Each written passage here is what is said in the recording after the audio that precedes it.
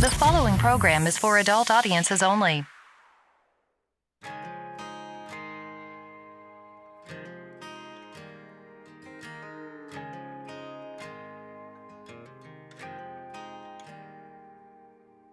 She don't need promises, she just wants the truth. She brings the calm just like a quiet prayer fills the room. Kisses like Sunday, fights like Friday night. And I'd go to hell and back just to hold her tight. She slips right through my hands and shows up like nothing's changed. Yeah, she's wild when she wants, like she's never coming down. There's a storm in her blood, but I see heaven in her brown eyes. It kills me every time. She don't belong to anyone, but she's a little bit mine.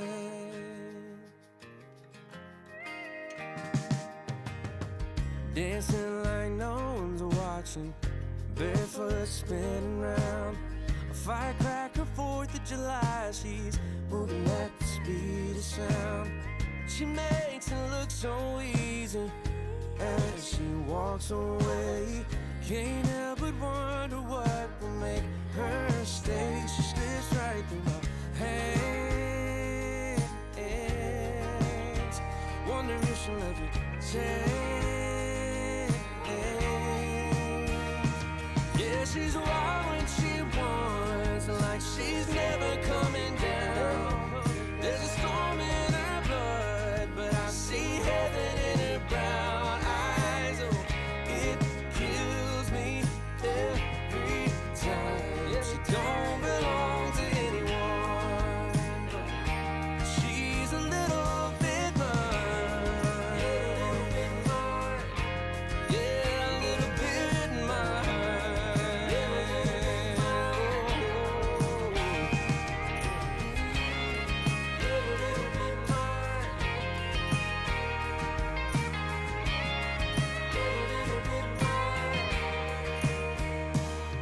She's wild when she wants, like she's never coming down. There's a storm in her blood, but I see heaven in her brown eyes. Oh, it kills me every time. She don't belong to anyone. She's a little bit mine. She's a little bit mine. Just a little bit mine.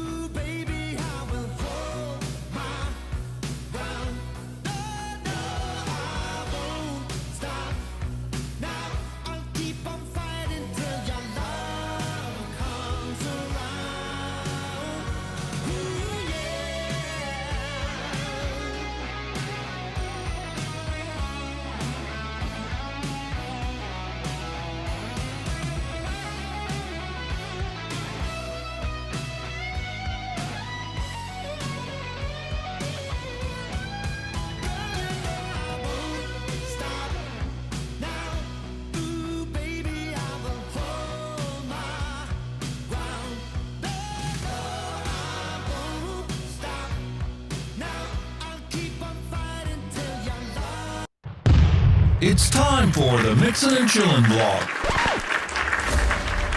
Even if they implemented some ridiculous laws, this is something that if somebody truly wants to do this, they can still do it. But it's going to take a lot of effort on the vapors' part to actually learn what it takes to make your own stuff.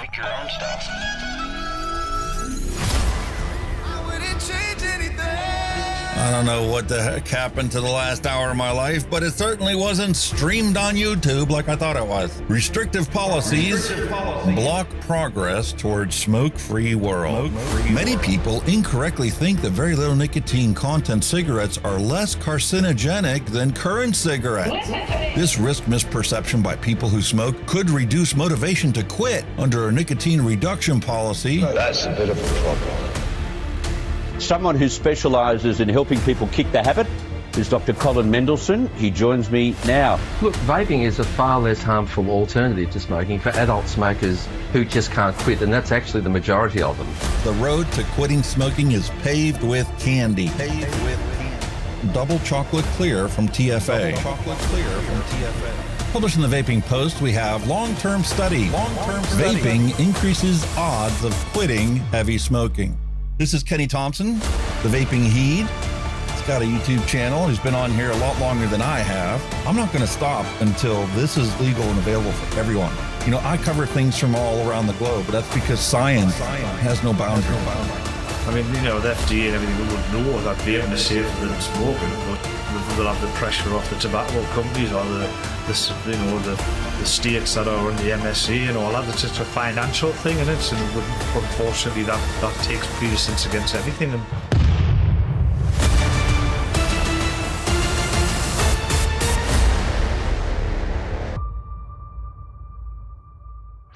All of the things we went through. You just made my day. Just made my day. You made my day. You made my day. Grab your juice, grab your vape. It's time to get this party started. It's time for the Mixin and Chillin blog. Long-term study. vaping is safer than smoking. Smoke-free world. Hello and welcome, everyone. Time for another episode of Mixing and Chilling with Hunky Vape and my co-host, Kenny the Vapin' Heed. Hello, everybody. Hope you're all doing very well. Yeah, I hope you guys all had a fantastic week out there. Man, has it been busy around here, all kinds of stuff going on. And actually, my mate over there decided he was going to make himself an advocacy video. Hey!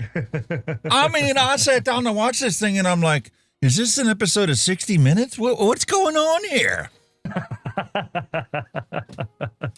Holy cow, dude.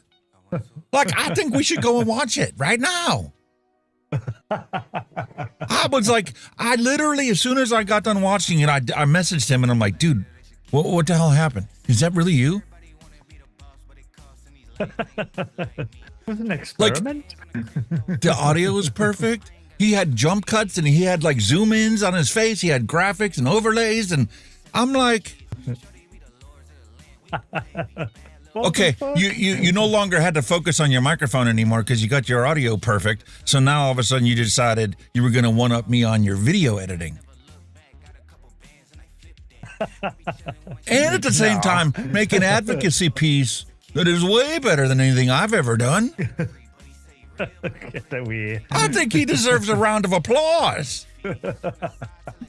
And my, technology is letting me down. It's not going to actually do it. So I have to push a button to get the applause. Okay. I'll take a bow.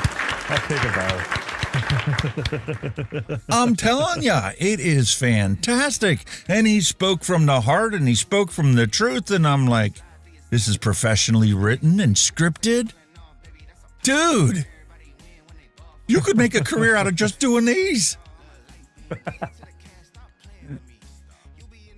It took Turning the longer to research and actually do the video. That was about 4 days of research. For 4 days researching the video, like I said, it was 5 minutes. It's like, what the fuck? That's like my reviews, dude. It's the same way. Yeah. Sitting down and hitting record and you know, running through my normal thing, even though I don't script it, but running through that whole thing, my recordings are average 45 minutes to an hour long. And then that gets cut down into like a 13-minute review. I mean, like, I did make a script originally, but I just tore it right down. I just tore it apart. Just ripped it to bits, just the bits that I needed. So, yeah, and I'm quite pleased how it came out. he's not stuck in the boomer generation. He's actually using AI to his advantage to polish things up. My wife does that with all of her business letters all the time because she can't spell, you know, write like a business professional. It's more like for fact checking as well, because you can look on the internet and search on your Google or whatever. And that'll come up with one thing to go, right, I'll put that aside and you go, right, see what the AI's got to say about it. And then you were kind of like comparing them and like mixing them at the same time. It was like, you know, a bit of both. It wasn't like total AI, you know what I mean? But it comes handy. It was more handy for your research and, you know what I mean, stuff like that. It was pretty good. It's like a marriage. It's give and take. Sometimes you know, let the AI take more control over it, and sometimes you have to take the AI's response and refine it to be what you want it to be, not what it thought you wanted. Yeah, everybody's starting to frown on AI now. Things taking over, you know, everything from video editing and all that. But, you know, if you use it as a tool rather than a complete thing to help you, it works. You know what I mean? You won't let it And take that's what it's over. there for. It is a tool to help us become better at what we do. Yeah. Don't let it take over. Don't let it do everything. Use the tool, right? Take a few bits off it and then, you know, create. You know Well, it's like working on your car, dude. If you only have a socket set to do the job for your car, you could literally spend an entire weekend just changing the brakes on your car. But if you got the right tools, you know, the piston compressors and the whole 9 yards, and you got a power flusher for the brakes and stuff, you could do the entire job in 20 minutes. Yeah. So why not use the tools that you have available to you? Exactly. It's a tool. You've just got to remain in control. That's it. You know what I mean? Don't let it run away with everything. But, you know, Exactly. a bit of both, bit of research and all that shit. So, you know. Yeah, so I think we should jump into it right now and let everybody see what this video is. But I do want you guys, after the show, if you have just a couple minutes of your time, like, you know, you want to go brush your teeth or something, throw this on your phone or your computer and let it play the whole way through. Let him get the statistics that YouTube needs to actually promote this to people outside of our circle.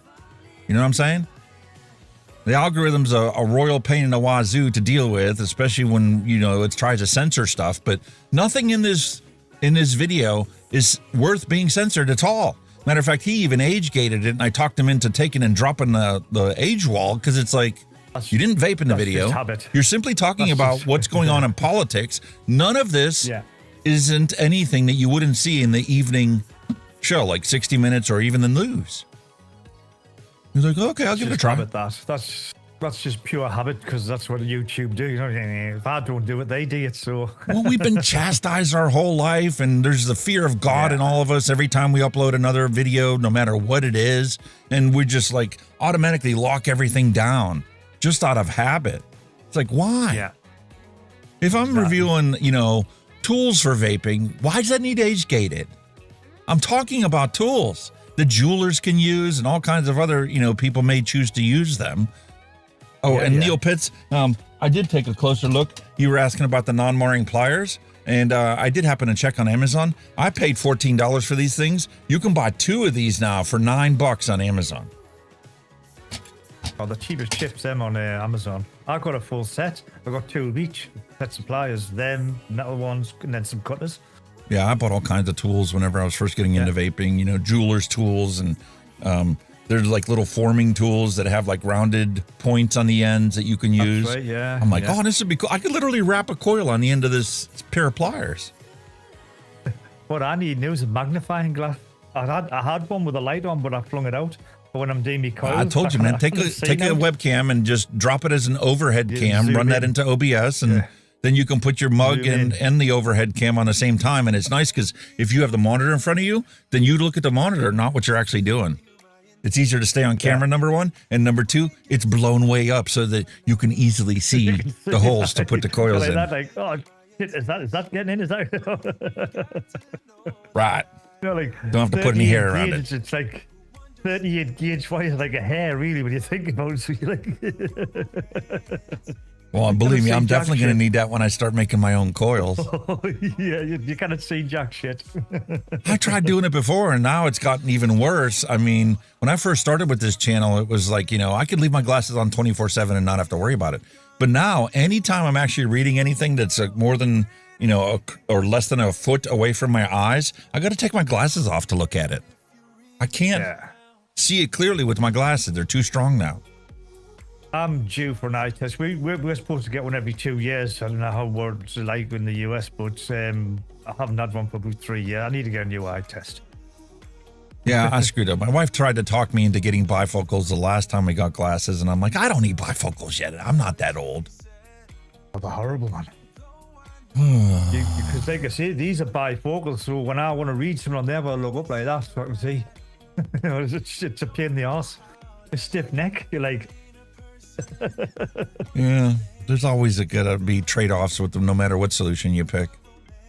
Well, the only solution I did is like I bumped myself up higher and my monitor down lower, so I'm naturally looking down rather than... Occam's razor, mate. Occam's razor. You always pick the simplest solution, and most of the time that'll be all you need. Yep. Happy days. Didn't quite work for me. Anyway, let's jump over and let's take a look at Kenny's video. You guys got to see this. Ooh. Because I know most of you out there are too lazy to actually go and find it. It's posted on my X feed. It's posted on my Facebook feed. I sent instant messages to people to go, hey, check this thing out. I couldn't believe Kenny did this. What do you think? Like, oh, man, he did a great job. Even our buddy from Flavors, Darren, I sent him a message. I haven't talked to him in like 2 years. And he was like, dude, I'll have to give it a check out first thing in the morning. That's pretty impressive. So here you go, folks. Here's Kenny's video. You're going to make us feel all shy now.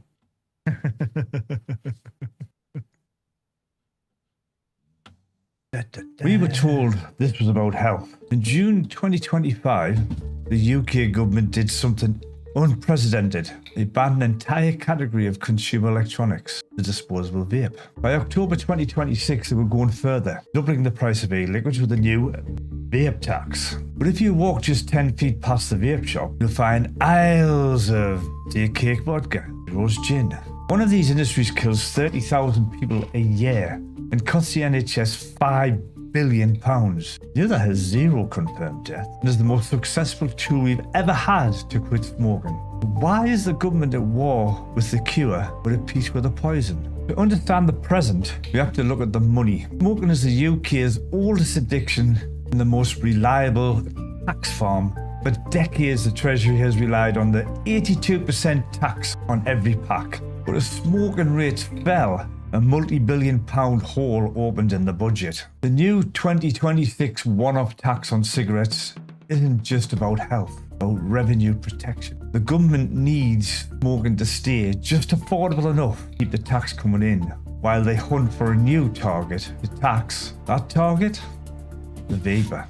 Public health experts at the Royal College of Physicians are clear. Nicotine on its own is about as harmful as the caffeine in the cup of coffee. It's a stimulant, it's addictive, but it doesn't rot your lungs or cause tumours. Yet from October 2026, the government will treat it like a luxury sin. So why does alcohol get a free pass? The answer is the invisible hand. This is the invisible hand of the lobby. While in 2026 Vape Bill was being written, alcohol giants like Diego and Heineken were in the room. They weren't just suggesting ideas, they were effectively editing the law. Because of the World Health Organization treaty, my words are terrible. The vape and tobacco companies are legally blocked out of the room. They have no voice, but the alcohol lobby, they are the golden child. They argue that any tax on booze would kill the British pub, part of the community. And the government blinked. They removed the advertising bans.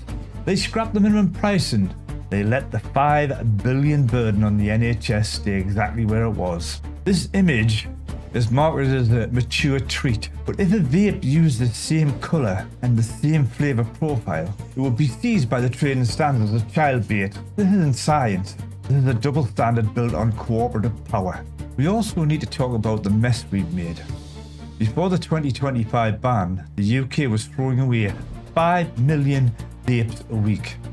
That's enough lithium to power 5,000 electric cars every single year. We didn't just have a health crisis, we had a resource emergency. We banned the disposable vape for the planet, but we replaced them with a massive, untaxed black market that doesn't care about recycling or safety. While the UK tries to tax its way out of the problem, Australia tried a ban. Result? Booming black market. Smoking rates aren't falling nearly as fast as ours. The UK is currently the world's largest laboratory for harm reduction. But we are experimenting on the fly with £16 billion of revenue on the line. The tragedy is that while we argue about flavours in middle-class suburbs, the most vulnerable are being abandoned. Smoking rates in mental health settings are sky high.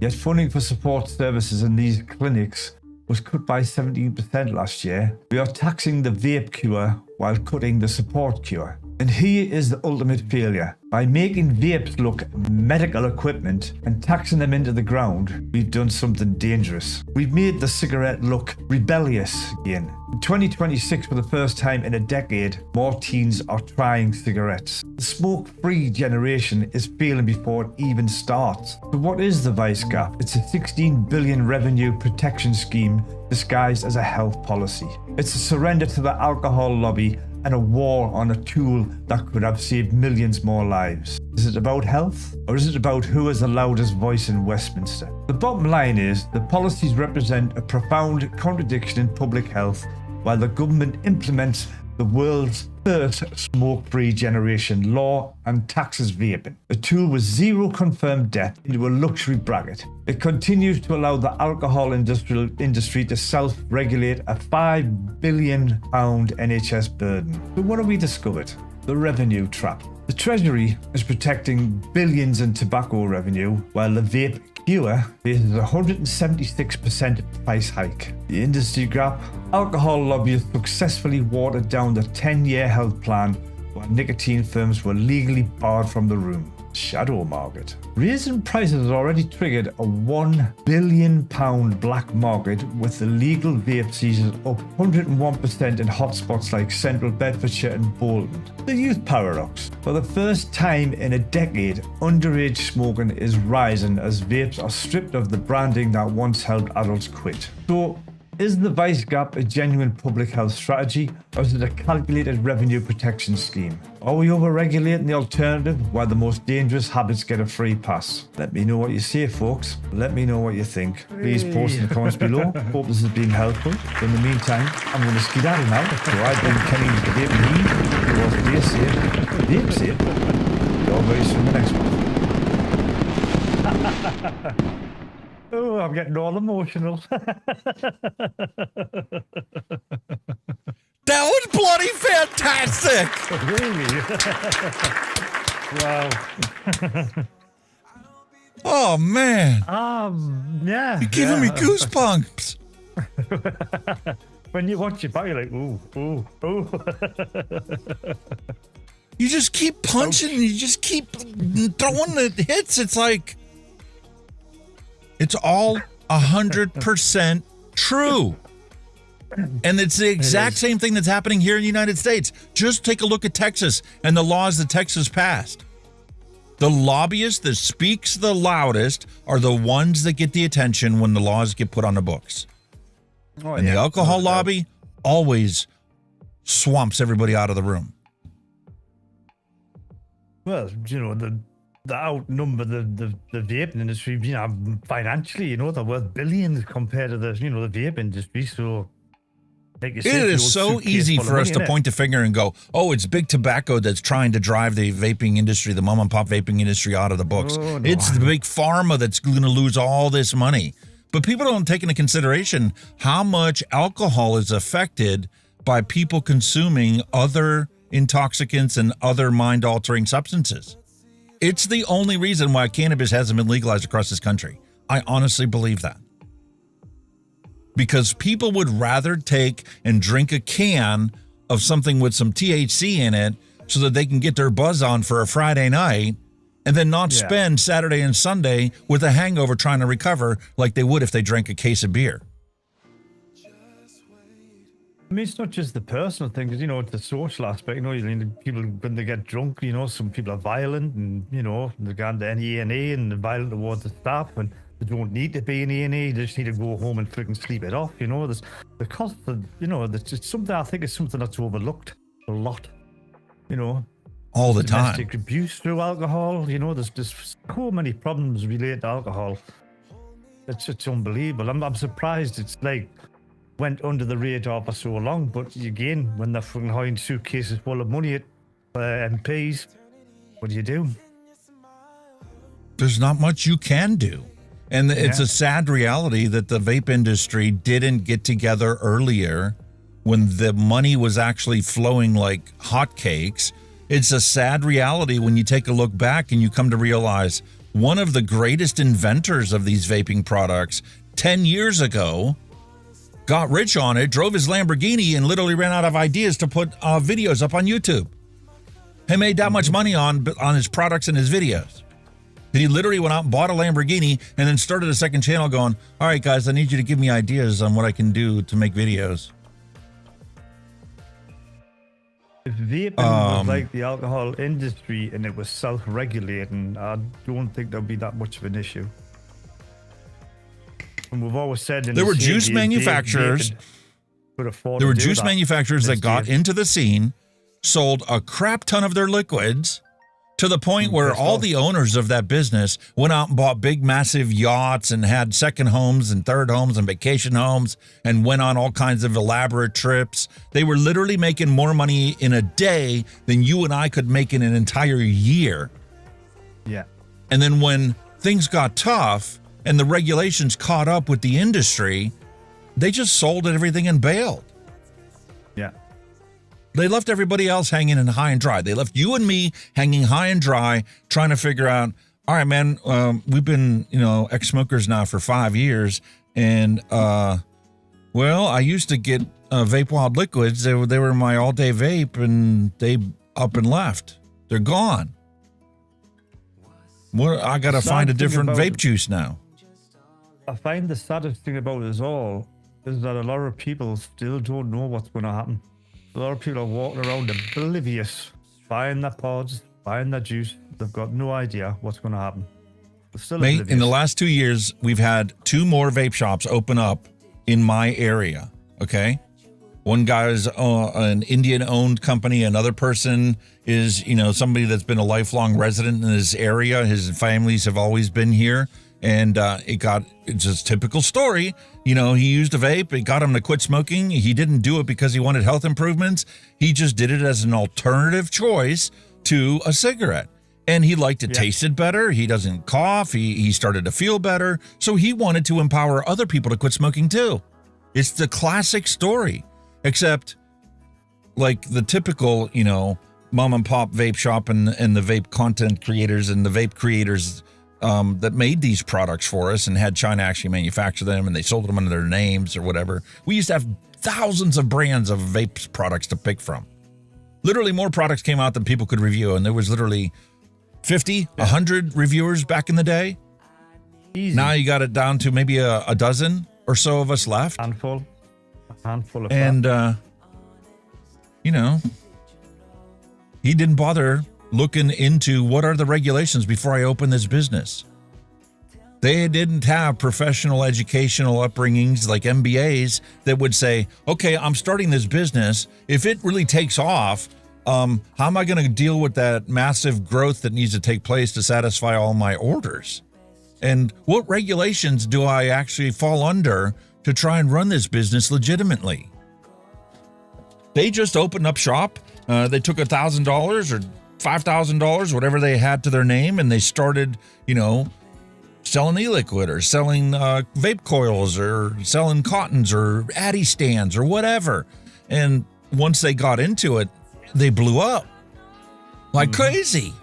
Like you would take It's kind of like the old Papa John story. You know, the guy borrowed $5,000 from his uncle and then opened up a pizza shop. And next thing you know, he's having to go nationwide with it because it was so good and so popular and so different than the other options that were available. It was the same thing with these vape manufacturers. It wasn't like this fella, was it? It has not been easy for me. And, you know, I started off in Brooklyn. My father gave me a small loan of $1 million. Yeah. Just a small loan of $1 million, you know, to get started. These guys made buku bucks, and they were legit, you know, small-minded in their presence in the industry. It was such a infant industry to begin with that they were more worried about their competition than they were about the government. I think you can't do that. When it came out, everybody jumped on the bandwagon. You know, everybody jumped on when it got popular, and you know, I mean, you know, the Tories, as much as I don't like them, they always kept it arm's length. They never interfered. They just, you know, plod on, and then everybody jumped on the bandwagon. Sorry, made loads of money. Even some of the reviewers jumped on the free shit wagon who are not doing it anymore. And then when tits up, they've all, like you said, popped off, buggered off. Yeah. They haven't hung about. Well, that's like, you know, I'm still a juvenile, you know, vape reviewer as far as content goes and stuff. So, like, if somebody doesn't reach out to me and I see there's a product out there, then I need to go and order it. That's exactly what I did with the Bonza Pro. I went and placed an order myself using my own cash to get the product because it was like, listen, I did a bunch of your reviews. You didn't reach out to me about wanting to do the review on this. So I'm going to order it myself and I want to do a review because Kenny got it. He loved it. Other people were throwing up reviews left and right about it. And I'm like, okay, well, I want to know, is this actually going to be one of Bogan's products that I actually really love? Or is this going to be another one of those ones where the airflow is just not enough for me? So I bought it. And that's what I was showing off at the beginning of the show. And so far, it's been wonderful. But it is not as good for me as the Mike Vapes Blaze Pro Max RTA. Yeah. The airflow is still restricted. It's not as open and free-flowing as that big, massive tank is. It's not as much as the Arbiter or the Arbiter 2. And there's probably the Hell Vapes. There's a bunch of them that I could, you know, rattle off. But that fits Bogan's vape style. Everybody's got a little different one. I know I talk about it all the time about, you know, oh, this one's got like Mike Vape's airflow. Because for the longest time, even his tanks were restricted like Bogan's.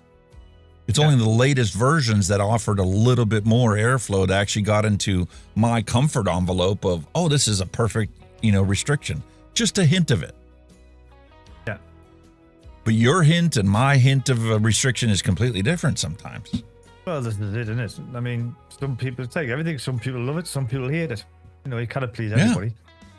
No, you can't. And that's a big mistake a lot of the people made back in the day was they tried to make a tank or a dripper that was good for both mouth to lung and direct lung. And you can't do that. It's too wide of a gap for airflow to achieve beautiful flavor the whole way through that possibility. Exactly. Only the stuff that's coming out nowadays have truly expanded how, you know, variations you can actually accommodate and still provide a fantastic experience for the end user. Definitely, yeah. I mean, like I said, technology's helping as well, you know what I mean? But like I said, we've said it many a time, it's went through different phases, you know. First it was clouds, then it was flavors, then it was like, no, it was clouds. We had the power war as well. You know, like I say, when these first started, you were like, you know, like little MTLs. You know, your 25 watts was whoa back in the day, but now, you know, you can vape at fucking 200 watts if you want to. You know what I mean? So, 400 watts. You know, they got these 4 battery mods now that can do up to 400 watts, and I'm like, who the hell would want to push 400 watts to anything? I mean, what the hell kind of dripper are you putting on to push 400 watts to it? How many coils are in there?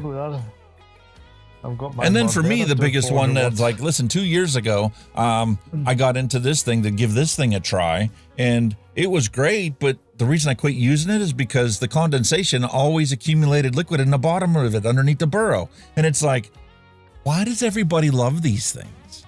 they're hard to fiddle with. You got to tinker with it. You know, for us that our eyesight's starting to go, it's like a half a millimeter off on your coil, and it can taste like shit, or it can taste wonderful. Yeah. But so I got this Requiem, and I'm like, oh, okay, let's give this a try. Oh, the flavor's good. Might even be better than the original one that I got with this thing. The airflow problem is solved because now it's got side airflow, and it came with a plug in the bottom, and you could change it out. You can put different pins in it. You can rearrange the airflow configurations and stuff, but it's like, it's kind of hard to switch away from something that already fits me perfectly. I find them too finicky. I mean, you know, you're getting them right, the flavor bangers, yeah, but there's too much, for me, there's too much finicking and faffing on to get there. You know what I mean? You said, yeah, and there's a lot of variation in how much people are willing to fanny about to get that ideal experience. Exactly. Some people can't be bothered by any of it, and they're pretty much stuck with stock coil sub-ohm systems. They can't even be fanning about, you know, re-wicking a coil. They'd rather just use it. And then you got people that go to the true extreme of it, like my wife, who refuses to use anything that's refillable. She wants to use it. When it's dead, she'll get a brand new one. That's it. Yeah. Job done. There's no worrying about it. Matter of fact, if it comes without any settings, she's even happier. As long as you thing works when you suck on it, that's all that matters.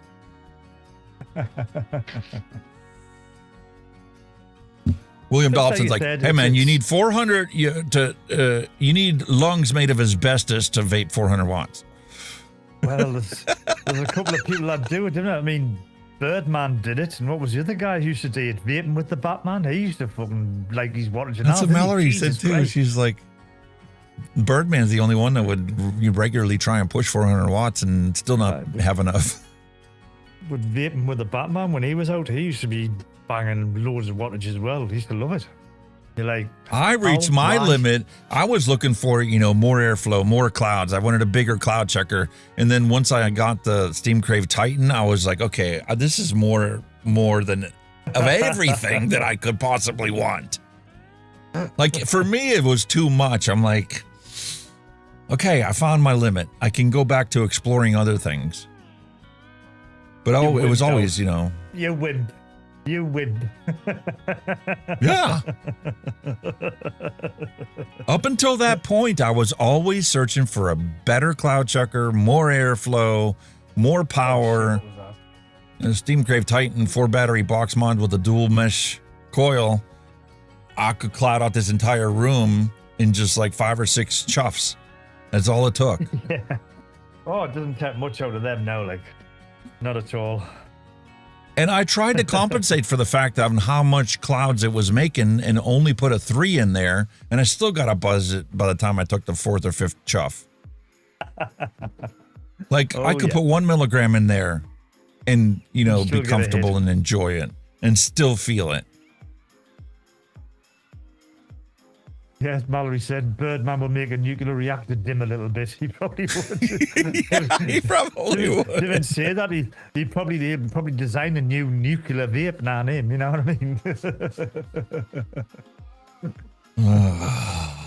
I don't need lithium batteries. I've got the local power station down the road. No, matter of fact, the data center's contracting me from the time I'm not vaping to use my energy. Yeah. Putting it back into the network. As long as I sell it to them for less than the utility company's going to charge them, they're happy to buy as much as I can make. Pretty sure. Wow. Never a dull moment. His hot stuff. Likes his hot stuff. His hot sauce, I was here. It's so nice having you here at the beginning of the show. Oh, yeah. It's a pain in the backside when you're doing the late because you end up rushing back and running around like an idiot and getting Well, I appreciate you being here, and I'm sure the audience appreciates you being here. And we all appreciate the latest video you uploaded. It was fantastic. Glad you liked it. Glad you liked it. Glad you Now like we it, need to get sir. other people to do the same. Yeah. That's our only hope to actually make some significant change in what's happening right now. Well, actually, I've got ideas buzzing around my head for a part 2, so watch this space. Nice. I'm eagerly anticipating its release. Well, years ago, when I was doing the bargain vapes with Skin Vapor, he used to like it when I used to rock. So I used to go off on rants, and that's what he liked. So it's kind of like a more civilized rant, shall we say? Very much so. That's what I need to do. Like last week, I got on the soapbox, and then afterwards, after the show, I was like, who the hell even stuck around for listening to half of what I said? Yeah, I'm passionate and all, and what I said is merit, but like, is it really worth getting that strung out over what's happening? You don't have real control over it anyway. It sometimes feels like you're peeing in the wind or banging your head against the wall. That's the frustrating thing about it. That's exactly what it feels like. Yeah. That's exactly what it feels like. And then you still get taunted and chastised for your choices no matter what. It's like, can we just be left alone to enjoy our vice? We don't have that many in the first place. And I think of all the choices to pick as a vice, this is probably the most benign that our generation is ever going to be able to have. Yeah. It's like everything. They always turn a good into an evil. That's what seems to be the case, isn't it? Well, it's all because of money. When this wins, other things lose. It's inevitability that they're going to put up a fight against it, going by the wayside. You mean nah, And what is it with trying to get this thing to wick properly? Like, I have to limit how much wattage I put to this thing, and it's very frustrating. It's like, I put the coils in like everybody else does. I wicked it properly so it's not getting choked out. I made sure that, I used the appropriate size cotton for it. And that BP Mods cotton wicks fantastic and everything else I put it in, but it does not like this tank. Don't know why.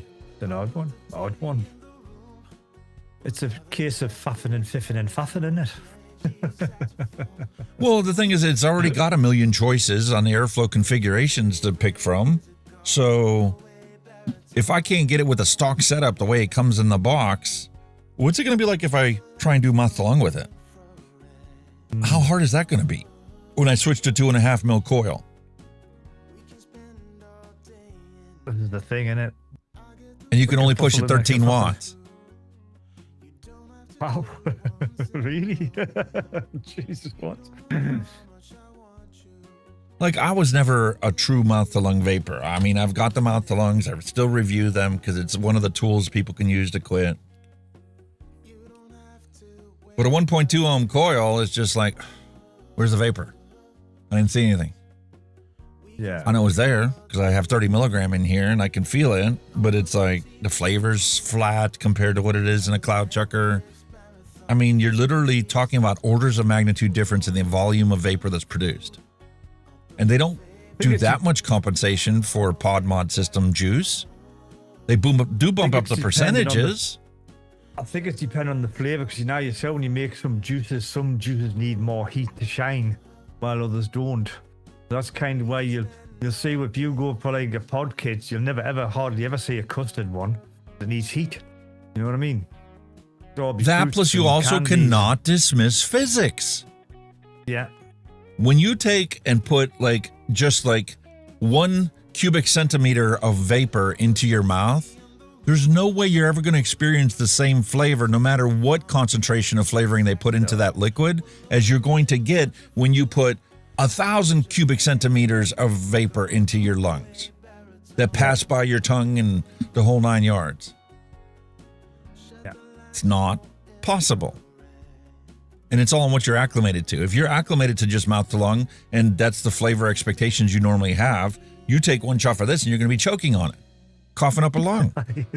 Exactly. You kind of only because you're not used to it. Exactly. Weird shit, man. Weird shit. But it just goes to show how subjective vaping is, doesn't it? Some people can get away with that stuff, some people can't. Simple. It is subjective. And the thing is, you and I are the only ones that can sit there and accept that reality and go, you have your favorite, I have my favorite, and we should celebrate each other's being different than what ours is. Yeah. It's not a case of mine's better than yours, or yours is better than mine, or my dad's bigger than your dad. No, you don't need to be doing shit like that, As long as it keeps you from smoking cigarettes, who cares? Exactly. So it's no wonder the politicians and the regulators have no clue what to do about any of this stuff. We amongst ourselves have trouble accepting other people for vaping differently than we do. And, well, how the hell is a politician supposed to understand that, the vast variety from a true tight mouth to lung to a completely unrestricted direct lung cloud chucking massive monstrosity like the Titan? You know how many kind of regulations you'd have to put in books without screwing anybody to cover all of that? It's not possible.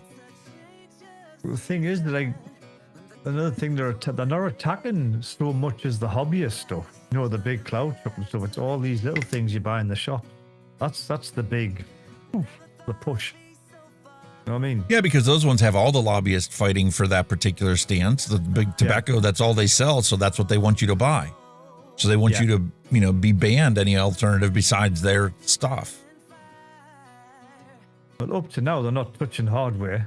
Up to now, anyway. Yeah, knock on wood. Don't worry.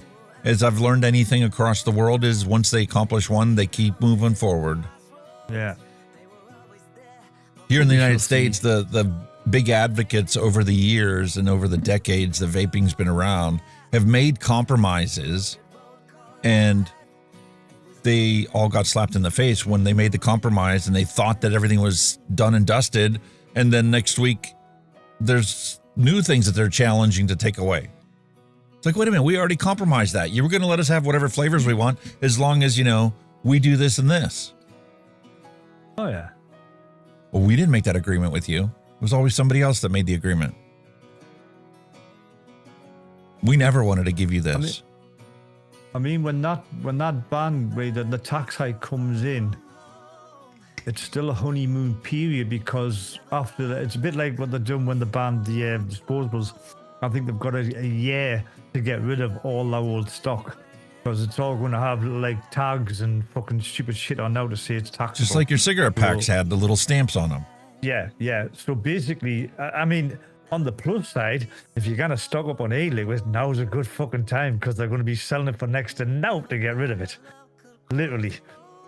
You know what I mean?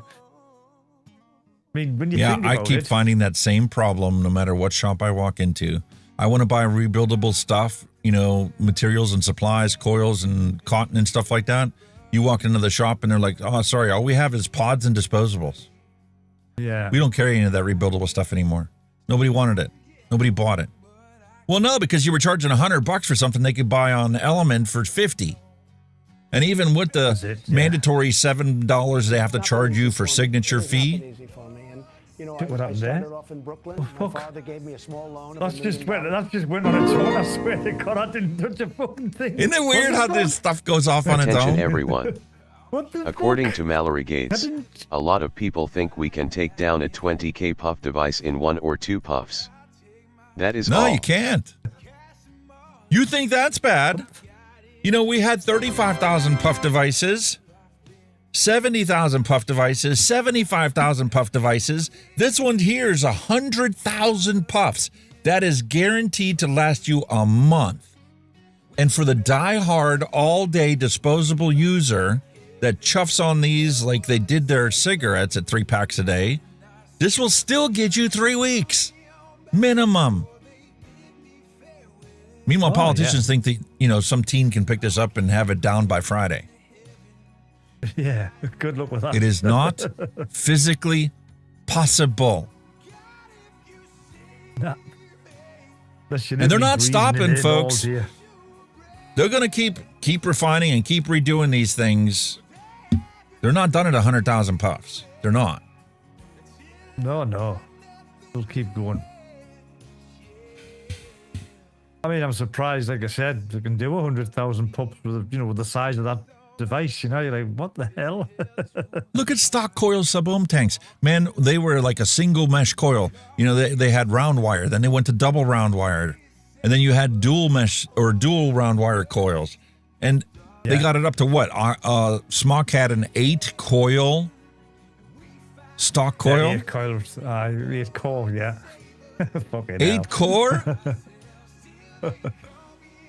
Them were the days. The disposables are going the same pathway. You just don't see it because you don't replace the coil. That's true.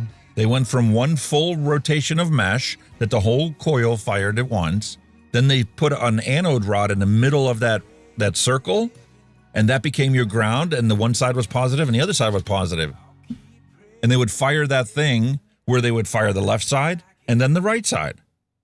And they could switch the circuitry inside to fire the whole thing at once. Now they're stacking them. So you have a dual mesh that's not actually a quad mesh. But there's only 2 pieces of mesh metal inside your tank. Scary. It's all controlled on a board. Stephen Lane, hello and welcome. William Dobson, hello and welcome. We even had Fagan here in the beginning, although I haven't seen him chat since the very beginning of the show. He was in and out. I think he was just blopping through. Did he bail? I'm not sure. I knew he was floating about before, like, but I don't know. He might just have one in the background while he's fapping on doing something. You never know. Yeah, so YouTube told me today I need to set a goal for the show today. So my goal is $25 in super chats. I need to get $25 in super chats so that I can get a payoff from YouTube, so that I can pay for the Epidemic Sound subscription for next year. It's coming due in a month or 2. Oh. So any and all support you guys provide helps extremely. It's extremely important. I cannot convey how important it is to get the help that we need to keep these things going week after week after week, because it is not free. Well, I've done as much as I can humanly do to do this show as free as possible. We're literally using Ninja. We don't have a Zoom subscription like other people do. We actually get better audio and better video quality by doing it ourselves than we do paying somebody to be the middleman. Yeah. But running that technology does cost money, and it is a heavy cross to bear. So any help you guys can give would be greatly appreciated. And thank you for the amazing super chat. We're almost halfway there. That's awesome. Thank you, William. You're a legend. William's a legend. He's just a legend. William Dobson is a legend, because not only does he give us these super chats, and he also participates in the Discord server, which is another option for those of you that do not have the financial means to support us. Join the Discord server and just every week upload a couple of hand checks or a couple dad jokes or a combination of both. Or you can just chat with other people that are in the Discord server, you know, just to have somebody for them to talk to. Because those of us that reach middle age and, you know, once our wives pass or divorce happens or whatnot, you need people to talk to and interact with to keep your humanity. There's Mark. He's still here listening to us. Throwing his 2 cents in. On the sidelines. He's sitting on the sidelines. Fantastic. Awesome. We got 10 pounds on our goal for $25 for this week. That's awesome. I think it's time for us to move forward and roll the bumper for the news. Are you up for it? Yeah. Oh, God, yeah.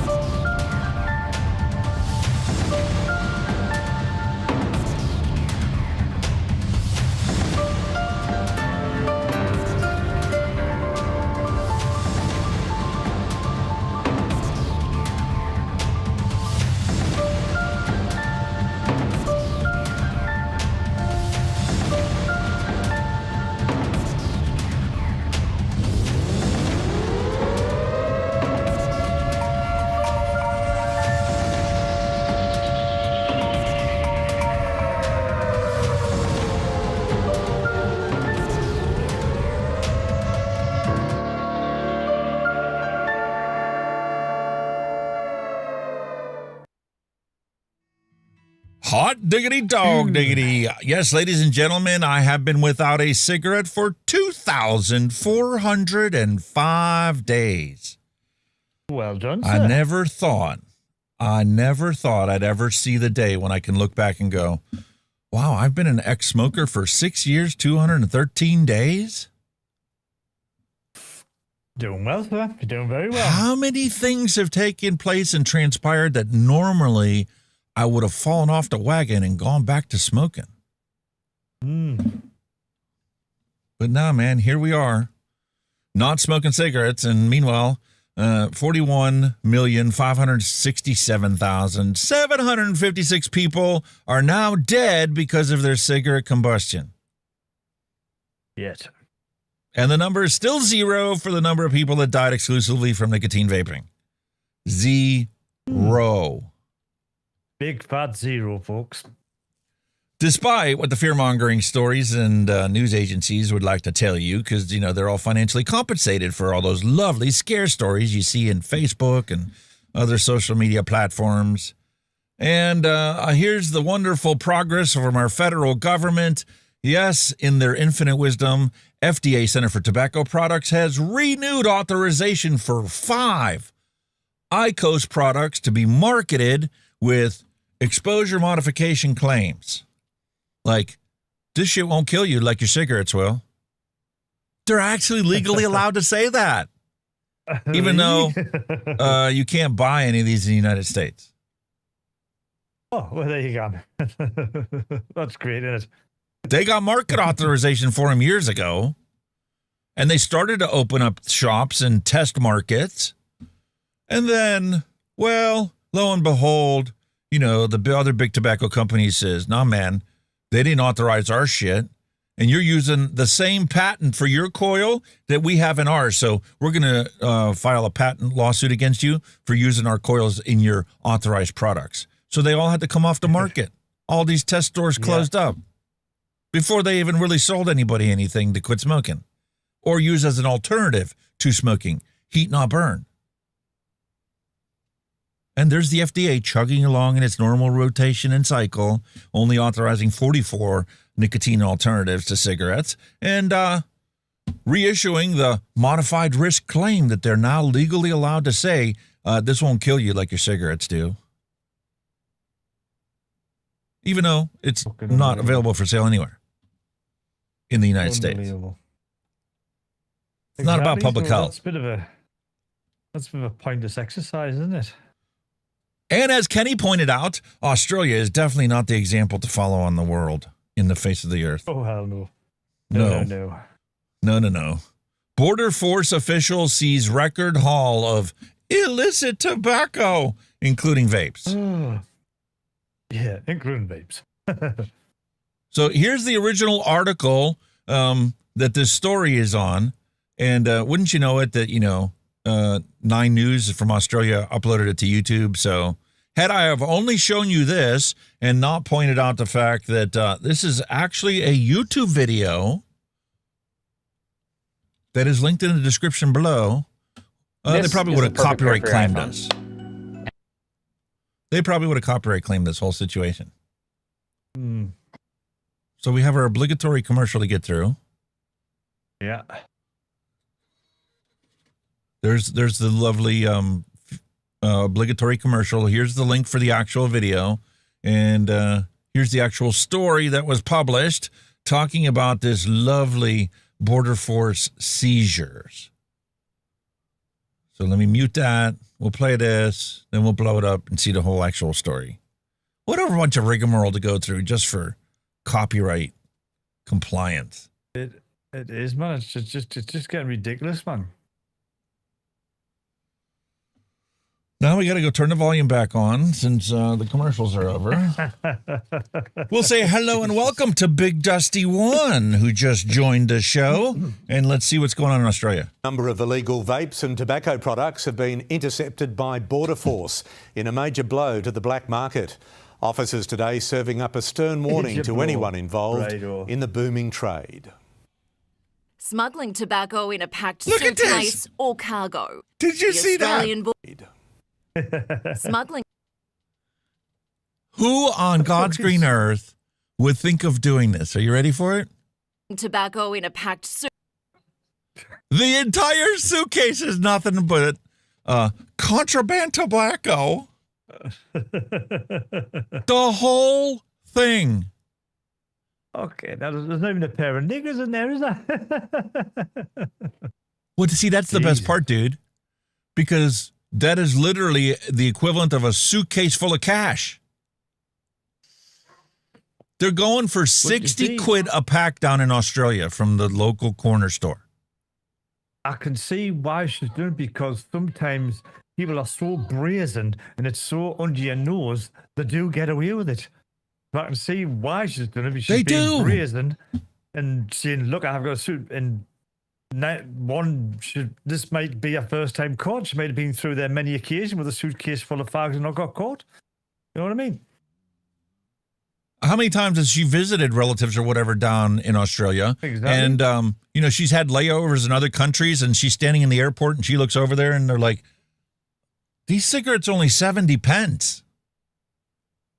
I could bring an empty suitcase, use that as my carry-on, because they don't weigh it or know anything about it unless they open it. I can use that, and I can buy enough of them here at 70 pence to fill my suitcase and fund my entire holiday in Australia. Exactly. Unbelievable. She buys them at 70 pence a pack, sells them for 40 quid on the street corner in Australia, and there's her whole holiday. She could easily make $5,000 from just a suitcase. Easy. Oh, yeah. Easy done. Well, Border Force is not happy about this. Suitcase or cargo. The Australian Border Force has pulled off one of its biggest busts, almost 1,000 tonnes of the illicit product, nearly 3/4 of it in New South Wales. That prevented more than $2 billion worth of duty being stolen from the Australian taxpayer. In just 4 months, an historic haul, hundreds of tonnes of loose leaf tobacco and 800 million cigarettes. And they only caught less than 1% of what actually is consumed in that country every single day. Exactly. You know what it is? I think these smugglers do that just to test, just to see, right, we can't do it that way. We'll try that. I think they do. They're literally bragging like they just all of a sudden got a kilo of coke in somebody's suitcase. Yeah. It's just a test, man. Smugglers have gone, right, we'll try this way, right? That way doesn't work. They've got it, right? We'll try this. It's a hit they can take because of the money they're making. You know, they make it sound glorious. Oh, the 100 tons of this. That's fucking drop in the ocean, man, to what they're freaking putting through that country, man. It's nothing. Exactly. It's nothing. It's nothing. They can take the hit on that. They're not bothered. And the best part is Border Force always rounds up the value of the stuff that they confiscated. Whoa, they never tell you what it actually cost the person to fill that suitcase with the tobacco stuff. Exactly. Like you would spend more on a dinner out with the wife than you would to fill that suitcase up with cigarettes in any of the Asian countries out there. Yeah. Or China even. In my video, if you bought cigarettes without the tax, the pennies, the coppers. Yeah. 3 quid. 3 quid or something for a pack of fags. No tax. They've literally made the situation so bad that anybody with a flying thought in their brain would risk getting caught for the potential money that they can make in one trip. Well, that's going to be another downside, isn't it? It's going to increase more smuggling, more black market, you know, so chop themselves in the foot in a way. And don't get me wrong, I feel bad for the people that get caught because, I mean, they have the worst fines in the whole planet down there. The fines down there for the tobacco are worse than they are for any hard drug you can name. But like I said, the way these authorities put it across, and I was like, you're supplying a drug dealer with all this stuff, you know what I mean? The average Joe, whatever they're buying, if they can get it cheaper, they will buy it cheaper. It doesn't have to be any bling criminal, anybody that. If somebody offered you that graphics card you've just bought, right? Now it was off the back of a wagon for $10, you would have took it. Just for the of course hell you of it. would. Exactly. You know what I mean? So it's not getting. You don't need an MBA to understand that. It's No. it's very, very, very simple. It's basics, isn't it? As long as people want something, they're going to offer cash for it. And if Exactly. you have a choice between 60 quid a pack or 20 or even 40 quid a pack, you're still going to choose the 40 or the 20 or the 10 or whatever over top of the 60. Oh, what's happened there? If it was only $1 cheaper, you would still choose it. How many times you crap. go and you drive? Oh, your internet's dropping out. How many times do you literally drive to the neighboring gas station or the neighboring store because you saw the price was 5 cents a gallon cheaper there? I don't know if you noticed that, but the whole stream crashed there for a second. It did. And now all of a sudden your audio sounds even better. Everything just restarted there for some reason. Your internet dropped out is what I saw. It wasn't a computer overload error. It was internet fluctuation, bandwidth fluctuation. Oh God. Never mind. Carry on. Laid end to end, that would stretch more than 71,000 kilometres, almost enough to wrap around the Earth twice. Okay, but notice that there's no comparison on how much tobacco is consumed in Australia, even on a single day. So all they're bragging about is how much they've collected in the past year, how much they've confiscated in the past year. 4 million vapes among the products seized. It reflects a concerted and targeted effort across all of our domains, from the air and the sea to the traveller and the mail. The majority of illicit product now stripped from the supply chain has come from South Asia, and not always by concealed or sophisticated means. This woman arriving from Bali with far more than souvenirs. Instead, boxes upon boxes of cigarettes, far more than what's allowed at our border. Holy fuck. I told you, dude, the whole thing was full. Just cigarettes. Is this for personal use, madam? Mm-hmm. Yeah. How long you plan on holidaying here? Oh, until my cigarettes are gone, then I'm going to leave. Yeah. Just one unopened packet. This is only a fraction of what has been seized. 50 times this amount already sent off to be destroyed. Offshore, the ABF also blocked more than 35 million cigarettes and 560,000 vapes from even arriving in Australia. Impressive interference to what is a booming illegal trade. Authorities are up for the fight. To make no mistake, this is intelligence-led enforcement at pace and at scale. At pace and at scale with what? Not the actual consumption of these products in your country. You don't even have a clue on how many are even being sold. Exactly. And the whole reason why you can't even estimate how much is being sold is because you really have no idea how big the black market is. Mm-hmm. It's impossible for you to even grasp how unsuccessful you really are. Move it, you store it, you distribute it, you're in our sights. Hayley Francis. Actually, no, they're not. They're not in your sights. No. You, at best, may continue to stop 1% of it. That's my prediction. No, definitely. That's across the board with anything that's getting smuggled in. You're never, ever going to stop it. Never. I like Cheryl's point. How much are these guys keeping for themselves? I bet. Blinking an eye. I bet the temptation's there. Well, whatever it is. You know what I mean? Yeah, because it's literally like looking at a suitcase of cash. It is. That's ridiculous. You know you can walk out of that airport and the first corner you get to, you can unload that. Easy. In 5 minutes. No problem at all. It's fucking quality. I like the brazenness of it. It's fucking great, that. Looks like you're enjoying our content because you came back to it the second day. So now you must log in or register to view it. Oh, kiss off. Crackdown on vapes falling short, report finds. Yeah, well, your report can't possibly fathom how big it is. Can you? Efforts to crack down on illegal e-cigs in the United States may not be keeping up pace with the sales. A new government report suggests. Really? Why don't you link to it? It's not rocket science. The report from the GAO, the Government Accountability Office, found that enforcement actions by the U.S. Department of Justice have been relatively lackluster, given how large the issue is. Between 2022 and 2025, the DOJ took only 88 enforcement actions tied to illegal e-cigarettes, your vapes. Most of these, about 50 cases, involved adding online sellers to a list of unauthorized businesses. Another 20 were legal orders aimed at stopping violations, according to Bloomberg Publications' Stat News. Yeah.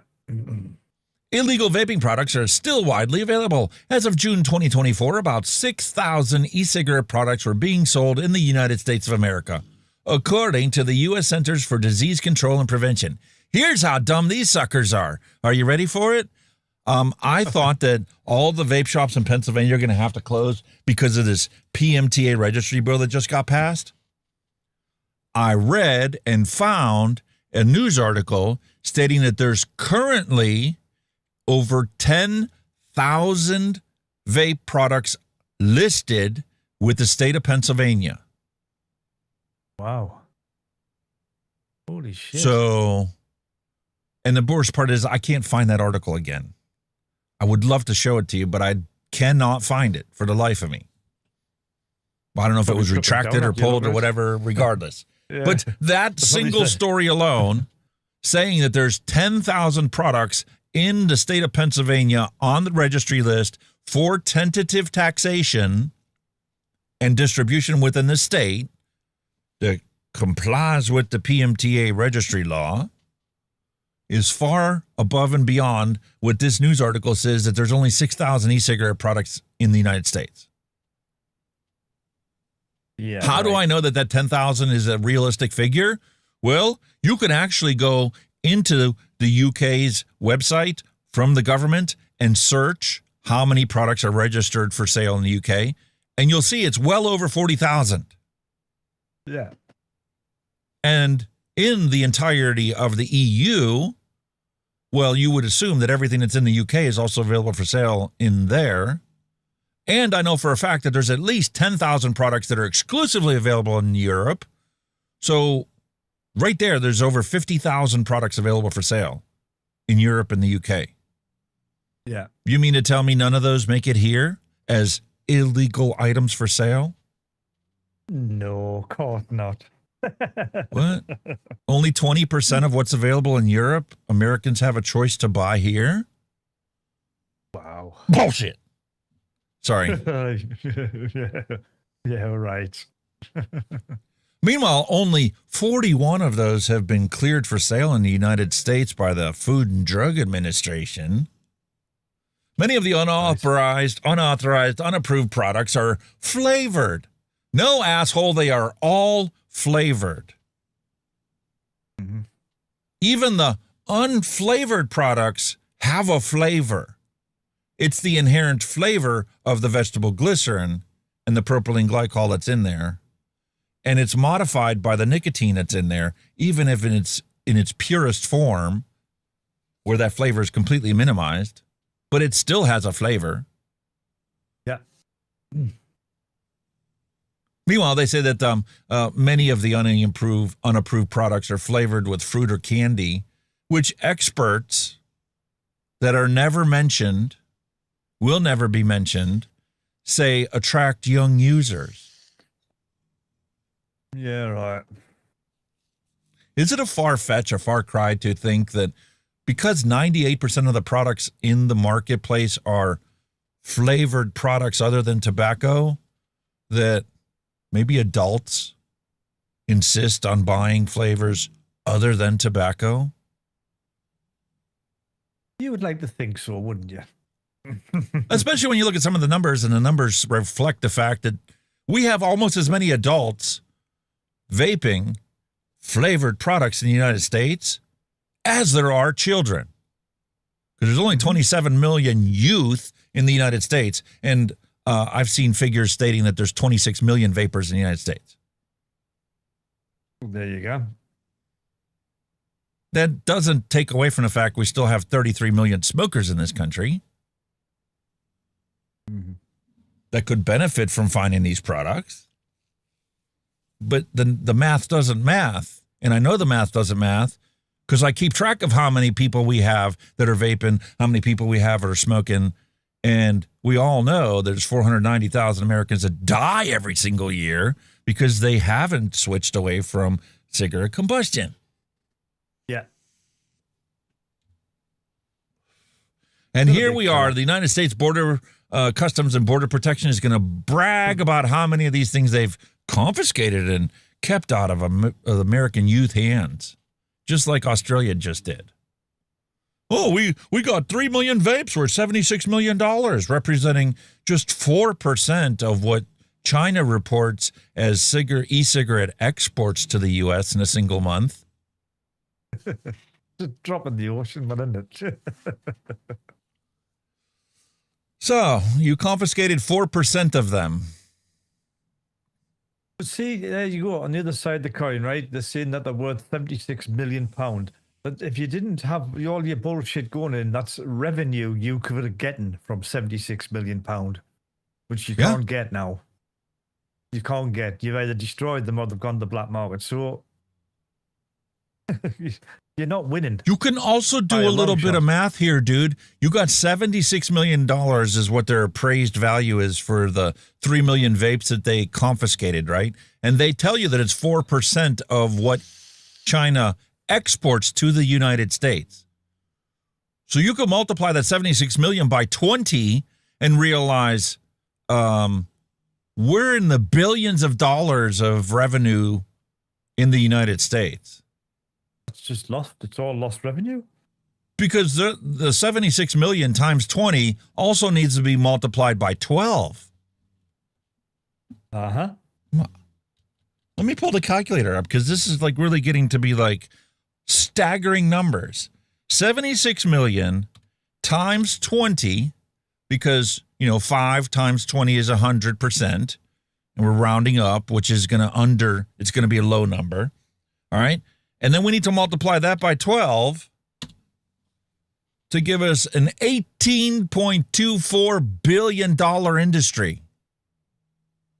And they're bragging about confiscating $76 million. Seriously? What did Kenny say this was? A drop in the frickin' ocean? Yep. Not even that. $18.2 billion a year is the current estimate for the vape industry in the United States alone. That's what I'm saying. They're losing billions by all these stupid laws. I mean, you've got to offset that, right? That total, right?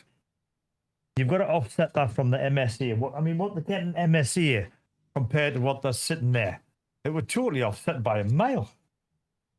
Well, when they signed the MSA agreement, they never imagined a product would come along that would literally cripple cigarette sales. It just wasn't a realistic possibility that any of them ever imagined. And now it's even better because of the nicotine pouches that are out there. From a health perspective, that's a drop in the ocean compared to what it is when you light a single cigarette on fire and breathe that shit in. Fucking nuts, isn't it? These guys are bonkers. It's beyond them being a bunch of religious nutjob zealots. Trying to stop this eventual evolution away from combustion is utterly bonkers. If they weren't getting paid for it and then getting paid to do it, I guarantee you they wouldn't be doing it. I mean, just say everything was hunky-dory and all that. They wouldn't have to worry about the MS agreement with all the money that'd be breaking in. They wouldn't even have to worry about it. Well, they're crying the blues. They're crying the blues. There's a big, massive mismatch between the DOJ's resources and the actual retail landscape that we just talked about. There's no way in hell the DOJ can go after $2.8 billion. Nah. And make a meaningful change to it. Never going to happen. Well, never going to happen. The only way that they're going to try and make and force a meaningful change to that is have all the attorney generals clamp down in their states on the financial means to sell these products. Attorney general target credit card companies over the $11 billion illegal vape market. They can't even get the frickin' number right. 11. That's getting the rest. What about the rest of it? Yeah. Is that so deep in the black market that you can't even come up with the right figures for it? You can calculate this number using half a dozen different ways. And I always end up in the same ballpark. None of these news reports ever even get it close. No. It's just like Australia. Australia has no clue how big the black market is over there. How big does it need to be for the cartels to have a big chunk of it? Big. That's what's coming for the UK now. £2.20 per 10 mil tax. In 5 years, the black market will be bigger than the legitimate market. Easily. It's already 1 billion now a year in the UK, and that's before all this shit comes in. So it's going to fucking just absolutely just gone crazy once the tax shit comes in.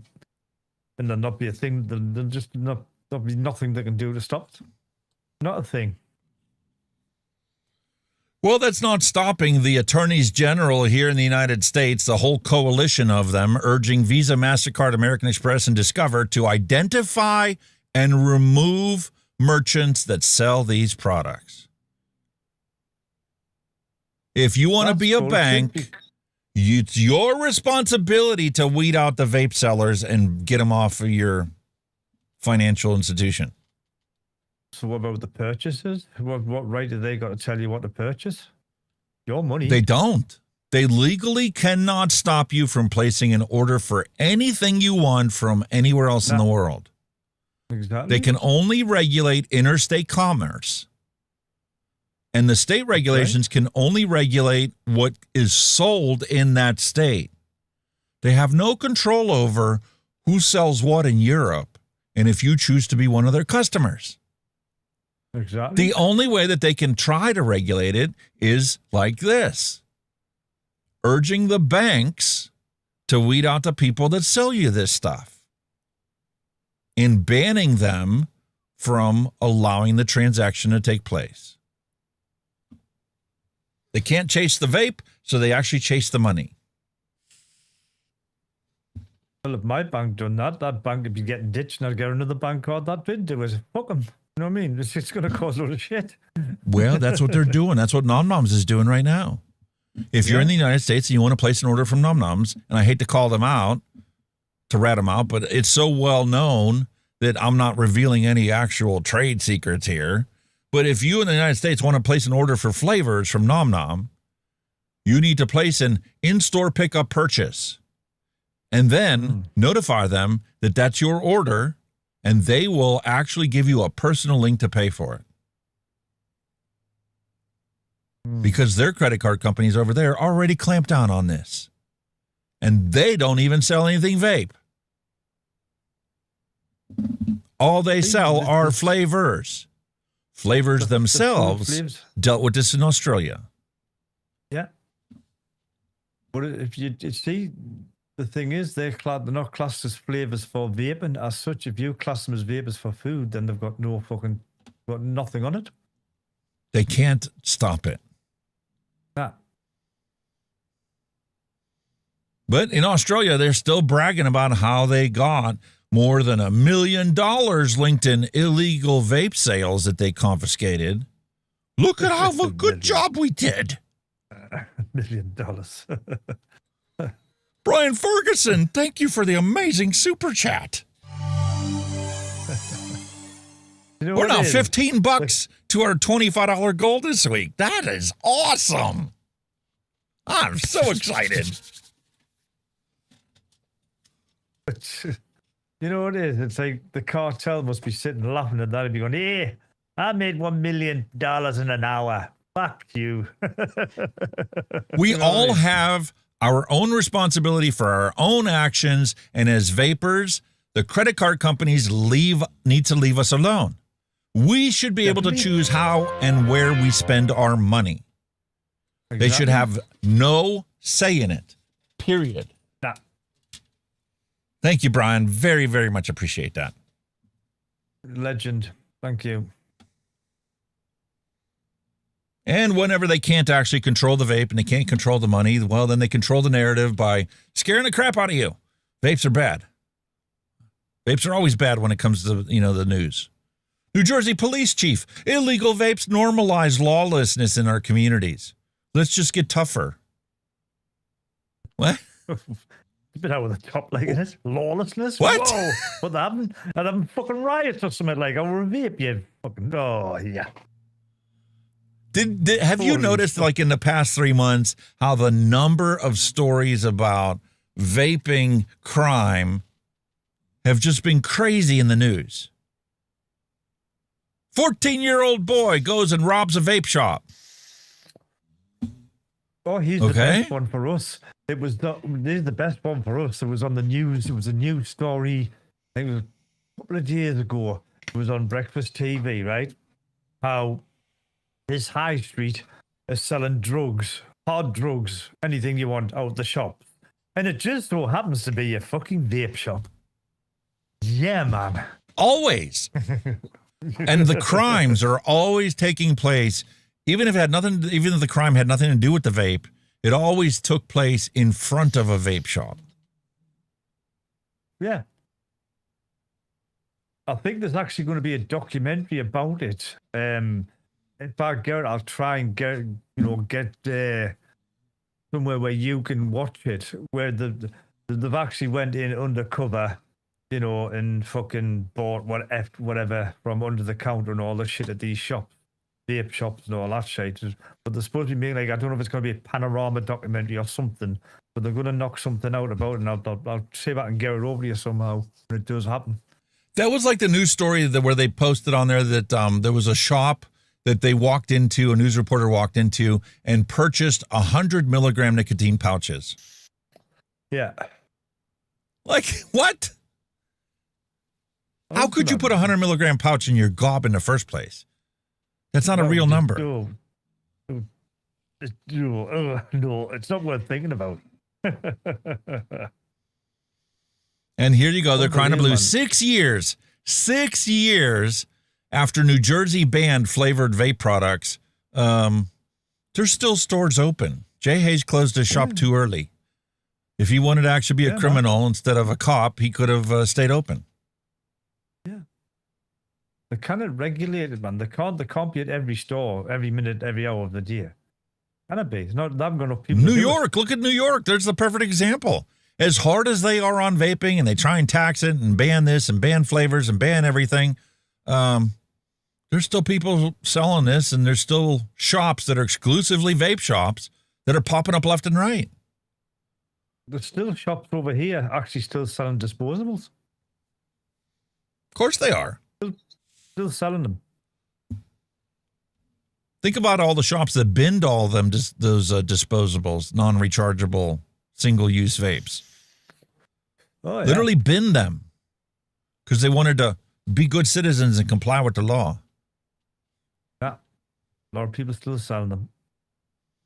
I'd say it's the regulations that are creating the lawless situation, not the vapes. It's kind of like your drunk driver. If you have a drunk driver that killed somebody, you don't blame the car for running somebody over. You blame the person that was in control of that car or no longer controlled the vehicle that they got into. Yeah. You blame Larry. You don't blame the Lexus. True. The driver, isn't it?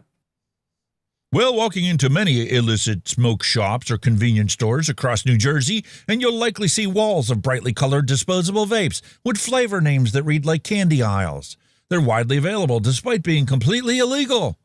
And many of these shops are often fronts for other criminal activity. Oh, yeah, there we go. So not only are now the vapes being conflated with cigarettes, now we got to conflate it with heroin and LSD and cocaine and cannabis and whatever else they can come up with. Yeah. They're trying to link vaping to every bad thing that's going on. You know what I mean? That's what they're trying to do. 95% of which originates in China. What's this link? They actually supplied a link. Let's go check it out. Oh, the link is to another one of their stories. They're illegal. So why is it so easy to buy disposable vape flavored by teens? They always had to add the teens. Yeah. It's somehow 100,000 kids is more important than 26 million vapors, adults. They're linked with everything now. I mean, you probably see a story next to the news. A drunken man shoved his vape up somebody's ass. So we're now going to ban this type of vape. You know what I mean? Because it's now a weapon. That's how crazy it's getting. So I'm still trying to see this article to find this figure that they're coming from. It says nearly all the world's e-cigarettes, 90% come from factories in Shenzhen, China. Mariano says. Who's Marianos? But poor diplomatic relations make it hard to stop the influx. Who the hell's Marianos? I never heard of anybody called Marianos before. And what makes them an expert to say that 90% come from Shenzhen, China? When I personally think it's more like 99% or 99.9%. They're the biggest producer of all of it. You know what I mean? Everything's from there. Why does it say 95% in this article, but the article that you linked it to only says 90%? Bullshit story, mate. They can't even get the numbers straight. And how many people actually click on this frickin' link to find out if that 90% is true or who said it? How did they get this number? They obviously don't know shit about vaping. Nope. But they're crying the blues because all these products are illegal, but they're still for sale. Yeah, because people still don't want to smoke cigarettes. And this is what they're using to do it. So I'm going to champion people doing whatever it takes to not smoke cigarettes. Exactly. And I'm going to laugh at you when you cry about it. Because you're actually supporting death. I'm supporting life. Sounds like we're having an abortion discussion. But it's a well-known fact that most vaping products are made in Shenzhen anyways, but they're not really bringing anything new to the table, are they? When you think about it. You know what I mean? Just putting a stupid number on something we already know, then the number they're obviously getting wrong by a fucking mile, 90 and 95%. Bollocks, man. It wouldn't be as bad if it was 100%. You know what I mean? Because you know what else they get wrong? The regulations. What's that? Language. Exclusive story, Barry Manilow's deadly addiction. Oh, yeah, man, he's a cigarette smoker. Fear spike as cancer-stricken crooner can't drop his vape pipe. What? The fuck are you talking about? Fucking get the fuck. What is the actual cancer risk of his nicotine vape? There's a link in the description below for Kenny's video and for the science that shows there's a 1 in 50,000 chance of you getting cancer if you're an exclusive nicotine consumer as opposed to tobacco combustion consumer. God almighty, man. But sure, go ahead. Call it a deadly addiction that actually has nothing to do with his cancer. It does affect his cancer treatment because, you know, nicotine, like your caffeine, you know, constricts your blood vessels and affects your, you know, recovery time. But calling the cancer-stricken crooner not being able to drop his vape pipe? No, it should be she dropped his cigarettes for his vape pipe. He dropped his cigarettes. We should be celebrating it. Yeah. He dropped his cigarettes for his bringing vape pipe. That's what it should say. They got it the wrong way around, obviously. So they got it all the way wrong because they call it his vape pipe up here, and then down here they say, if he can't find a way to put the vape pen down, it's only raising the chances that the cancer could come back again. For Barry, that's a nightmare. Oh, God, what? Barry Manilow is struggling to kick his vaping habit after undergoing cancer surgery, and his loved ones are extremely concerned for him. Oh, he's gone for a safer option than smoking. Duh. Yeah, because he was a heavy, long-time smoker. He puffed away on cigarettes for 30 years before switching to the safer alternative. Exactly. The Copacabana crooner was shocked by his stage 1 lung cancer diagnosis in November. He'd gone to the doctor about a recent hip pain when his physician ordered MRIs that Manilow now says saved his life. I thought I might be dying, he admitted. A surgery was quickly scheduled to remove part of his left lung, but that didn't stop the Mandy singer from vaping. Of course, because he was a smoker for 30 years, for God's sake. Give the man an ounce of dignity for a minute. Okay, hell, man. Smoking has always been his big way of calming down. Mine too. How they always just blow these stories sky high. They just blow them out of fucking proportion. And how the flashlight and the spotlight is always shined on the vape, ignoring that it's the cure for what actually got him his lung cancer. Exactly. It's mind-boggling, isn't it? Like, who writes this shit? Are they totally blinkered? Holy moly. I'm not even going to finish reading it. It's just not worth it, is it? I'm going to leave it just like they did. Are you ready for it? Come on. What's going on? Pop-up, advertisement. What happened? The whole ad took over the page.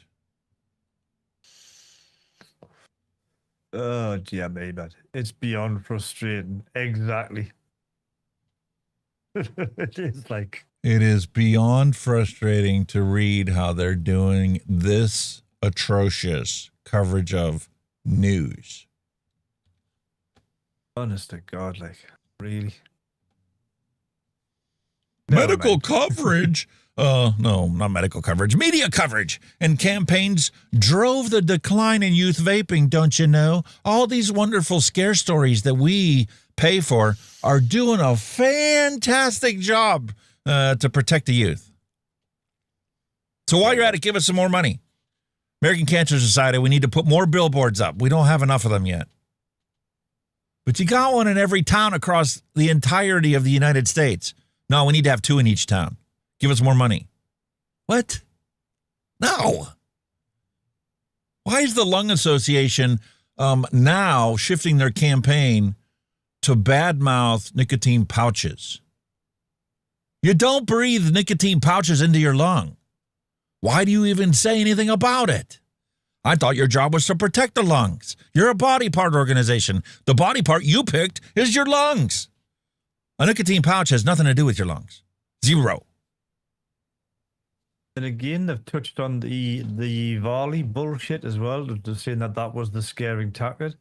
Well, that's got nothing to do with nicotine vaping. That was fucking vaping. Fucking animus, you stupid. Oh. It has nothing to do with nicotine vaping. No. And it has nothing to do with body part organizations constantly pushing that fear-mongering Avali story, because it's all not based on any real science or fact at all. It's been disproved thousands upon thousands of times.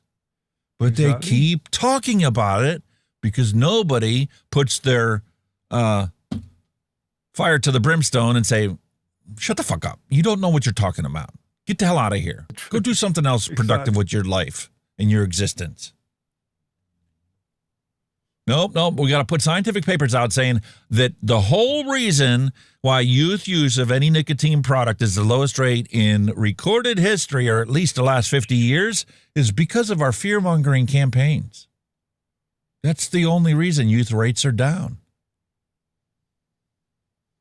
News organizations covered the crisis daily, and nearly 20,000 Avali-related news articles appeared online between July 2019 and March 2020. 20,000. And when they first discovered it, they didn't realize what they were actually vaping. They still literally blamed it on nicotine vaping when it first spread out. Remember that? They didn't know what they were vaping. No, they didn't. They have a clue. They're sitting there in the hospital beds with their little signs. Vaping did this to me.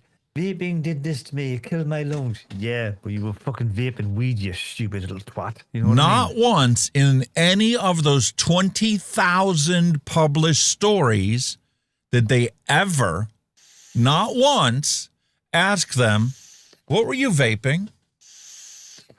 Exactly. What were you vaping? They're even sitting there with billboards, vaping did this to me. Fuck off. What were you vaping? Exactly. It wasn't until the scientists took toxicological readings from tissue samples pulled out of these people's lungs that they go, oh, shit, this had nothing to do with nicotine vaping. This was all vitamin E acetate. And the only way that you would use vitamin E acetate is in a cannabis vape, because that's oil-based, whereas nicotine vapes are all water-based. Your vitamin E acetate will not dissolve. I can prove it. We did that scientific experiment right here. The top of this is vitamin E acetate. It's oil. It's still on the top. And there's a clear layer between the vitamin E acetate and the VGPG solution. It will never dissolve in water. Nope. So how the fuck was it in a nicotine vape? Oh, it can't be. But you're still going to talk about how a volley is what we use to get people to stop the vapes. Except it only stopped the nicotine vaping, and now we have a whole new generation that are cigarette smokers because of your fear-mongering stories. How about you tell that part of the truth? Did you notice when they did find out that all the scammering just stopped like that? It stopped instantly. Attention everyone. Another report, according to Mallory Gates, their poster child of Daniel Ament admitted using THC. Someone had to die to give this moron a new set of lungs, and he got a job out of it. That is all. Yeah. Exactly. That's just like how you will constantly see kids that are caught with vapes in school held up as poster children for the next anti-vaping campaign. Meanwhile, none of them ever get punished for them breaking the law. They're all criminals. Every single one of these poster children are criminals. But they're not treated like criminals. They're used as an example and given a paycheck to lie to the public. And those lies cost American adult lives. And not just American adults all over the frickin' world. Because in the world we live in today, everything goes on the internet. And people in the UK see it, people in Australia see it, people in Bangladesh see it. Everybody sees these fear-mongering stories. And adults all over the world, all 8 million of them that are going to die an early death this year, could have chosen a different path had these fear-mongering stories not taken place. Exactly. Prove me wrong. Exactly. You can't. So, your little fucking scaremongering campaign didn't drive young'uns away from vaping. They've moved on to something else. The truth didn't stop these lies from being published and funded by the California Department of Public Health. Contract number CDPH 16-10109. There you go. From the University of California, San Diego. lying to the public and getting paid for it by the state of California. Unbelievable. To pat themselves on the back.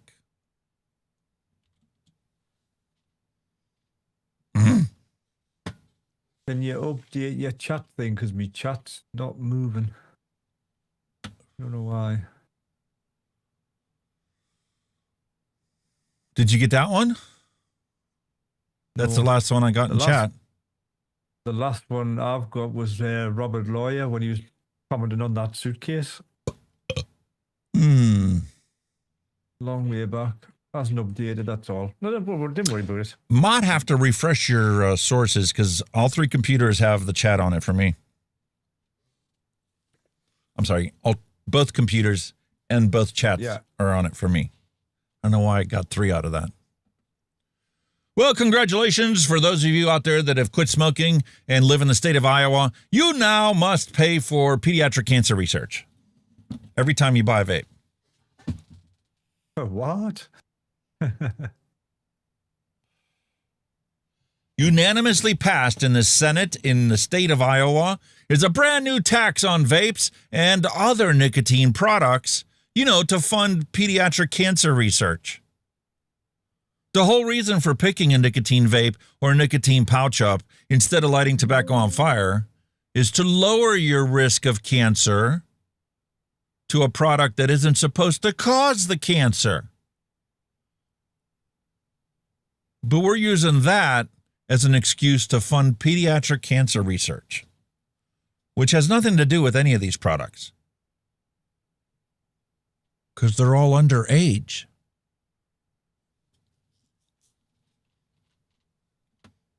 It's too late now. This passed.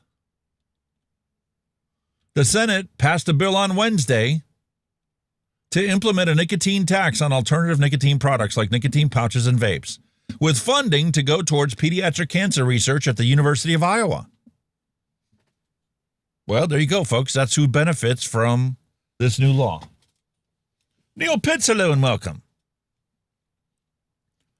Senate Bill 2480 passed with unanimous support and would create a brand new 5-cent tax on these other nicotine products on a per-unit basis.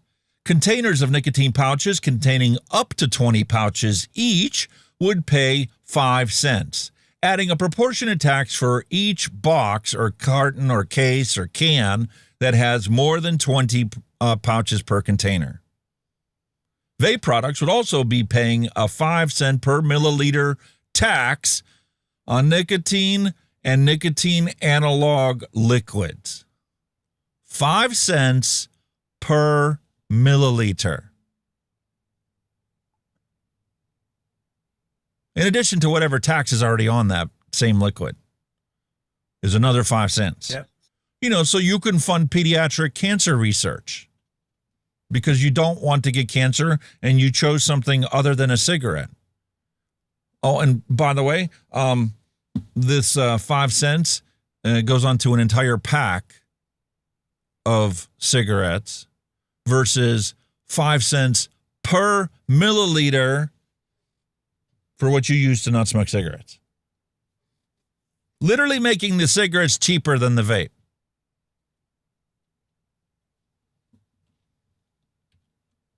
How come nobody else is talking about this? Crazy, man, isn't it?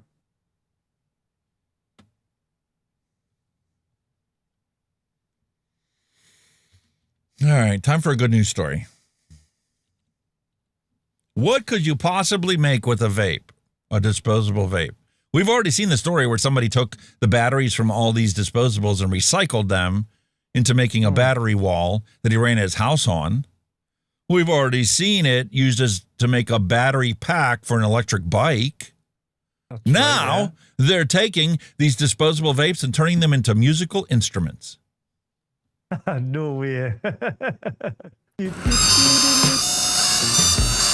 The way we designed these instruments made it sound like a squeaky toy. It makes really goofy.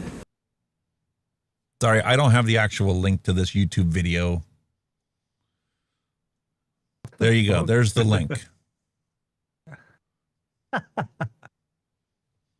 For those of you that want it, we don't want a copyright claim, so I'm going to drop it in chat in case anybody wants to go see the original source. We're going to comment on the fact that that's not music. That sounds like shit.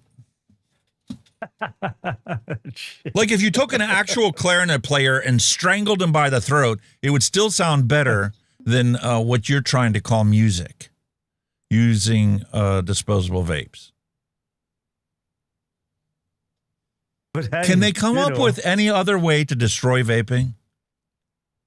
Squeaky sounds. I feel like it sounds like a dying robot kazoo. It sounds like every... It's atrocious.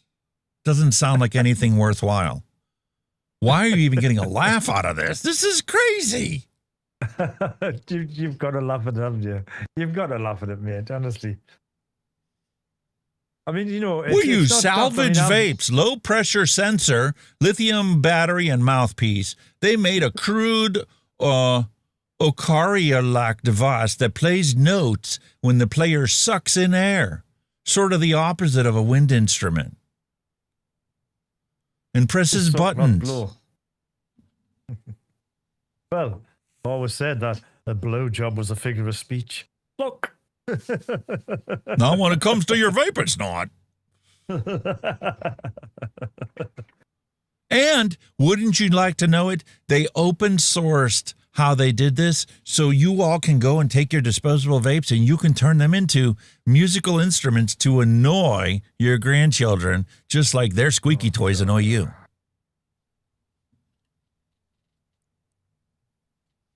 Thanks, NYU professor. This is what you're going to write down as a lifelong accomplishment. Yeah. I'm an instrument over vape. Woohoo! Meanwhile, the fear-mongering stories continue as 16-year-old shot following an argument over a vape. Oh, no. Yeah. Not again. At least it's a quiet commercial. Another shooting investigation, this one happening Friday night at Westmoreland Park, which is right along Vernon Street. Huntington police say 18-year-old Ian Chapman shot a 16-year-old twice over an argument with a THC vape. This all happened around 11:30 at night. The victim was... Wait a minute. Did they actually just say that? Twice over an argument with a THC vape. This all happened around 11:30 at night. The victim was shot in the... Not a vape, it's drugs. They said it was THC in the vape. Actually told the truth.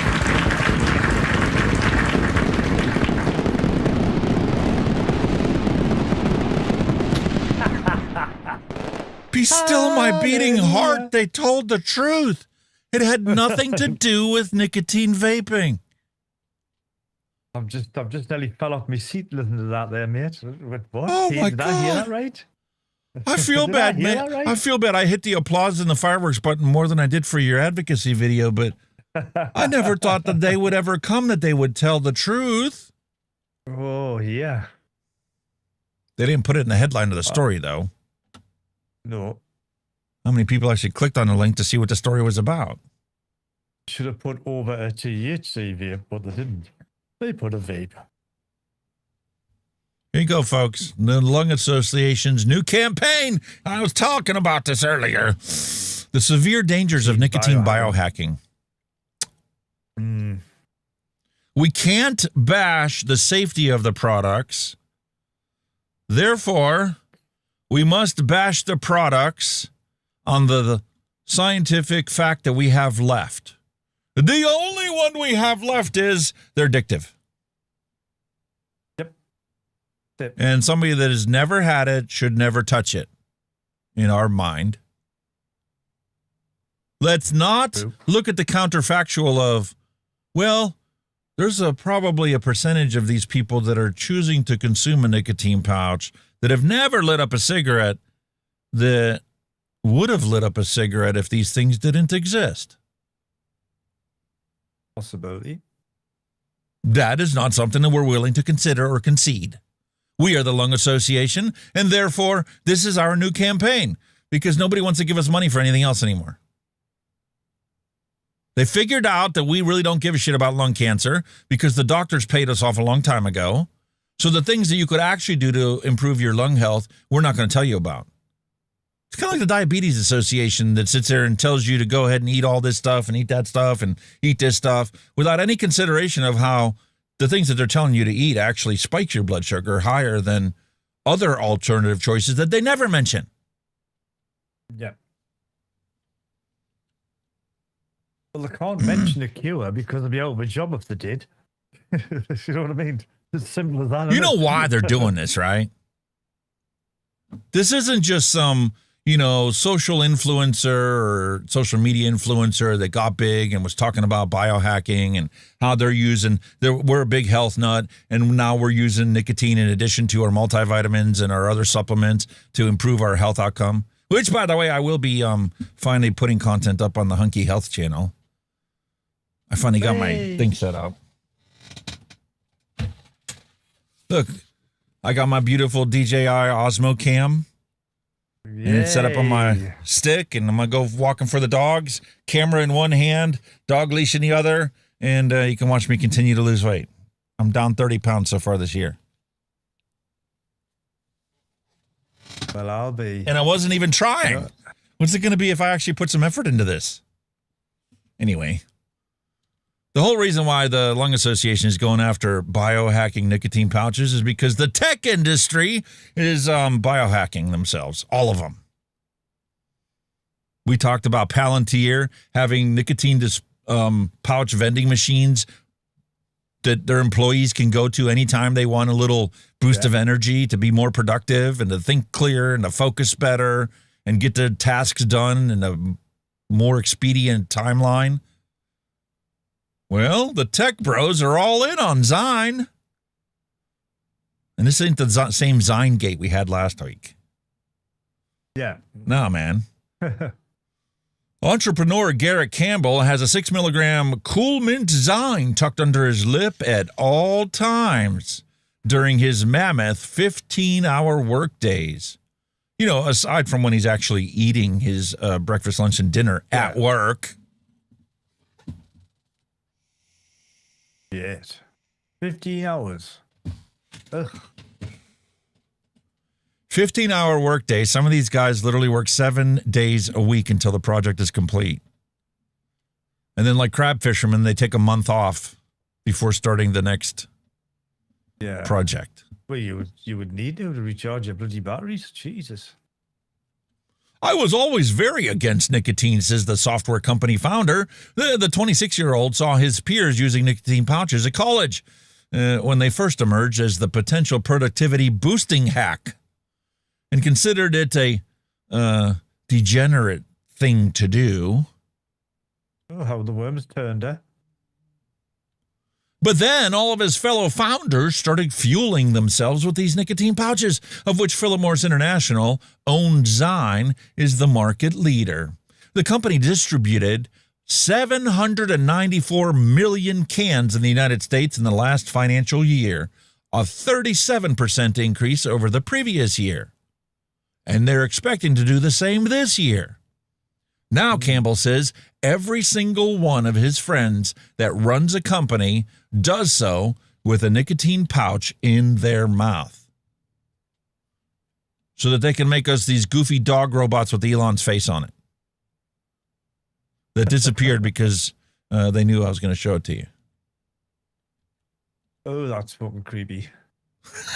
Oh, shit. Oh, he's a creepy looking bloke to start with, never doing that. God almighty. The whole idea of a robotic dog to replace your actual dog is scary enough. Why the hell would you put Elon Musk's face on it? His whole head. No. On top of your robotic dog. God. Something to kick, I suppose. That's creepy. Well, tech workers are increasingly attacking their marathon workdays like racehorses, dosing with significant quantities of purportedly performance-maximizing nicotine, with each of these 6 milligram pouches containing the nicotine of several cigarettes. That's actually true. Stripped of the smoke, smell, and stigma of cigarettes and vapes, which are just about the same health risk as a nicotine pouch. Nicotine pouches are being quietly rebranded in Silicon Valley as a clean neurotropic stimulant rather than a dirty habit. That's why YouTube is happy to push nicotine pouch advertisements for us vapors out there. They know you vape. You watch from our show, they're going to push these nicotine pouch commercials towards you. They're happy to take Philip Morris's money, but ban Snubby from doing nicotine pouch reviews because nicotine pouch reviews are bad because Snubby tells them like it is. These pouches suck. I was just thinking about should try doing a vape pouch review, see if it gets pushed. With them being so I'm going to. I already told you I'm going to. But I need to get through my vapes first before I do that. Yeah. I'll do a mouth to lung vape review before I'll do a nicotine pouch video. I wonder how much that would get pushed. Interesting. We'll find out. Tucker Carlson can get away with it. We'll see how my video does. Yeah. But this whole story goes on talking about, you know, these tech guys and how they're literally using nicotine pouches to get through their day. The same way you and I used to use our cigarettes to get through our days. There was a thing here in the UK about the Premier League footballers being addicted to them, giving them that little bit of buzz for their football training and everything. It was massive with the Premier League footballers over here, pouches. It's a big thing. And they were all saying how they were addictive and all that shit. And yeah, you were hammering them. You know what I mean? That was our story last week, the Zynegate, an MMA fighter that had got caught with a nicotine pouch in their mouth. Kind of like Kennedy. You got Kennedy right there. You can play his little thing. Oh, Mr. Kennedy. What do you think, Robert Kennedy? Is nicotine pouches a good nootropic for people to biohack? I don't know. The answer to that is I don't know. You do it. Why can't other people do it? Moreover, Exactly. why can't you tell the truth about it? Besides, on some podcasts from Spanish America, we just happen to get, wind of. Why don't you do it on American podcast? Why don't you go on the Joe Rogan show and just talk about nicotine and how much safer it is than a bloody cigarette?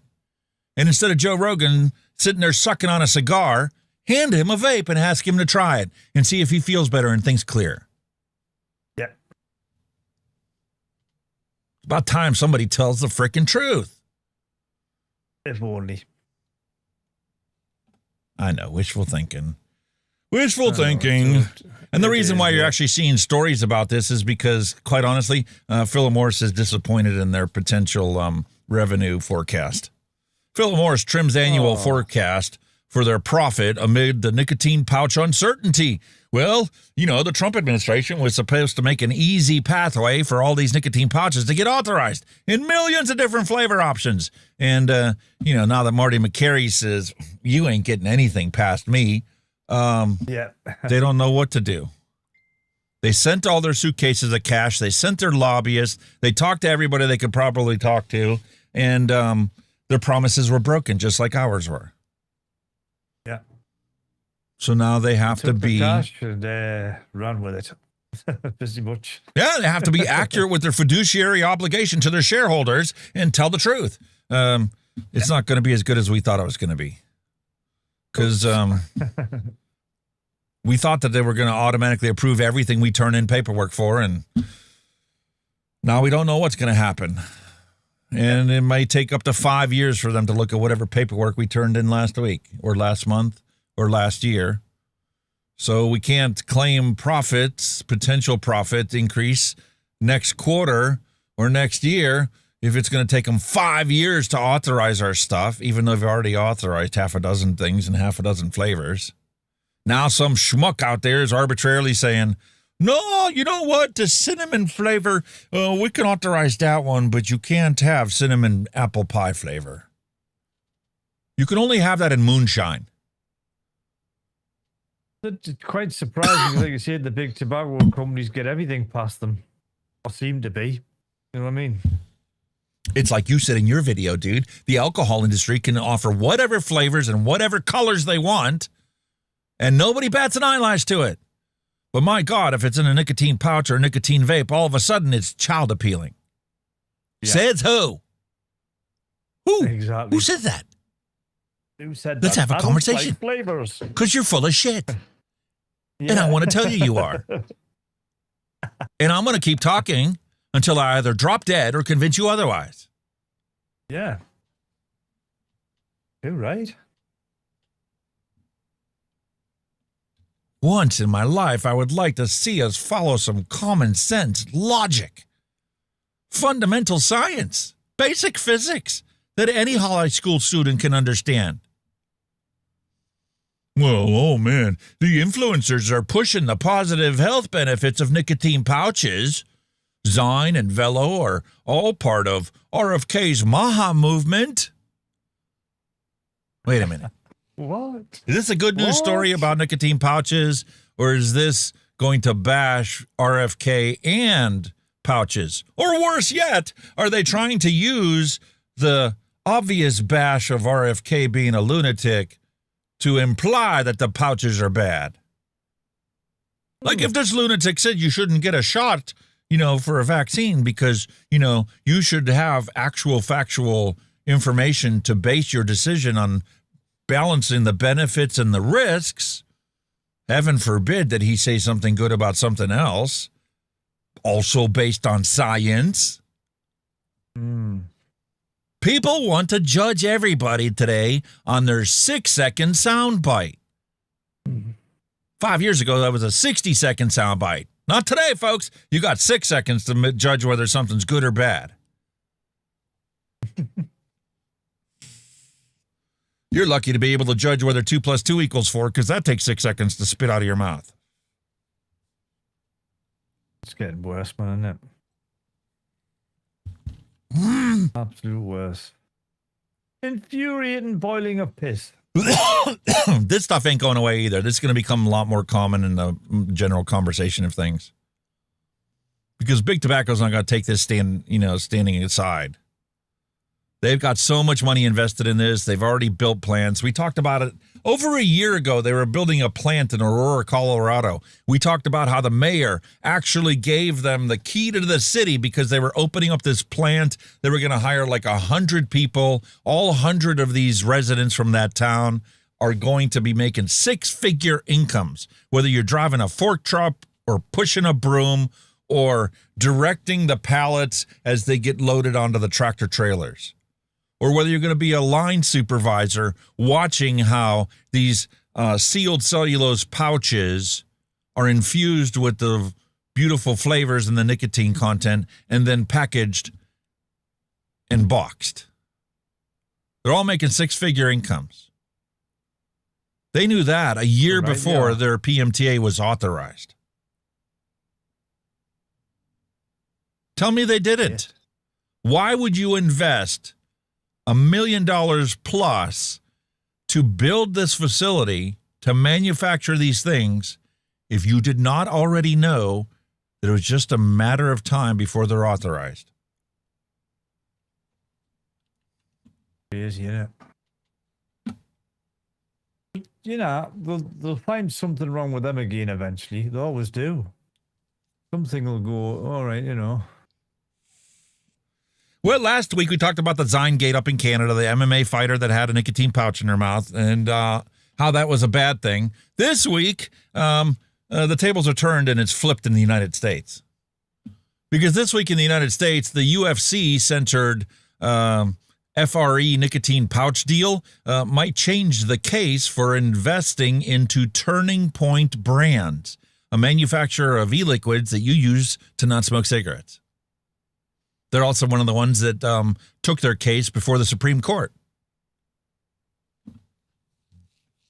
And I had to find this in stock news to try and report in the news section for you guys this week. But yeah, UFC is now partnering with Turning Point Brands to not promote nicotine pouches, because that would be illegal. Not everywhere, but in some places where the UFC takes place. The agreement places FRE in front of highly engaged adult sports audiences that go to watch the UFC fights.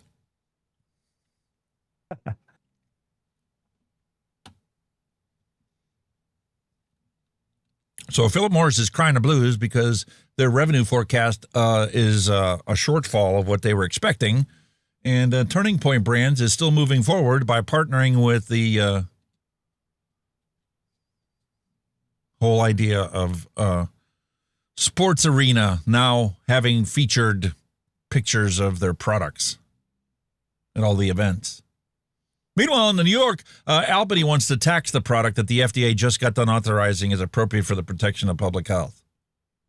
And somebody has finally wrote in and got a op-ed published that says that every small business owner should be worried about this kind of behavior. Because if they're willing to do this on a product that has actually been demonstrated, scientifically demonstrated, to get authorization from the FDA, what else are they willing to tax out of oblivion because somebody gets an itch up their butt? Walk into, almost any bodega in Manhattan, and you'll see it behind the counter, a small display of nicotine pouches like Zine and Velo and On, tucked between the lottery tickets and the phone chargers. For the roughly 13,000 convenience stores and bodegas across New York City, these $5 to $8 cans are a steady legal source of daily revenue replacing cigarette sales. They bring customers through the door. They keep registers ringing during slow afternoon hours. And now Albany wants to make them 75% more expensive overnight. Holy moly. Why? They're taxing again. It's tax, you know what I mean? Everybody wants to tax. Get ready to pay over $10 a can for nicotine pouches in New York. I honestly thought that this was already going to be by the wayside. This is probably the second or third month we've been talking about this. They polled the public. 70% of the public said, go fuck yourself. I don't smoke or vape or use nicotine pouches, and I think this is a stupid idea. Exactly. But it's not going away. Why? $5. Cheryl Demers is like, ew, I just Googled brainworms. Gross.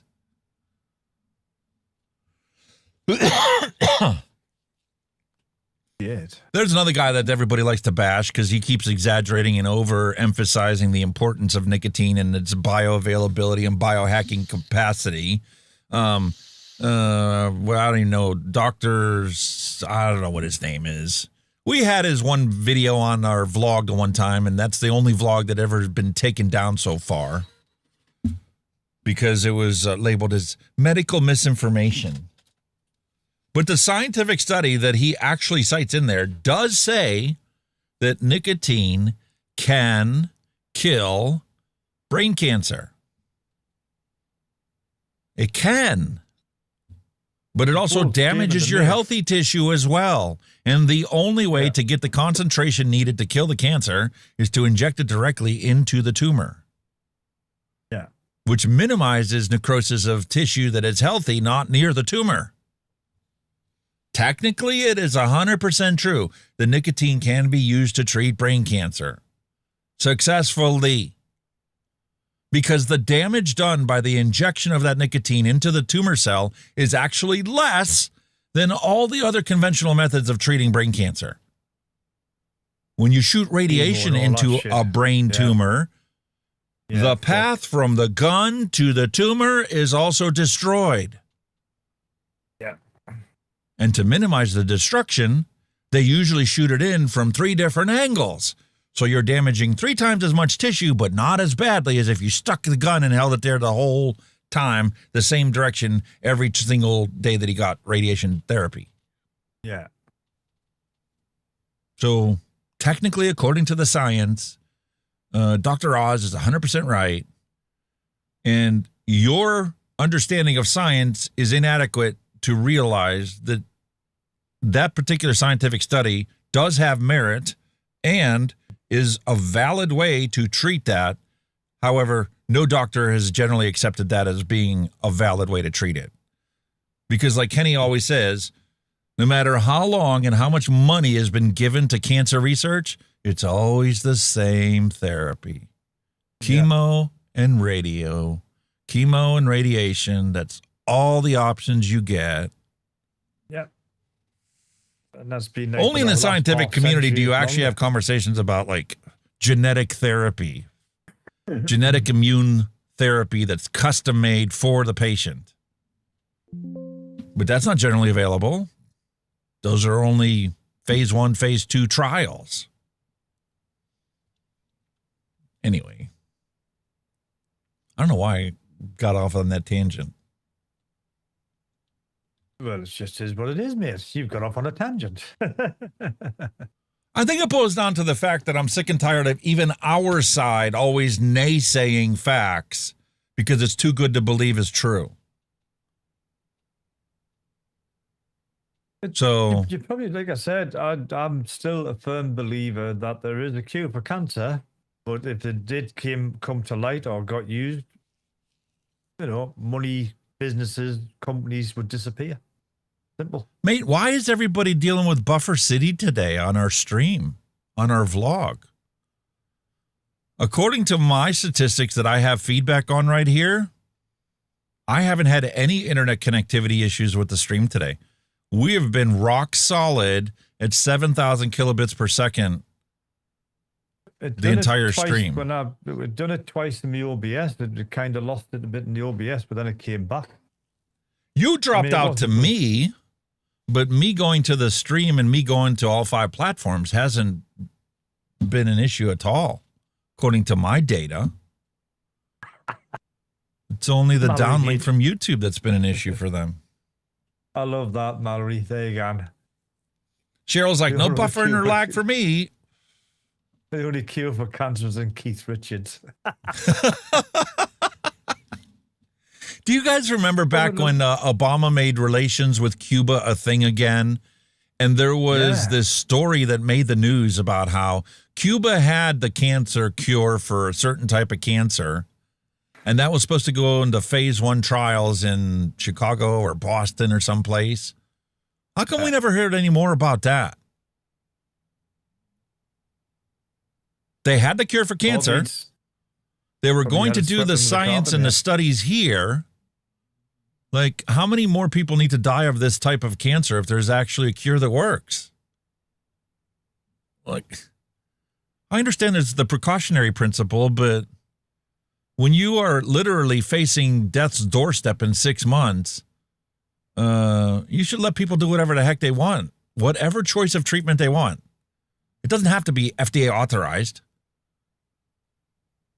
They just have to sign off on the fact that this is not standard medical treatment. And if they sign off and agree to those terms, then they also have to agree to using their medical history of this occurrence, using something off-label as data to later authorize or deny these drugs.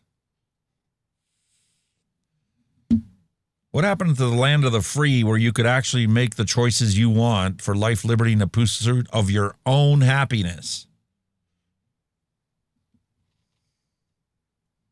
That's not a reality in Canada. Alberta government store owners campaign for change in nicotine pouch rules. You know, in Canada, nicotine pouches are only available in the pharmacy. You can go get cigarettes anywhere, but if you want to use a nicotine pouch instead of cigarettes, you can only go to the pharmacy to buy them, and they're limited in the nicotine content that they're allowed to sell you.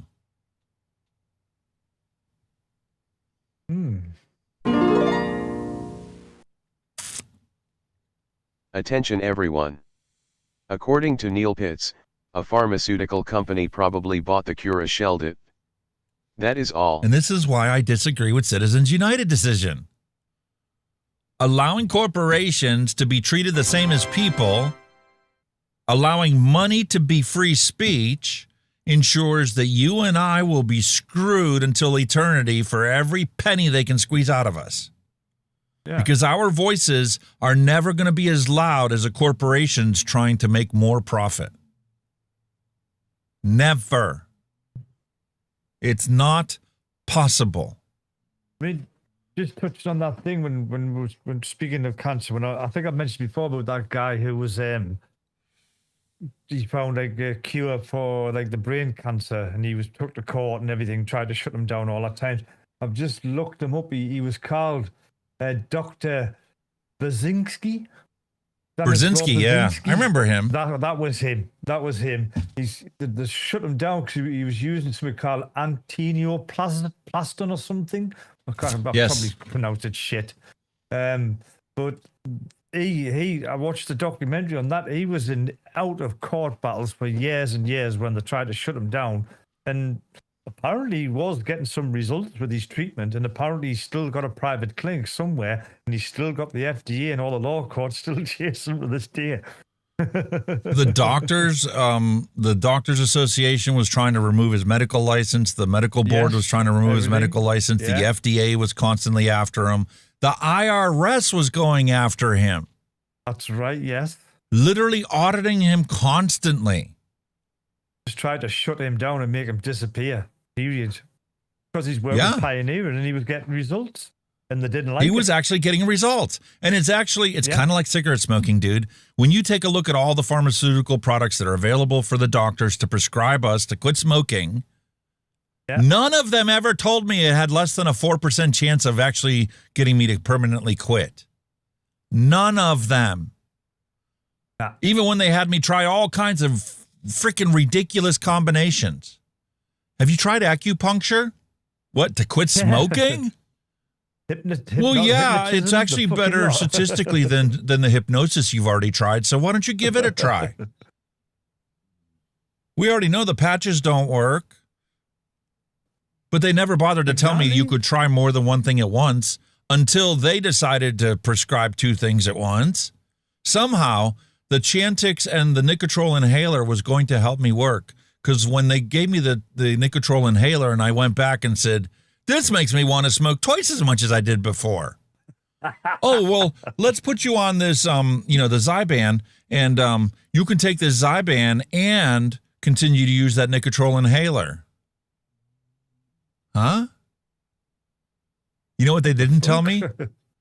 Well, since the Nicotrol inhaler really sucks for you, why don't you try the nicotine pouch and the Zyban and the Nicotrol inhaler for those times when you still really want a cigarette?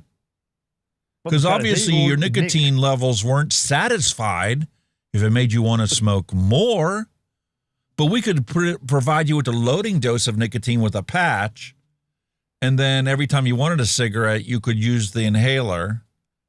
And eventually, in 2 weeks' time of you taking the Zyban, the pleasurable benefits of you consuming nicotine would fade.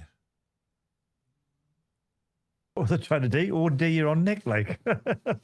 Meanwhile, using all three of those combined would still only succeed 4% of the time. So when you read a scientific study that says somebody picks up a vape, there's 4% greater chance of you quitting. That tells me 4 plus 4 is 8% chance of quitting with a vape versus 4% with pharmaceutical products. But sure, let's keep bashing vaping. Everybody knows they don't work. I'm sorry. When some people hear that, nicotine vaping is more successful way for you to quit smoking than anything else, they're like, yeah, that's just a good news story. I believe that as much as I believe anything I see from Big Tobacco. No. Yeah. Don't just bash it because it's a good news story. Yeah. Please, for the love of God, dig into it and see if it's true. Don't just dismiss it because it sounds too good to be true. Not when it comes to this. It's not like we're talking about a 4 terabyte hard drive on Temu for $140. I made that mistake too. My hard drive is 16. I've tracked it. I've disconnected. Mine is 16 terabyte. So you actually got a good deal. Yeah, I copied my whole. Hang on. How big was it? Just give us a moment. It took a while, but I just copied and pasted a 223 gigabyte hard drive onto it, no problem. Well, congratulations. I'm sure you were very happy to find out that you actually did get a good deal. I, on the other hand, bought myself this 4 terabyte hard drive on Temu for $100 and some. And as soon as I got it, I'm like, okay, let's see if this is real or not. I downloaded the tool that actually writes zeros and ones to every bit. And it got to 48 gigabytes. And then all of a sudden, it couldn't read that anymore. It was just overwriting the last chunk. I'll be honest, it wasn't a smooth ride because like when I first put it on, I kept getting Windows errors, like saying it didn't recognize the USB device, it didn't fucking do this, and then when it worked, then it fucking didn't work, then it couple USB device not recognized and that. So I had a bit of a fiddle and I had Fanny on to get it to actually connect. But once I got it in, it's been no bother. It took a bit of a fair fighting to get it connected, to be honest with you. I thought, dude, you know what I mean? After the show today, I'll give you the link to the actual hard drive or the thumb drive tester software that you can run on the drive. Yeah. And then, pick a known quantity. Definitely. It doesn't have to be the entire drive, but pick a known quantity that's at least 20% of the volume of the drive that you bought and have it test it to verify. Or if you're not even worried about the time that it's going to take to complete it, let it test the entire drive. And it will literally verify if you can put your stated capacity on the drive and still be able to read it. I mean, the claim on the advert, it's like a proper NVMe drive. NVMe drive. Chips and shit on. And it's got chips and shit on it, but it's just sealed in a case that you can't open. Yeah, mine's actual PCIe M.2 drive. It works, but it's only got 48 gigabyte out of the 4 terabyte it's supposed to have. So I filed a claim against it. And they're like, well, do you want to return the product? You have to submit proof. I'm like, here's the test. It failed. It's only got 4. This is straight up right fraud, not actual bad product. Yeah, bullshit. And they were like, well, here's a one-time cash offer of $76 back, and you don't have to send us the drive. So I started to crunch the numbers in my head, and I'm like, well, by the time I actually pay for postage, shipping, tracking to send this all the way back to China, I'm better off with the $76 than I am waiting a month or two for them to get it and then authorize the $100 refund. If I quickly flip that over there, put that full screen, I've just got like a screenshot of where it was. You bear with us a sec. That's it there. Military grade, secure, blah, blah, blah, blah, blah. Very nice. But what they're saying is they were supposed to be getting shipped to another country, but they got held up in the customs or something, and they wouldn't let them move, so the only way was to get rid of them was to sell them off. So whether that's a bullshit story or not was, who knows. But no, it sounds totally legit. I've seen that happen multiple times before. Yeah. I've seen it where, we've had situations where companies actually are folding and part of their bankruptcy proceeding is to sell off whatever inventory they have at, whatever they can give for it. And they have 30 days to get rid of it all. So they legit pick the price based on how long it's going to literally take them to get rid of their inventory. So I've saw things that only sold for 20% of what they should sell for. Yeah, I mean, like I said, touch wood up and now it's done everything I've asked it to do. So attention, everyone. According to Neil Pitts, does any company made pre-filled MTL or RDL atomizers disposables that fit a regular mod with a 510? That is all. Yes. Yes. Well, Kenny sent me those single-use ones I'll send you. What were they? Single-use tanks, but they're not pre-filled. They're single-use, but they're like but they've got a 510 adapter where you can just plonk them onto any vape. Those are fantastic to take like on a holiday as a spare device in case you break the glass on your Addy or something. They're technically a pod you just screw onto a mod, basically, aren't they? Yeah. They're a pod with a 510 connection. Yeah.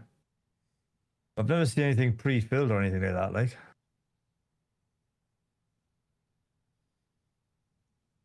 I've got a couple external hard drives or whatever, but yeah, we can talk, Brian.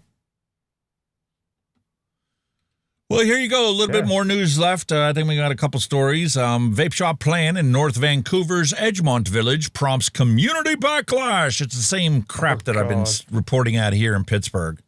They're crying the blues because of how many vape shops are open downtown, and they keep opening up and they keep opening up. So we need to ban it or limit it so that they're not within so many feet of our schools or our churches or, you know, our public learning institutions. So, yeah, okay, here we go. Another bad press story about somebody wanting to sell something that's not going to kill half of its users. Unbelievable. Residents cite the proximity to schools, once again, as well as the presentation of candy and pop alongside vapes. Oh, my God, you want to sell somebody a soda can with more sugar in it than your spaghetti sauce? And you're outraged over the nicotine vape instead of the sugar that they're going to sell alongside the vape. Oh, my Lord. Getting shit again, eh? It can't possibly get any more illogical than this. We got Hala Bakarat as a local mom whose preteen kids attend nearby Highlands Elementary. Okay. Is an elementary student going to be walking by this vape shop? No, they ride the bus? Then what difference does it make where the vape shop is? Are any elementary kids going to be allowed into a vape shop? Well, no. Maybe if mommy or daddy's there to buy their vape and they happen to have their kid and don't want to leave him in a car, they'll beg and plead to let their kid come into the store with them long enough for them to buy what they need and leave. But what does that have to do with you? And your child. If at the end of the day, if that child goes into that shop to buy his fucking candy or his crisp and tries to buy a vape and the shop refuses to sell him the vape, then the shop's doing its thing. It's, you know what I mean? No. Hala Bakarat has got to cry the blues and say, well, you know, after school, this is where our kids hang out, and I'm concerned. Why are you allowing your children to hang out near a vape shop? Exactly. Why aren't they home doing their homework? Why aren't you home with your children? I thought we got past that at my generation because we were the latchkey kids, always coming home to an empty house, waiting for mama and dada to get off work. That's the truth. No, now we've reverted to the point where we expect the state to parent our children even when they're not in school. Unbelievable, man. Like you can trust these people. And we have a beautiful story from the Mirror in the UK. The UK smoking ban is explained from vape rules to black market and New Zealand U-turn.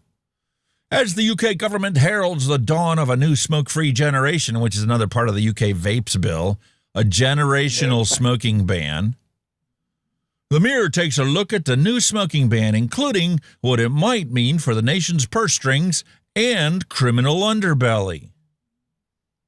I will have to applaud the Mirror for at least telling both sides of the story. They talk about how there's a new strict smoking ban that's not going to be implemented in the UK and how that's going to impact British citizens from now until eternity. Under the new rules laid out by the Tobacco and Vapes Bill, which is just now waiting for royal assent to actually become law, individuals born after January 1, 2009 will never be able to buy cigarettes legally in the UK. I hope this measure, welcomed alongside the new set of nicotine products regulations, will herald the smoke-free generation it's claimed to be able to do, improving health and relieving the NHS of the crushing burden from combustion, not from the vapes, and no mention of the alcohol burden on the NHS. No, not mention no comparison of the two.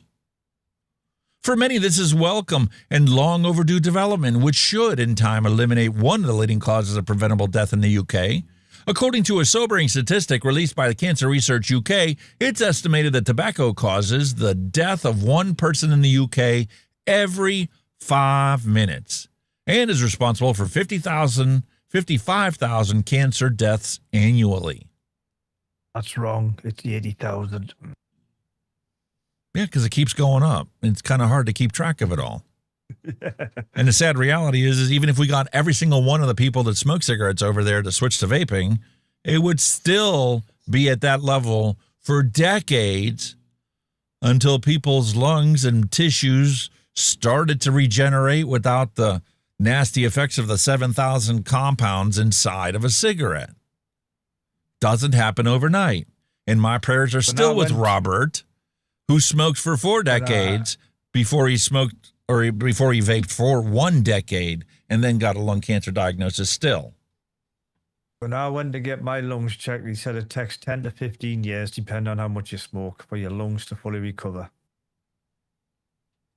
So Robert missed the mark by 5 years. But the damage is, again, you know, it's some of the damage is irreversible. You know, it just depends how heavy you smoke and how long you were. Some of it, exactly. Some of it does end up with the inevitable. Attention, everyone. Cancer. According to Neil Pitts, next will be alcohol. Give them an inch, they will take a mile. That is all. No, never will. They're self-regulating, mate. They'll never, ever not happen. While they're self-regulating, they're going to fight this tooth and nail before it even becomes an issue in the press. While they're self-regulating, they can't touch them. That's why they're getting away with it. There's the evil black market that is eventuality for the UK now. Now that this law is going for royal assent, this is a guarantee for the UK. Not that you guys don't already have a black market, but it's not even a palpable black market at this point. I guarantee you in 1 year from the date of assent, there will be a palpable black market for all of these products in the UK. Oh, without a doubt. Like you said, there is now £1 billion a year. And if you want to be completely honest about it, it's gonna. If Kenny starts to DIY liquids and sells them to his mate, that's technically a black market. Yeah. Even though nobody's going to get hurt, that's still technically a black market. If you're going to call a spade, you got to do it with everybody and everything. Yeah. And this generational vape ban is the dumbest idea in the world. You attract more bees with honey than you do vinegar. So trying to sour the situation by putting a prohibition in place is not going to work.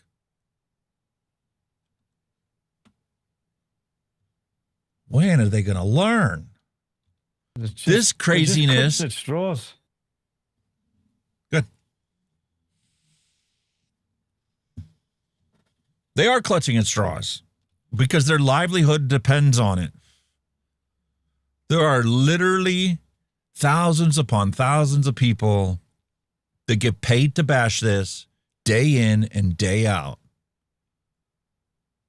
And if the truth came out about this, all of them would be out of work. That's why this craziness is not immune anywhere on the planet.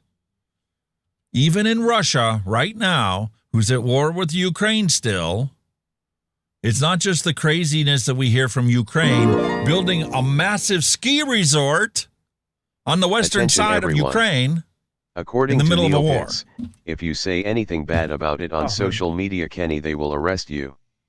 That is all.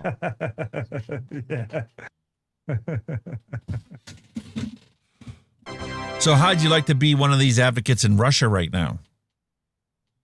Fucking sure. Uh-oh. Russian vape GOST revision would limit capacity, packaging design, and warning labels that will be mandatory on every single one of these products.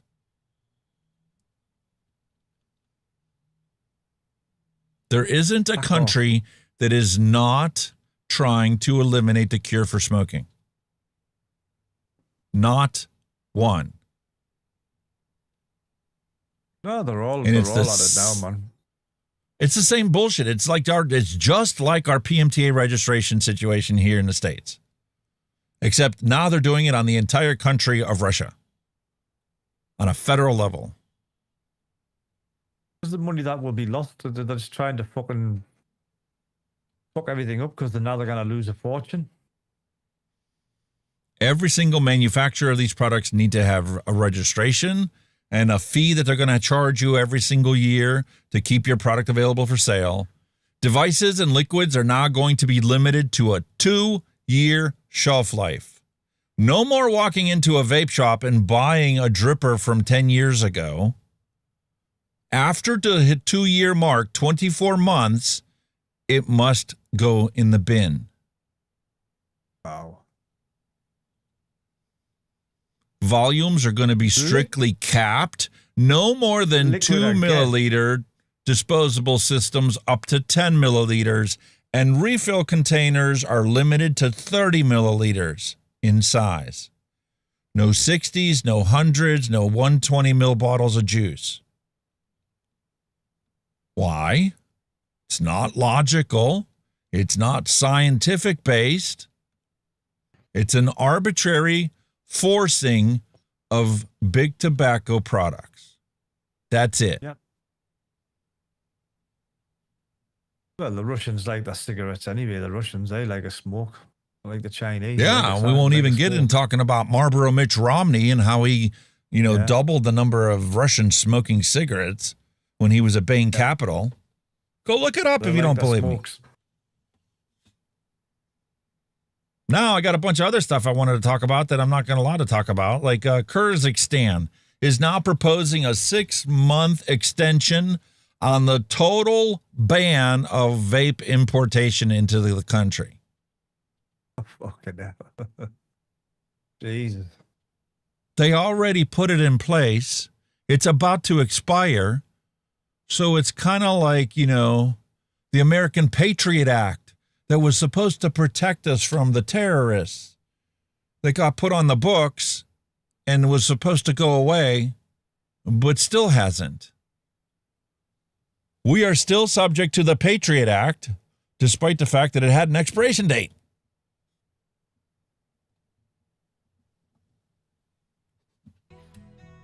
Once you lose your freedoms and your ability to make your own choices as an adult, it doesn't come back. I think I didn't mention in my video. I mean, you might see it in the video, but like you see, like everybody's going DIY. Well, DIY would be the cheapest way to go, but the elephant in the room is your nicotine. That's still going to be taxed. So for a liter of liquid, you're looking at £264. So even the nicotine itself is getting fucked. What's your concentration cap over there? 72 milligram? 72 milligram. See, we can still get 100 milligram for DIYing our stuff here. I mean, you can buy even if PG/VG based mix, that'll still say 264 quid. Even already mixed as a base. So, mate, they were talking about, not last year before, they were talking about a nicotine tax here in the United States. And that 1 liter bottle that you are at the time paying $120 for, that you can't find cheaper nowadays than $165, would have cost you over $5,000 because of the tax that they wanted to implement here in the States. And knock on wood, thank goodness this thing went away and hasn't come back anytime in the near future. But that's not something that they're eventually going to not try to impose. But I think the thing is, the 72 milligram legally and loosely is not supposed to be available to the public. It's supposed to be business to business. Same here. I mean, it's not like kind of legally available to the public as such, but they still sell it to the public. You know what I mean? You still order it. That's the same here, dude. You're technically not supposed to be able to buy it unless you are a business. And you have a tobacco license, a manufacturer's license from the FDA. There's a whole bunch of regulations that are in place there. And there are businesses that comply with that. And then, there's a shadow economy that takes place after that point of sale where that liter is now divvied up to 100 ml bottles that people can buy for 20. That's the loophole. The businesses will be trading, but then that one business will say, right, I'm bored, I'll sell it to the public now. Boom, done. They actually sell it to another business, which is your local vape shop, has a business license. But that second point of sale of that secondhand nicotine is now actually available to retail customers because of the fact that it was a business-to-business transaction. Yeah. And only the primary purchaser of that product is required to have a manufacturer's license. Yeah. But with regards to the PGVG, as long as it's not bought from a vape supplier, it's bought medical or whatever, or that'll not get taxed. And here's the ironic part of the whole thing.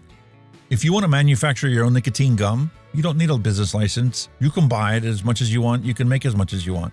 Nobody's going to bat an eyelash to it. Exactly. It's fucking crazy, man. That's fucking nuts. It's one. But all of a sudden, because you want to use it in your vape, now all of a sudden you're breaking laws. What? Yeah.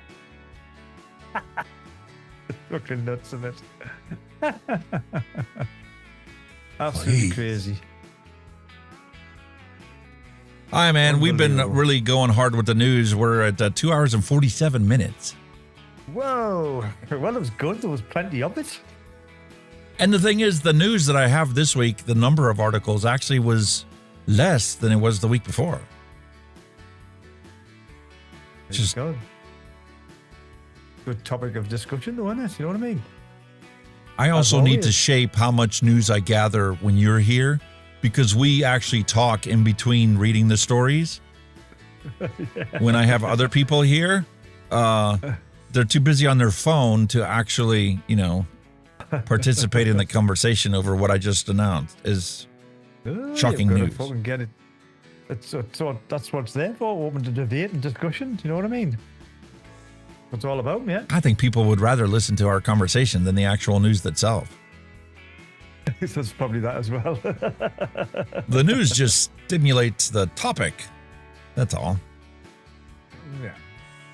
Anyway, time for the flavor explosion. I know Kenny's not going to be able to consume alcoholic beverages, but I'm sure he's still drinking something.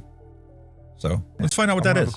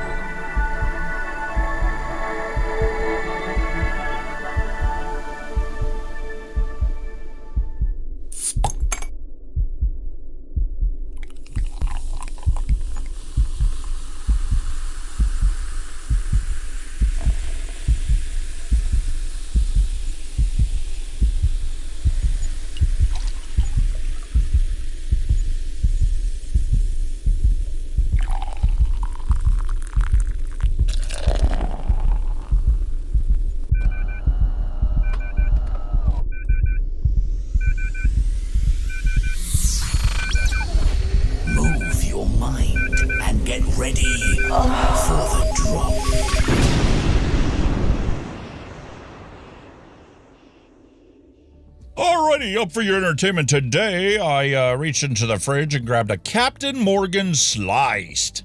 This beautiful concoction is a chili lime margarita flavor and 5% alcohol by volume for this beautiful 12 fluid ounce can that does not specify how many calories are in it. So they can tell you how much alcohol is in here, but they can't tell you how many calories you're going to consume with this 12 fluid ounces. Sliced chili lime margarita, which goes quite well with the chili I made yesterday for dinner. Although I got some hamburger patties in the fridge today. I think I need to cook those for dinner and then have chili tomorrow as leftovers. Brian Ferguson says that this looks enticing for the youth out there that might catch our vlog.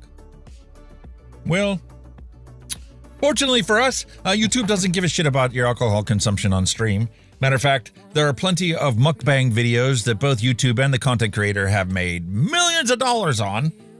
So they ignore that, turn the other cheek, don't care about the science of it, and it's only the vape content that they're actually concerned about for our show.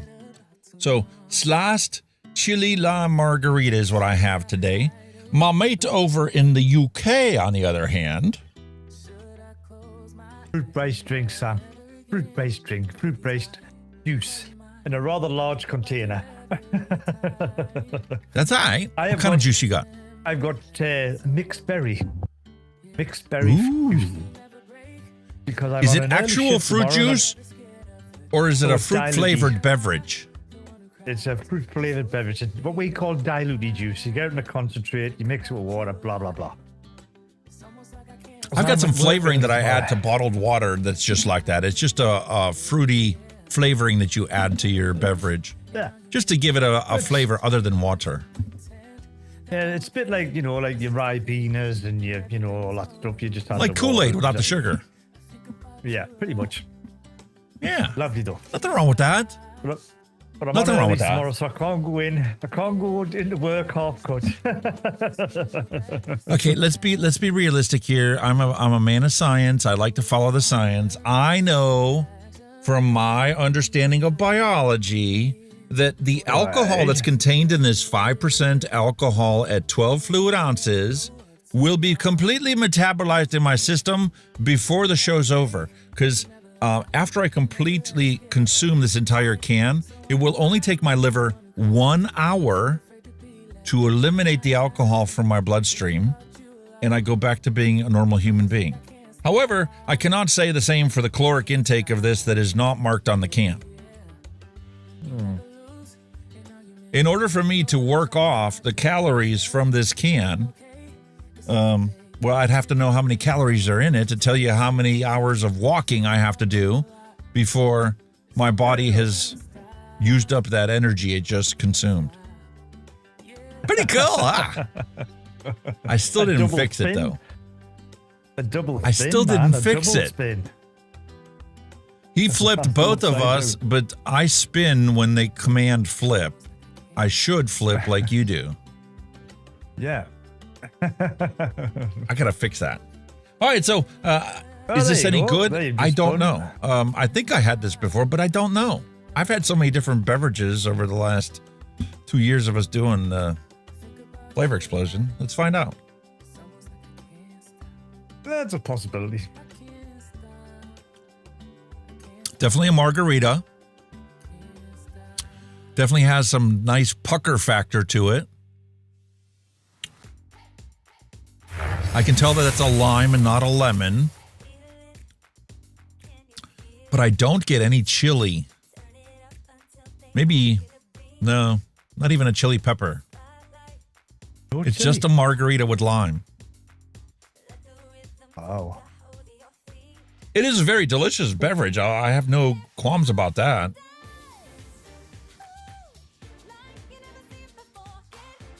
Maybe it's supposed to be a chili, like as in refrigerated beverage, chilled beverage. Possibly. And they're just using a play on words. My fucking lights just fell over. Don't know what happened there. I do still have a can of that jalapeno one. Yeah. Oh. I was really shocked that that wasn't like a spicy drink. It did have a jalapeno flavor to it, but it's kind of like a grilled jalapeno you would put on like a fancy burger or something. All right. As long as you don't have any of the seeds, you don't get any of the heat on certain peppers. All right. Including jalapenos.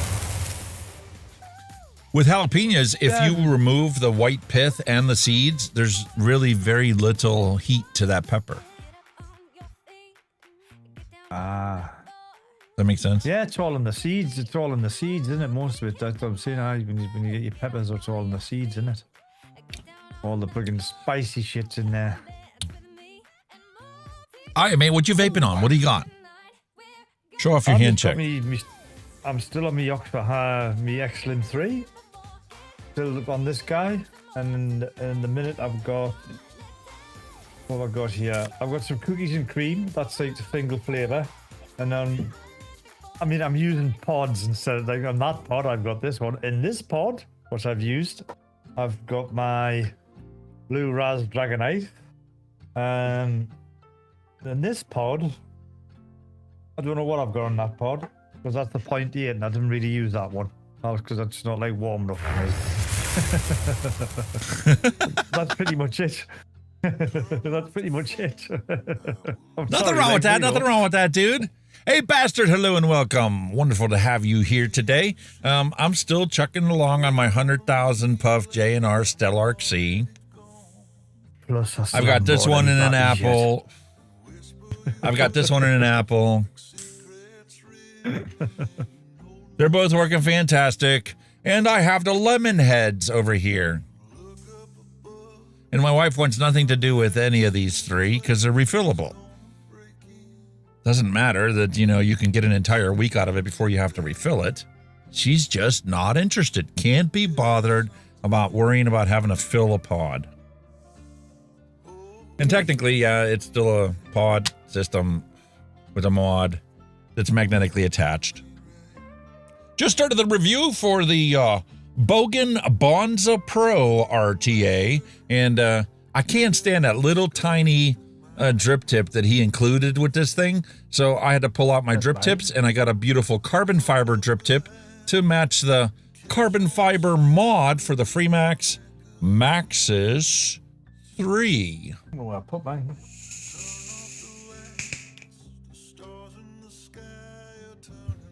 Bloody fantastic, delicious. And inside of here, I have the Requiem RBA with the side airflow setup on there. In the center, I removed that round airflow reducer. I left it in for the two side ones, and the bottom is still completely blocked off because the problem I have with these all-in-ones is the condensation accumulates in the bottom and then eventually drips down into the 510 pin and it gets on the board and ruins it all. Yeah, that's what kills your fucking boards off, doesn't it? And I know that this RBA deck that goes inside here won awards in 2025. It's supposed to have been the best RBA deck that goes into an all-in-one. Because it has different caps that you can put on for dual coils or single coils. So it's supposed to be wonderful for there and all the different airflow customization options. But I don't know. I still haven't dialed in my airflow. I'm going to blame it on that. And stay tuned. I'm going to be talking about it again next week. There's too many options for me to be able to get this done in a week. As much as I would love to just plow through and put up a video review on it, well, that ain't happening. So those are the two primary ones, and then obviously I still have the ones I've already posted reviews on. We got the Hyperion mech mod that I truly love, and on top of there, we've got a beautiful Hell Vape drip tip with a beautiful gold 810 mouthpiece. You love that mod, didn't you? For a man who wasn't really a mech user, you love that mod. I fell in love with mechs. I totally get why people love it, because this is instant fire every single time, and all you got to do is push the sidebar in and bang. Bang. Instant fire. Hard hitter, no question about it. And then obviously I have to give some love to Grim Green's Recoil R3. Team single coil for the win. And I got a drip on there because that one's not sitting on the Republic Squonk mod like Team Dual Coil is.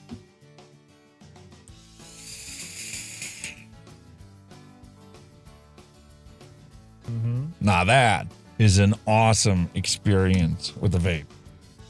I'm so glad I got at least two of these. Good, yeah. The Recoil. Team Single Coil is the best in my book.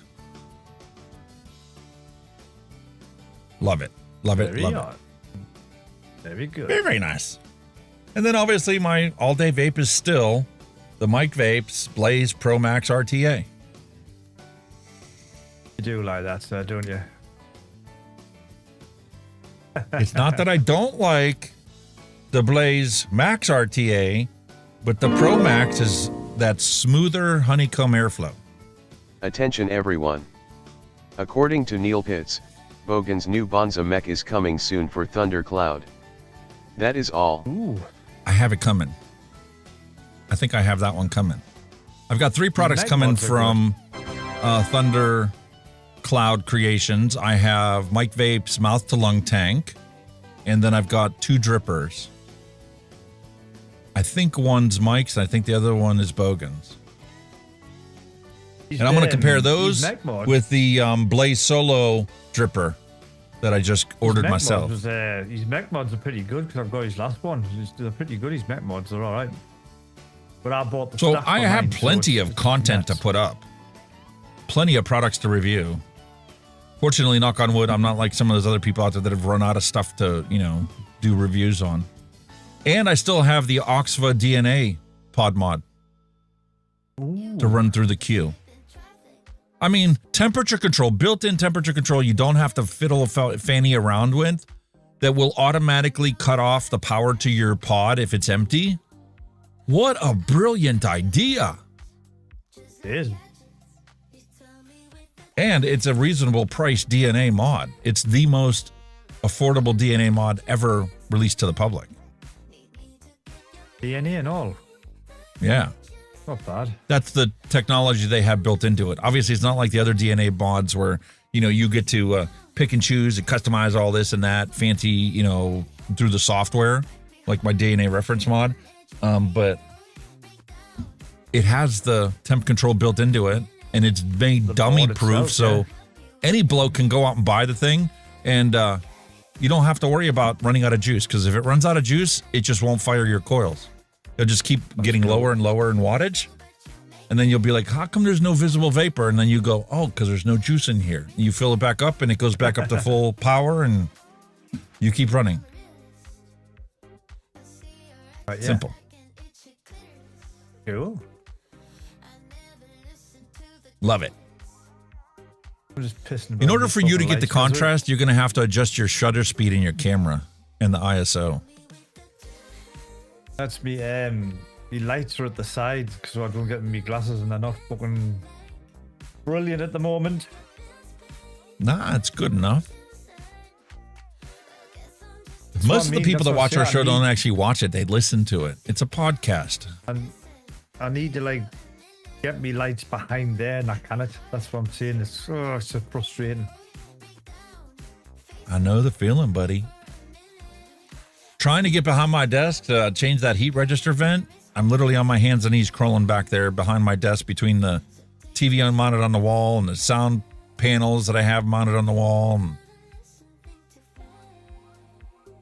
Me, you need space behind your desk because you can set your camera better. You can put something where you're sitting and you can get behind your camera and do what you're doing. That it's just it's so annoying at times. Your camera's just guesswork. That's all it is. Mate, my OCD went nuts today because the live sign has reflections of these 2 lights that I have not touched. The reflections weren't there 2 weeks ago. Why are they there now? I did not move my lights. The sign did not move. It's screwed to the wall. What? Why am I having reflections today that weren't there 2 weeks ago when nothing moved? Did the laws of physics cease to exist the way I knew them 2 weeks ago? I don't get it. Sometimes you got to shake it off and just move forward. So I'm going to roll the bumper and see what everybody else's hand checks are.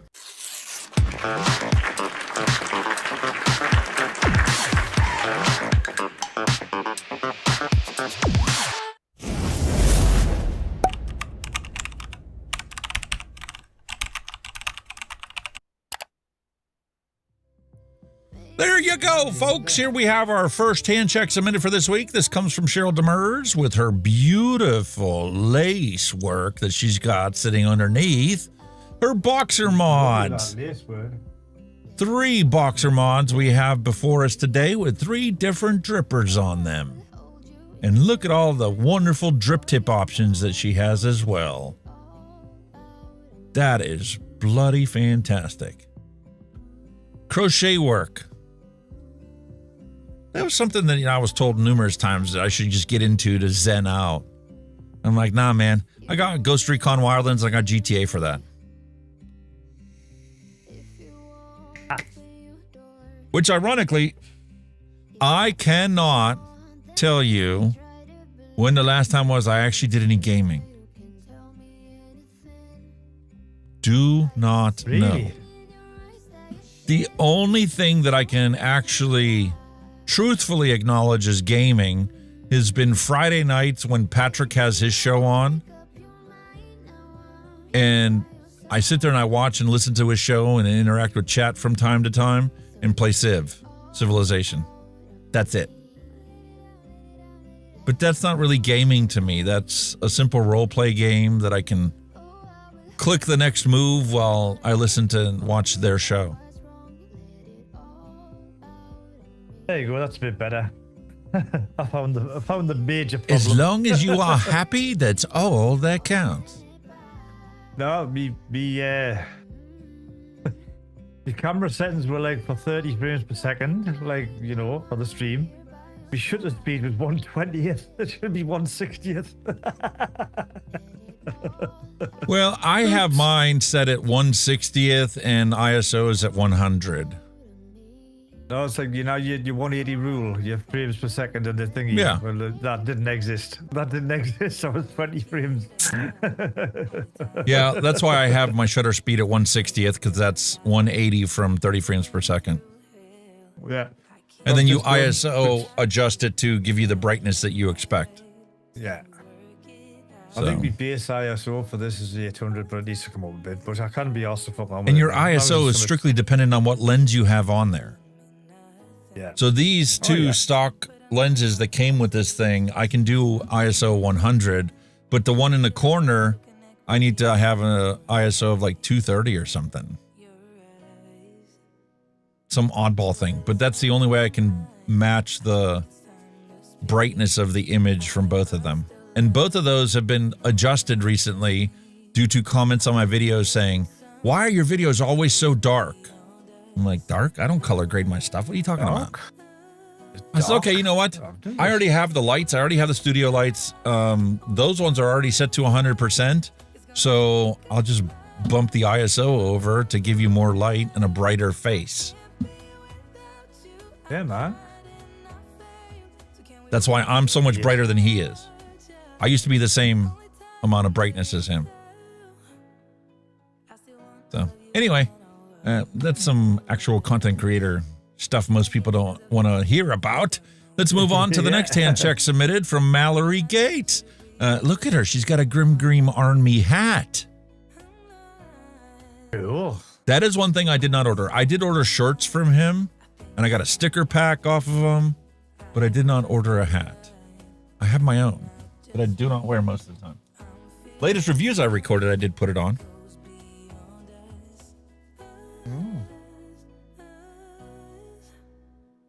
And I know Kenny always tells me all the time, you should start selling some merch. I'm getting there, mate. And I apologize to Mallory Gates for not seeing this last week. She did upload this to the Discord server last week, and I completely missed it. I didn't go far enough up in the list because actually lately, a lot of people have been commenting about everybody else's hand checks. Like, oh, I've never seen that one before. So, you know, if you're watching the show out there, please feel free to join the Discord server. Click on the, yeah, I agree to the rules and not be a dick. And that's pretty much it. And then once you agree to the rules, that little green checkbox will unlock the rest of the Discord server. Otherwise, you're only going to see like 6 channels. Once you unlock it, you'll be like, what? 90% of these are empty. Why does he even have them? Well, because once I like set this up as something I wanted to set up, I wanted to be set up with it and never touch it again. The only exception to that has been I did add a channel specifically for the Flavor's Diary, which I may not have this week. I want to make that announcement today. I may not have the Flavor's Diary this week because my mom's in the hospital. And according to my timeline and how quickly she usually responds to IV Lasix, I'm expecting to bring her home on Friday. So I will be in Ohio and picking her up from the hospital, taking her home, and then making sure that she is well enough to take care of herself before I return for the show next week. And if anything changes, I will put an announcement up in the Discord server, let you guys know. But yeah, man, there's Mallory's beautiful setup on there. I should actually open a Discord server because all you guys were generous enough to actually give descriptions of the things that you uploaded onto there.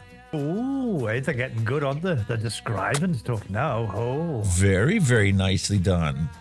So Mallory says, you forgot mine last week. So anyway, these are my current setups. The left one is the Times Vape Sidekick Mech Mod with the Steam Crave Hadron RDA on top. Very nice. Right now, got it in parallel. I'm going to try it in series when the coils finally die. It is a bit touchy on dripping on it, but I'm looking at getting the Steam Crave Pumper to make it a little bit more like a squonker on a mech mod. I always thought that was a cool thing. I never did get the pumper for Steam Crave. I am getting from Steam Crave the new Aromomizer that's out. I got the pumper with me mod, with the what do you call it? I got the pumper with that. Where you could turn into a squonker. With the Hadron or? Yeah, with a Hadron. I got mine with it. I think it's the pumper's in the box somewhere, I think. Yeah, I've definitely got that. I've never used it yet. Never ever used it. Awesome sauce. I should get it. I should get it set up one week and we'll have a look at it. Yeah, mate. So anyway, on the right, Mallory says that she's got the Osmotus Minikin, tiny little pod mod with the Grim Green edition setup. Very I nice. like that. The Grim Green edition with my own drip tip. Nice, easy grab-and-go device. That was a Grim Green Boosh box that was gifted to me.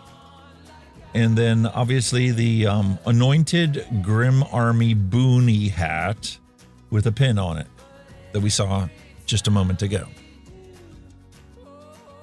Ooh, very nice. Neil Pitts uploaded his beautiful hand check for the week. Oh, Did that one have a description? Got a little face on the side, look. Got an alien face in the bottom of it. Got big eyes. I just love this setup. It's the Rinco MechMan 80 watt with the nitrous in a single coil configuration on top. It's got a little face on the bottom of it, isn't it cute? Looks like a little alien on the bottom of it.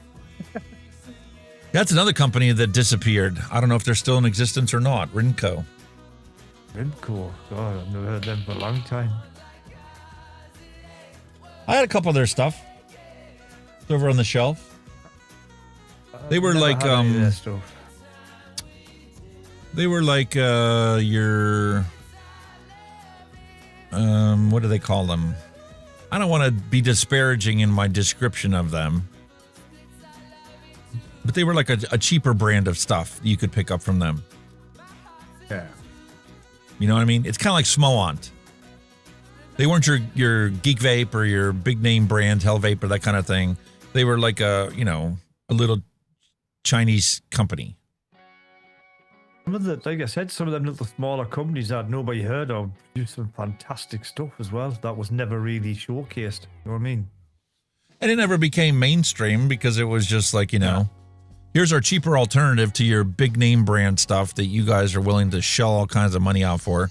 Here we've offered something that's made of plastic instead of metal and something that's got our own board on it, not, somebody else's board married to our case. But there was nothing wrong with them. I mean, they worked fine. Don't expect them to be indestructible, and you take care of them like you used to take care of your cigarettes, and you'll be in great shape. Exactly. There's nothing wrong with it. And look at Robert Lawyer. Here's what happened with Robert Lawyer, okay? he decided that he was going to mix something up that required a very long steep to be able to be what the name was on the bottle. He mixed it up. He tried it. A week later, he tried it again, and it still tastes like shit to him. So he put it off to the side. And like all of us DIYers do, on the liquids that we don't like, we forget about them. And then all of a sudden, we're doing some other cleaning in the studio or in your desk, and you come across something that you mixed up 3 months ago and go, well, let me give that one more try and see what that tastes like. And he realized, holy shit, this actually does taste like what it's supposed to. Yeah. I'm not ever letting myself get into this situation again, so I'm taking all the flavors I already have and I'm going to mix it up right now.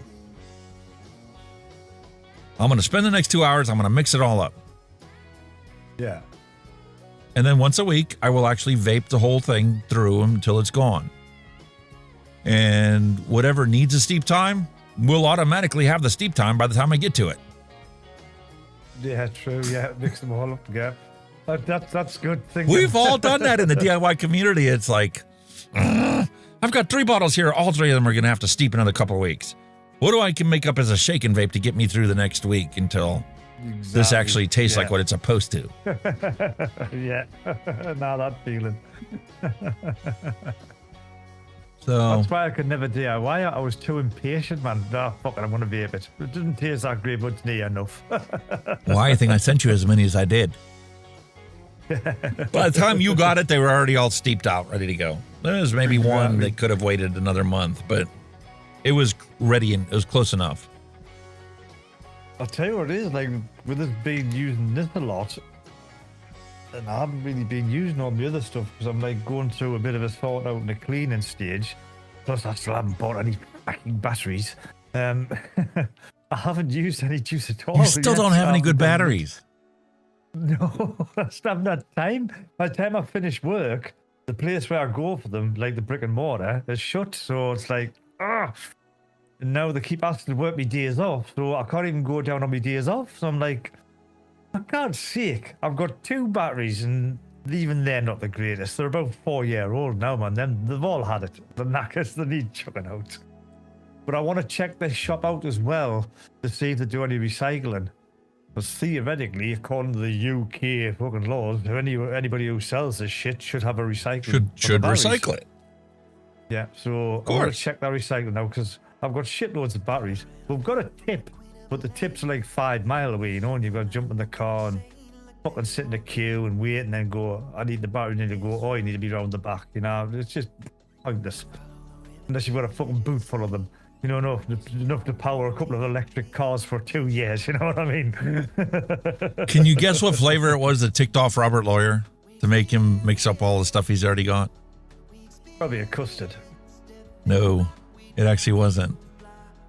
The only one that's worse than a custard are alcohol beverages. And for him, it was a butter rum. So it took longer. A butter rum is such a complex flavor beast that it literally needs to steep for months for you to get an enjoyable butter rum. Otherwise, the spice notes are going to be too strong. Then they're going to disappear. And then it's going to be the molasses characteristic is going to pop its head up for a while. And then it's going to disappear. And then it's going to be like, well, now I can taste both the spice and the rum and the molasses, and it's just way too pungent. And then another month later, all of a sudden, it's going to be like, hey, man, this actually tastes like a delicious butter rum. I didn't need to adjust anything. I just needed to wait. Yeah. Congratulations, man. I love the fact you're sticking with it. Awesome. How you like them apples? Good. That's the Guar by Vandy Vape. It's about 5 years old. It's holding up quite well, but I find it a bit dark and dull. When I was at the Michael's Arts and Crafts store, there are dozens of bright and colorful vinyl films available, an entire aisle of which I can totally attest to because my wife does plenty of crafting and had plenty of drawers of vinyl that she used to do all kinds of things with. So decided to pick one up, and you ready for what it looks like now? Whoa, that's there you better. Go. That's cheerful. That's cool. Got a bit of a. That's a much better improvement. It is. Everybody needs a bit of sunshine in their life. I like how you've got the Stanley blade there, not the craft knife. Exactly. It's quality. And look at that, the original drag. He's got some beautiful vinyl that he's going to be putting on the original drag on the panel. My drag. I've got a kit for me. That's what I've done to my drag. It's like, oh, well, fucking light. Hang on. There you go. That's got a wrap on. Very nice. That's the original drag. It's got sugar skulls on it. Done that ages ago. That drag still works as well, by the way. That looks delicious. Still works. Talk about a fun design to put on the outside of your mod. But there was, at the time, there was a company that were doing wrap for your different mods. You could buy them. I don't know if they're still going. So you'd actually get like wraps that were already cut out, ready to go. You just stuck them on and away you went. But they're all the holes cut out for your buttons and everything. I don't know if you can still get them. I would imagine you could, like. Oh, sure. I've got a video on the channel where I actually showed people, how they could take their SMOK mod and do the same thing. Yeah, I've had one with that. I did have me top side wrapped as well, but I took that one off because I got the matchy with that little gold RDE you said, as you said. There are plenty of mods that are put out there that they have some vinyl that they were using on a panel here, a panel there, or even look at the Anakin. This right here is that same kind of puffy vinyl that SMOK puts on their stuff. And if you could disassemble that, you could replace that and put on whatever kind of design you want, whatever type of vinyl material covering you want.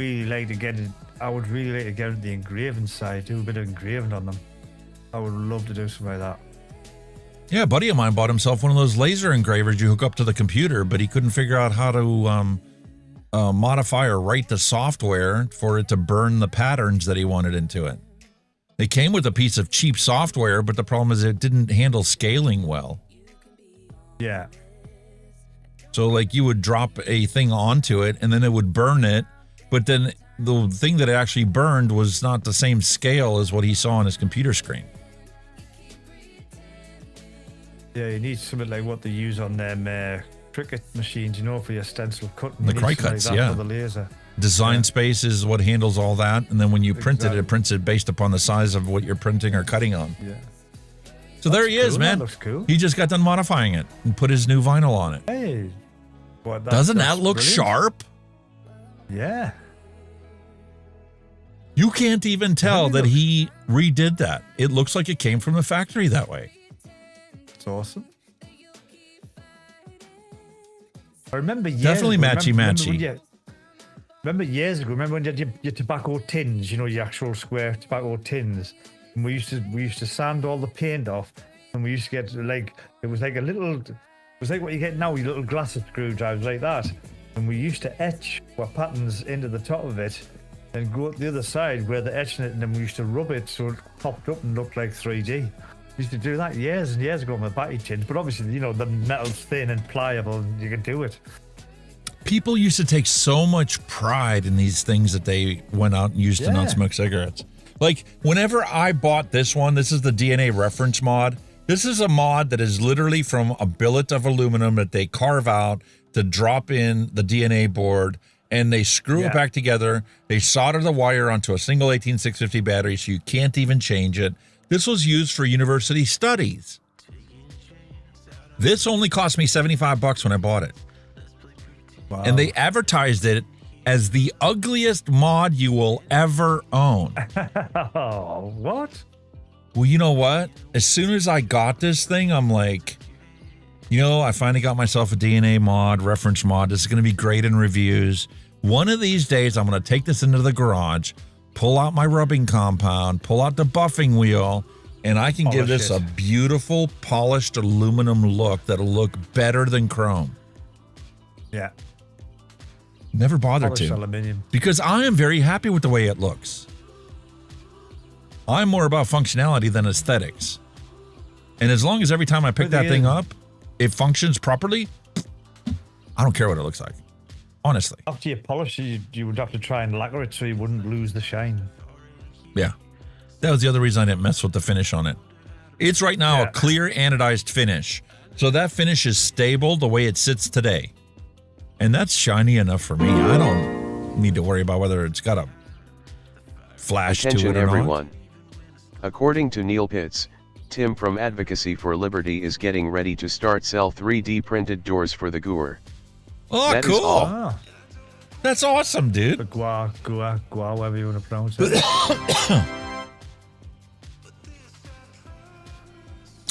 You know, years ago, there were so many people that used to do craft projects for your vapes. Build stands and all kinds of fancy stuff. Cases. Oh, yeah. They all dropped off the face of the earth. I mean, this is. I'm glad to see that Tim's actually getting ready to do stuff like that. That's Bogan's Bonza there, right? That was all black, but I modified that, took some of it off, and got. I mean, it's patinaed now, like it needs polishing up. But this was all black down here, but I took some of the black off, round the band, round there, and round there, and I just think it gives it a bit more. I've done the same with the RGA, but when that's polished up, it looks quite nice. It looks quite nice the way it is now, even with that patina on there. It's all got the patina on it, like, but when you polish it, it comes up a treat. But I just took some of the black off because I was going to get the solid, like, copper brass, whatever it is. But I thought, no, I'll get the black, and I just took some of it, and I think it looks brilliant. It gives it a bit more character. But when it's polished up, it looks nice as well, like, you know, so. But that's the only thing I've really modified apart from wrapping. Oh, man, It looks delicious. This shit here needs sorting out. There's fucking stuff falling all over. There's mods falling all over and fucking everything down here. Everything's falling Take a look at this apart. sucker right here. William Dobson uploaded his beautiful setup. Oh, see, that's what I love stuff like that on necks. I think it looks fucking gorgeous. That's what I was thinking about by the engraving, you know what I mean? If I had a CNC machine, I could do it. No fucking problem. Like a lathe with a milling head on the top. That's like this one. I truly love the fact that they have the skulls engraved on it, but because it's a solid brass finish, only I can see that is actually a skull pattern. And it makes it so much easier to hold it because it's not filled in with that paint. It has a beautiful grip to it, and it sits in my pocket and it stays vertical. I love it. Awesome sauce. All right, we're coming up on the 3.5 hour mark. I think it's time for some dad jokes.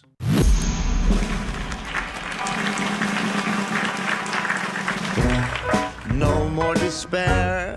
I have paid more than I owe.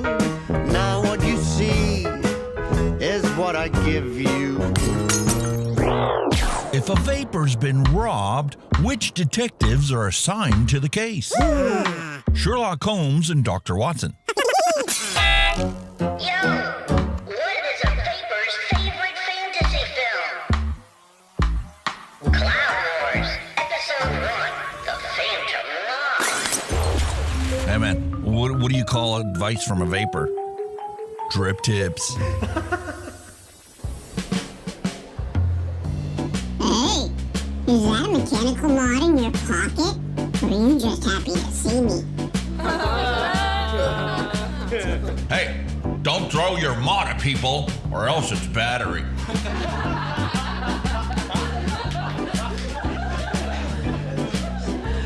Hey, why did a vapor cross the road? To chase them clouds. And they told me vaping was cheaper than smoking. Nope, I don't care. What are you talking about? Did you hear about the guy who doesn't pay more than 1 cent per mil for juice? Let that baby Hurry up! Yeah, we get it. You DIY or die. Gotcha. What are you waiting for? Let's do this. It's go time!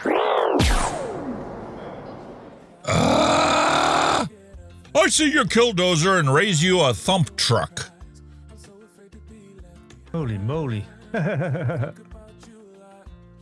He's not a dump truck any longer. We are now a thump truck.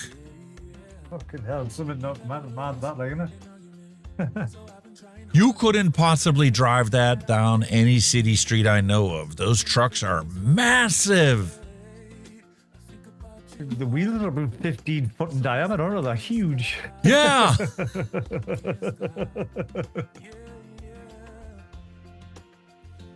I'm at the age where folk ask me, what you doing with your life? Mate, I'm genuinely just winging it. And I'm here for a fucking laugh if I can get one. Yeah, man. That's it. What's wrong with this picture? Can you tell me what's wrong with this picture? Hang on, 2 plugs. It's a foreign plug, so I don't know. Ground is supposed to be down. Ground is normally supposed to be down. Some electricians don't give a shit. The old school electricians will be like, you need to pay me extra if you want me to put the ground up. Matter of fact, if you buy extension cords, especially for like air conditioners and stuff, you can only put it ground facing down because the wire has to come down to go across the floor to go up to your air conditioner. But you try and plug it in here, it's going to go up. The English plugs are like that. Where the top one is your ground, then your left and your right are your live and your neutral. That's UK plugs. You park like ass. Please don't reproduce. I've seen a one like that. Yes, somebody actually did this to put it on this car. They put, the next time you park, please leave me a fucking tin opener so I can get me car out. Get out of me car. Yeah. Listen, man, when I collect my first Social Security check, I'm legit going to take that Osmo action cam and I'm going to go into Walmart parking lot and I'm going to leave a bunch of notes on everybody's cars and then film their reaction when they see it. Yeah, be fucking class. That's if you don't get arrested. Okay, so maybe I'll have to follow my friends to the store and put it on their cars when they go in. Yeah. Then wait for them to come back out. I still have some of them left. Make great great again. Make great great again. Yeah, because, you know, we were supposed to make America great again, so we remade America, but it is anything but your definition of great. No. Scratched your car by mistake, but you parked too close, so I guess we're both fucked. Another car one, yeah. I like that. The mayor is from Jaws. You know, that mayor is still the mayor in Jaws, too. And this kind of brings into light how important it is for you to vote in your local elections and get rid of the assholes. A bit of a long-winded one, wasn't it? True that. Emergency phone is out of service. Please do not have an emergency at this location. Eh? What?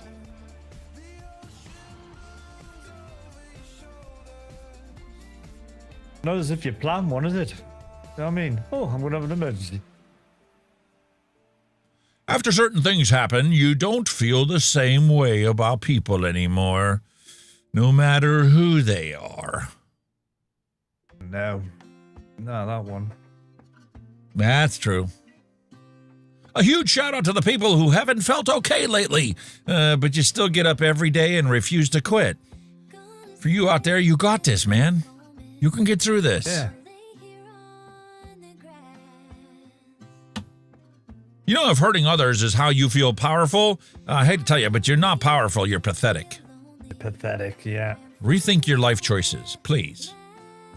For the betterment of humanity. Please don't ticket. Car won't start. Waiting on tow. 3 to 4 p.m. Thanks. Oh, still getting a ticket. little ticket, yeah. What's wrong with Make America Great Again? This is what their idea was of making it great. Fucking hell. Shit everywhere. Shit all over the place, mate. We have these things at our local grocery store, and they put them right on the street corner, right? It says, clothe the world. There's constantly bags of clothes outside of these things because they're so full and they never pick them up. There's been so many people donating the clothes that don't fit them anymore rather than binning them or using them as rags around the house. That this is literally what it looks like every single day, all year long. Disgusting, isn't it?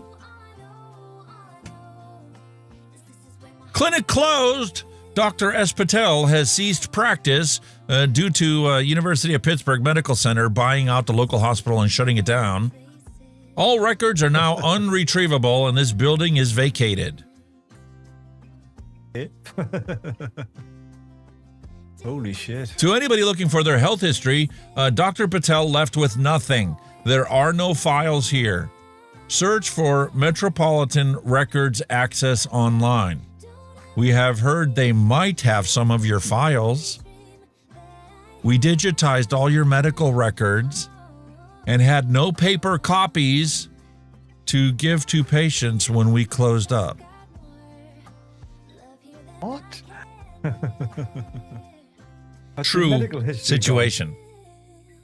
Gone. That's your whole medical history down the pan. Fucking hell. Because they digitized your records. The company that they hired to digitize your records went bankrupt. The doctor got squeezed out of the area because he wouldn't sign with the people that bought out the hospital he had privileges at. Yeah. And then they closed that hospital, and you had to go to a neighboring hospital. Jesus. That's what happened here. Kids these days, shut up, Mom. Mom shuts up. Back in our day, shut up, Mom. Where am I? The doctor replies, you're in the emergency room. It's taken us 6 hours to remove this shoe from your ass. That's so true. And we hate to inform you, but you do have a concussion. And no, true. We're not calling anybody about it. You deserved it. Exactly. That was so true. Me trying to keep my thoughts to myself at work these days because I still have bills to pay. Trying so hard.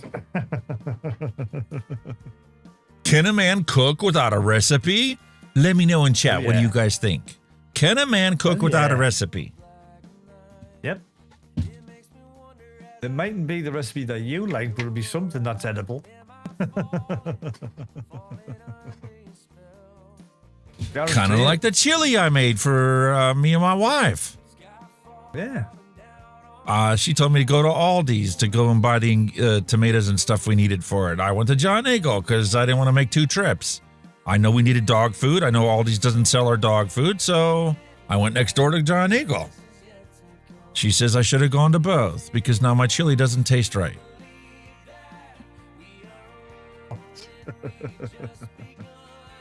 I bought John Eagle brand tomatoes instead of my petite diced tomatoes I normally buy. It's the only difference. Me and little paycheck trying to figure out when the government worked half of my shift. Yeah. Tax man. Ooh. Areas shaded in blue do not have road construction. The rest does. That'd be the state of Michigan there, mate. I know you don't know the United States like I do. I thought that was the sea, to be honest with you. No, man, those are the Great Lakes. Lake Huron, Lake Michigan. Down here's Lake Erie. Right. So, yeah, Great Lakes. Great Me Lakes. getting ready to say some crap and, make the situation worse for my own personal entertainment. Yeah, stir the pot. Oh, he said you're a cunt. What? He said you'd like to lick his balls. What? Yeah. Bro, what's on your mind? If you're late for special ed, is it okay for the teacher to call you tardy, bro? Oops. What kind of savage doesn't center the TV over the fireplace? Come on now. You don't need OCD to realize that's wrong. It's just like... What the hell? I like the way he's got the clock on one side. Well, if you block out the entire fireplace, that actually does look balanced.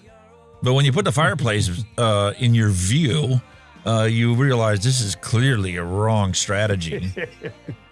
You would need to center the TV over here, and then you can put something on both sides of it. Yep. So the TV don't fall over. So it looks symmetrical. How many of y'all had one of these things growing up as a kid? Toss across. What's that? Nah. That's a US thing now, I'm afraid. They had little bean bags that you used to play tic-tac-toe with. It was called toss across. Right. If you flipped it one way, it was an X. If you flipped it the other way, it was an O. Right, yeah. It's a spin-off on noughts and crosses, and really, isn't it?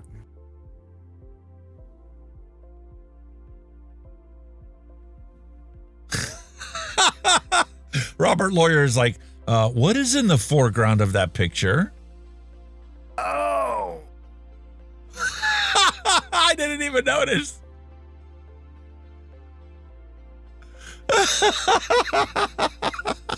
No wonder the telly's lopsided.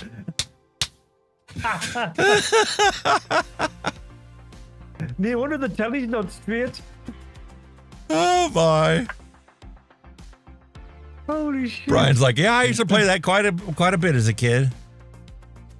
Toss across. I can't believe that. What's the difference between a dad joke and an athletic rabbit? One's a bit funny, the other's a bit bunny. A fit bunny. A fit bunny. That is a dad joke. That is just totally dragging the dad joke. Those who like my post are happier, more intelligent, and better looking than those who don't, according to the study I just made up. Fair enough. I'll go with that. Well, that's more honest than the local news report. They at least acknowledge that they made the shit up. Unlike your local news station, who got paid to put the story out there. Wow. Dear autocorrect, please stop changing my bad words into nice words, you piece of shit. Yeah. Remember when Pizza Hut pan pizzas were a culinary delight? They'd bring them out in a real freaking skillet that was piping hot at 700 degrees Fahrenheit, right after you'd played a game of Galaga, and your third song kicked in on the jukebox. Ladies and gentlemen, Gen X was royalty back in the day. Oh, yeah. Oh, yeah. I remember you used to get the pizza served on a skillet. Didn't see it now. But very rare. And the thing is, those were personal pan pizzas. Everybody got their own. That's right. Or you could order a big one for the whole family. Is anyone getting rid of a small slow cooker? My wife is 5'11" and takes ages making the dinner. Any use to you?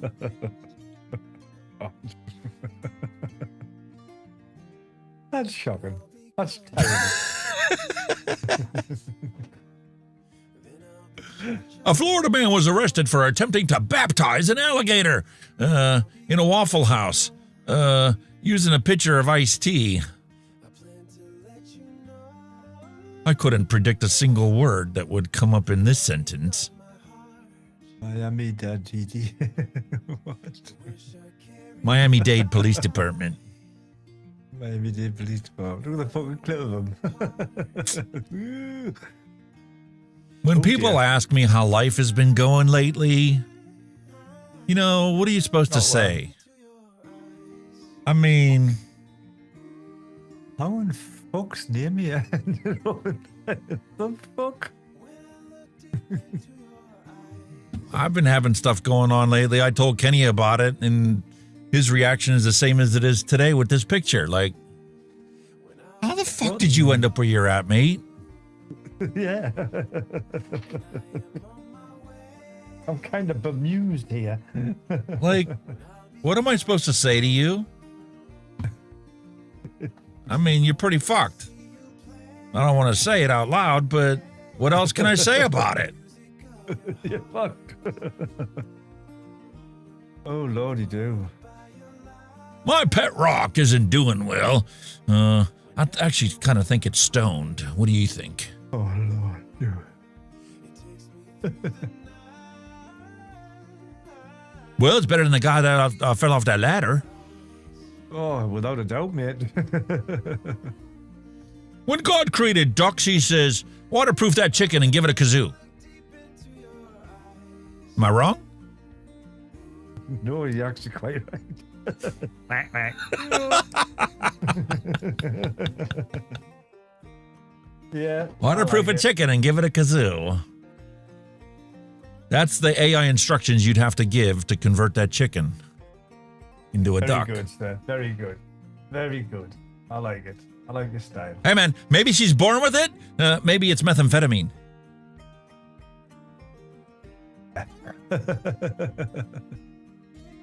Definitely meth. You know, the sad reality is down in Australia, those are just some bogan chicks. Nothing to worry about. There's no meth involved. Nice to know. Never sneeze when a cat is using a litter tray. Oh my God Almighty! Oh Jesus! What the fuck? What on earth? Holy! Well, you know how they have those little covers on there, right? Scared the crap out of the cat. I definitely pissed it, so I won't say that much. When you outlive your retirement income, if you live in the state of Ohio, you can put your backup plan into motion. Ooh, gardening. Very nice gardening. It's, you know, the geriatric farm. Oh, yes. You're creating Mother Nature's medicine for people with cancer. Getting chemo and radiation, you know, to make sure that they continue to eat. Oh, and it's perfectly legal in the state of Ohio. But don't try and do that in Pennsylvania. You'll be going to jail. Yeah. Marijuana farm. Warning, warning, potential addiction. Once you get to know me, I'm a very, very hard habit to break. Yeah, right. Hungry Hippo, hello and welcome. Hello. Hey, bastard, we already said hi to you. You did. Well, we've had not so many people dropping in on our chats today. This is summertime. Summertime sucks. All the views are down, even on the videos that are performing fantastically, according to the AI algorithm stuff from YouTube. The one video I uploaded has got like a 10% click-through rate, but still only has 200 views. What? Weird. And again, I mean, YouTube analytics are rather questionable. Yeah, we've already demonstrated how our statistics are completely fabricated. Exactly. -5 viewers the one day. Yeah. Really? Was that right? Hey, mate, you got 30 seconds to plug me in before you face the longest 5 minutes of your entire life in total isolation with no means of interacting with the rest of humanity. Oh, fuck that. I'll leave them plugged in.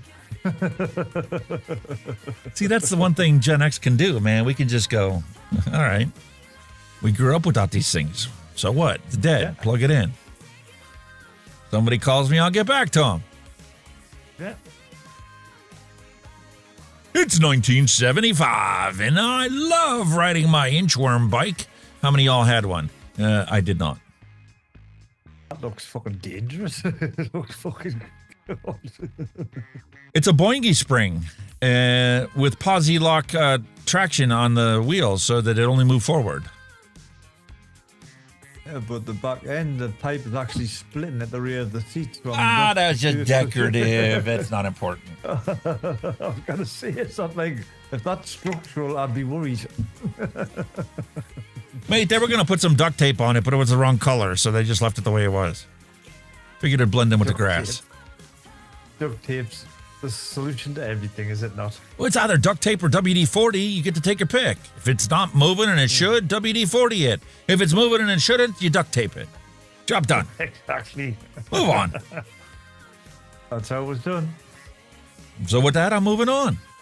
One day you're young and the next day you're kind of like this for no reason. Oh, yeah. Time just slips by. Oh, you just die slowly. I asked 100 women which shampoo they preferred, and the number one answer was, get the fuck out of here.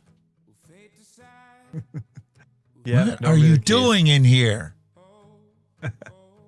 Well, I just thought you'd like your back scrub. Nope, get out. Nah, I just want to know what kind of shampoo you like. I have a 1-foot cock. Can you send me a picture? Yeah, sure, no problem. Check it out.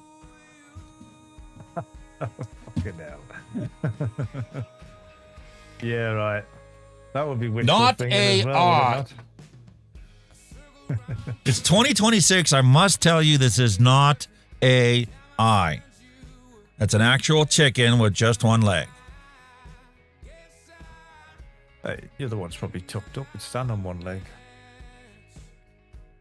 I filled up my gas tank with $115 and drove off without paying.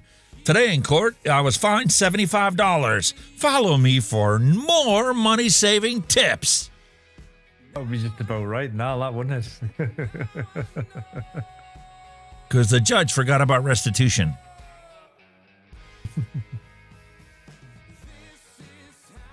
All right, folks, here's another question for you. Are you ready?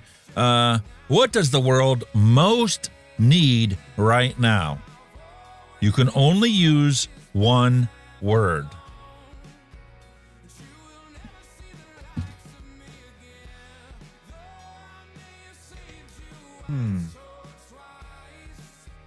That's several, actually.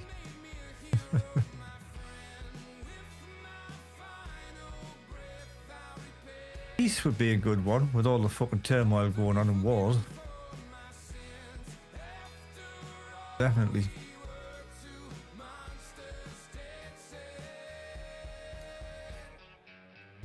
And if you want to be a twat and shake up everything, anarchy.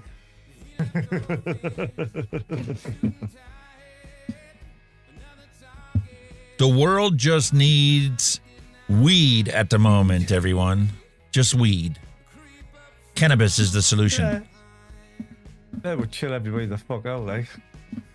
That would help, but I'm not sure that that's what the world needs the most right now. Yeah. That may be what you need right this second. Fina Colada's like, coffee, can I have some coffee? Listen, it isn't just the price of fuel that's gone through the frickin' roof. My latest box of Amazon K-Cup coffee that I use for my Keurig, it's an 80 K-Cup pack box, right? Yeah. I typically pay $26 to $28 for that box. You know how much that bloody box was this month? $40. Ooh. Ouch. Man, everything's going up and up and up, man. It's getting ridiculous. All because of a couple of fucking wars on the planet. Mate, at this point, I would have been much better off canceling or skipping that box this month until the price comes back to reality and buying myself 3 pounds of Starbucks coffee already ground up, ready to go, that I can put into my own reusable K-Cup. Yeah. And I probably would have got through the next 2 months with that before I even came close to the third bag. You only need a tablespoon for each of the K-Cups. Uh-huh. Just do it for convenience. If this price does not come down next month, I'm literally canceling my subscription for those K-Cups. And I will buy ground coffee and make my own. Or I'll go back to making it in a drip by the pot. We've got one of them in the cupboard. Yeah, we've got one of them little drip thing. You put the thing in, put water, drip, drip, drip, drip. Yeah, because I'm going to establish the pattern and, just use a measuring cup and, a third of a cup here and 4 cups of water and job done. I got half a pot of coffee. That's enough for me to have 2 mugs of coffee a day. Fina Colada's like, yeah, I use those refillable K-Cups and they're awesome. It's a pain in the wazoo to get the thing emptied every day and, get it clean for new coffee grounds the next day. But at this point, to save the extra, $20 or $40, it's a no-brainer.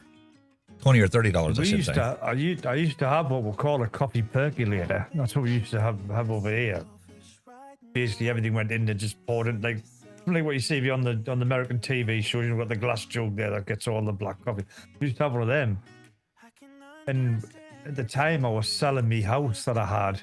And one of the tips was, put your coffee percolator on, get the house aroma coffee. And it fucking worked. Oh, yeah. It's like they say, if you're getting ready to sell your house and show it off, make sure you bake a batch of cookies before they come over. Yeah. Or a coffee bake, just coffee. It's amazing. Yeah. Bargain. Because if there is any orders in the house, well, the dog disappears because you just smell the coffee. You just smell the coffee. French press makes a very strong cup of coffee. That was one way of making coffee I've never tried myself personally. I've had French press coffee before, but I've never actually made it myself or had a French press to my name. Yeah, I'm not really a big coffee connoisseur. I mean, instant coffee does me. If I want it stronger, I put 2 teaspoons in. If I just want it normal, I just put 1 in.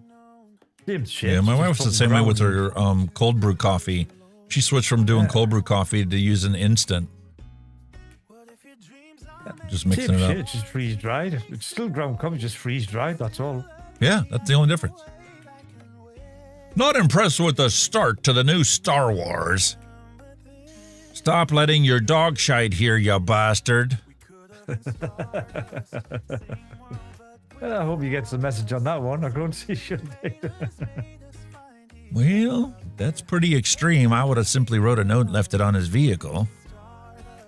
But I should be grateful that he didn't spray paint it on the vehicle. That's the thing here. You can actually get prosecuted for leaving dog shit on a path. You can get fined. Really? Yeah. You're supposed to pick it up here, but who enforces that law? But when I take the dog out and I'm on a public footpath and he does his business there, I'll pick it up. But if I'm in a fucking field in the middle of the woods somewhere, fuck that, it's nature. Yeah. You know what I mean? That's the truth. You don't go around picking fucking bear shit up and rabbit shit up, do you? No. So what's the fucking difference with dog shit? It's just gonna, just decompose like everything else does. Yeah. Fucking, you just get these, you should be picking it up in the middle of the fucking countryside, mate. You know what I mean? Why? Hey, Bastard was like, how did he write that in the snow without having any footprints? Clever observation. Very clever observation. So maybe that was AI. AI. That's what I was thinking. AI. Yeah, had to be AI. And how come, he's got the footprints there, but he's not standing there with no footprints? He's at the other side. Yeah, how did he get to where he's at without any footprints? Yeah. AI. AI, AI, yo. No matter how bad your day is, I doubt it could possibly be worse than this guy. Oh, God, I feel for that. No, turn that off now. Jesus Christ, I feel that. Okay, then we'll move on to this one. Isn't it amazing that one tiny egg and one tiny sperm can make such a massive twat? True. Very true. So we all true, have that one friend that comes to mind when you say something like this. Mm-hmm. Yeah, there's always one person that just kind of jumps out. I texted my dad about changing a flat tire on my car. Walk me through how to do it. Aren't you with Jason? Yeah, but he said he's never changed a tire before. Just walk me through it. Okay. Step 1, break up with Jason. Fair enough. He's thick as shit. Get rid of him. That's all fine and dandy until Laura stops talking to Dad. And that doesn't tell you why she's not talking to you anymore. Camera that attracts thieves to look at them directly for a long time. What do you think of this patented design? I think it'll definitely work, because you would double take, wouldn't you? Be like, what the fuck? Whoa. Cool idea. Very cool. That, in combination with facial recognition, will ensure that no crimes are ever committed on your property. Good right, would. Another wine bottle emptied with no genie at the bottom. Guess I'll keep trying. Well, yeah, why not? I'll drink to that. In a bottle. Too right. Sorry, mate, I haven't found any good song ones lately. What do you think, dude? Whoa. Australia renamed this to the Gulf of Australia. Nah. Why do you say nah? Is there a logical reason why you would say no? It doesn't look right. That's not logical. It isn't because this can't possibly be a gulf. This is an ocean. Exactly. It is a big gulf. Is this mushroom edible? AI? Yes. You're right. The mushroom is poisonous. I'm sorry for the confusion. Would you like to learn more about poisonous mushrooms? That's typical, that, isn't it? Yeah. They'll give you an answer and then say, do you want to learn more about it? Oops. Too late. And it's too late now. Watches the Food Network just one time. And after making a peanut butter and jelly sandwich, describes it as a pureed nut spread with a grape relish reduction paired with a brioche bun. A fucking sandwich. For your afternoon meal. We used to call it shit with sugar on. Never mind. Well, that's essentially what that is. That's a carbohydrate masterpiece if I ever saw one. It is like. Fucking hell. If we ended the Federal Reserve, what would you replace it with? When you remove cancerous tumors, what do you replace that with? Nothing? Mm-hmm.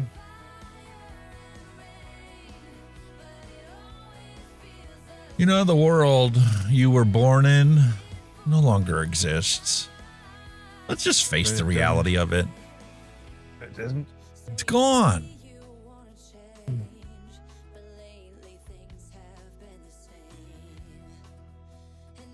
We really did have it good back when we were kids, though. Think about that, man. Not a care in the world, no responsibilities. No technology in your face 24/7. Listen, you didn't even care about the yard darts when you were playing them. When we were kids, we didn't need armed guards or cops in school. We had nuns. And their ruler. They're evil. They're evil. Evil nuns. Nasty pieces of work. I never went to Catholic school, so I lucked out on that. Well, even though like I'm Christian, we used to have a Sunday school that was run by nuns. Oh, you did not fuck with them. Like, oh, you walked in the door, didn't look right across the back of the head. That was before you even got in. They were nasty. I think they were just there to instill discipline. That's all. You know, if your mother thought, oh, he's a naughty boy, get him to the nun school, and they straighten you right out. They beat it into you. There's none of this. No, this lovely nun. It was fucking. And if you're watching a show and have no clue what we're talking about, go watch Blues Brothers. You'll get an indoctrination to how nuns treat people that misbehave. No one's got shit. The world like that, honestly. May your next 6 months be happier than your last 6 months. And that's my wish to all of you out there today. Exactly, yeah. Be positive. Positive outlook. You will survive this. May not be what you imagined, but you will get through it. The only thing you have in control of to change how the outcome is going to be is your outlook. Keep a positive outlook, and you'll get through this. Well, eventually. Meanwhile, this was the peak technology, and this is what it looked like back in 1982. Commodore 64. Wow. I remember them. I had the original Commodore 64 like she has here. Not this new fanangled version. And then they came out with the Commodore 128. Our very first one, I don't think it was a Commodore, I think it was a Toshiba. What the hell was it again? It was a Toshiba something. I think the monitor that they sold with it was a Toshiba. No, the key was something Toshiba something ST. It was like a console like that. It was class. And then we got the Commodore, then we got the Ataris, and then you moved up the line. You had the main computer, which was the keyboard, and then the computer was built into it, and then you had serial interface, and then you had a hard drive that was a separate piece that you had to purchase, and you could put your floppies in there, and then you could have a serial line that ran to a Daisy printer if you want to be able to print stuff. Everything was sold independently, and then you could buy a modem for it, so you could connect to a bulletin board. We had a tape deck where you loaded the games into a tape deck. You know that. That took a fucking ever to load a game in. And it just looked like you were dubbing a tape in your boombox, except it was loading the software into the computer. Yeah, William Dobson, the Sinclair Spectrum from Amstrad. Oh, I remember them and all. Attention everyone. According to Neil Pitts, my parents told the school they were not allowed to paddle us, they would do it. Me and my brothers were like, no, let the teachers punish us, not our parents. That is all. Yeah, the teachers did. Talking about then. How many of y'all had principal's offices that used to have a paddle with a railroad spike through it hanging above your principal's desk? When you were looking up at him, right above in your field of view was this big, massive 4-foot-long paddle with a railroad spike sticking out of it. And there may and may not have been a little sign that says, "We do not tolerate misbehavior." No, we didn't have that like that at our schools. They legit threatened us. Meanwhile, there we are, Gen X. Rest in peace, Robin Williams. We learned to program when we were young. Unfortunately, the thing that we learned how to program was the VCR. And none of us have one anymore. Nope. That used to be a right show on. Oh, set the time, I want to tape this for the night. All right, how do we go about that? That's why for some of us out there, programming the clock in our car to change and keep up with daylight savings time and all is a piece of cake. If you could do a VCR, you can easily handle your car's clock. Oh, well, VCRs were fucking terrible. Yeah. Especially when they used to flash. You used to flash and you just hit the button. Oh shit, no, I've got to go back. I've moved the date. Flash. Oh, fuck, the hour's changed. Fuck, I'm back. And then you'd say, right, done it. And then you'd find out instead of taping the football, you'd recorded the fucking Waltons or something. Like, what the fuck happened there? It's kind of like the pictures you used to take with your, analog film cameras. Yeah. You'd have to literally wait until you dropped it off and then wait a week to pick up the actual pictures. You may find that you had a roll of 24 pictures and you only got 2 good ones out of the whole lot. Like, shit. And it cost you $20 to find that out. Hey, now, them were the days. Do you feel sad when you see me running after young girls? No, not at all. Even dogs chase cars that they can't drive. Oh, that was a dig. The problem is, people don't like to stick around until you get to that age when you can have arguments like that and be smart alecky with each other without taking it personally. You dare say something like that nowadays, there will be no reply that you're going to like in this section here. No. Oh, no. I'll cut your balls They'll off, assume that you were intentionally disrespecting them, and no good will ever come out of that conversation. They can't see it as the joke it is. Not now, they can't.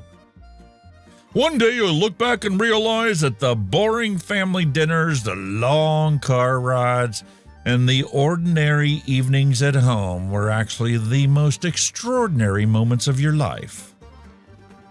Hello, mate. I'm a proper home bird, mate. I'd rather sit up, fucking curl up on the couch with the missus, watch a bit of telly. That's the way I've become, and I've learned to appreciate it more so than I could ever possibly express. Yeah. More than happy to just chill out on the couch with the missus. Not a problem. Are you sure this is going to bring rain? Shut up and listen to the experts. Still don't work. Nope.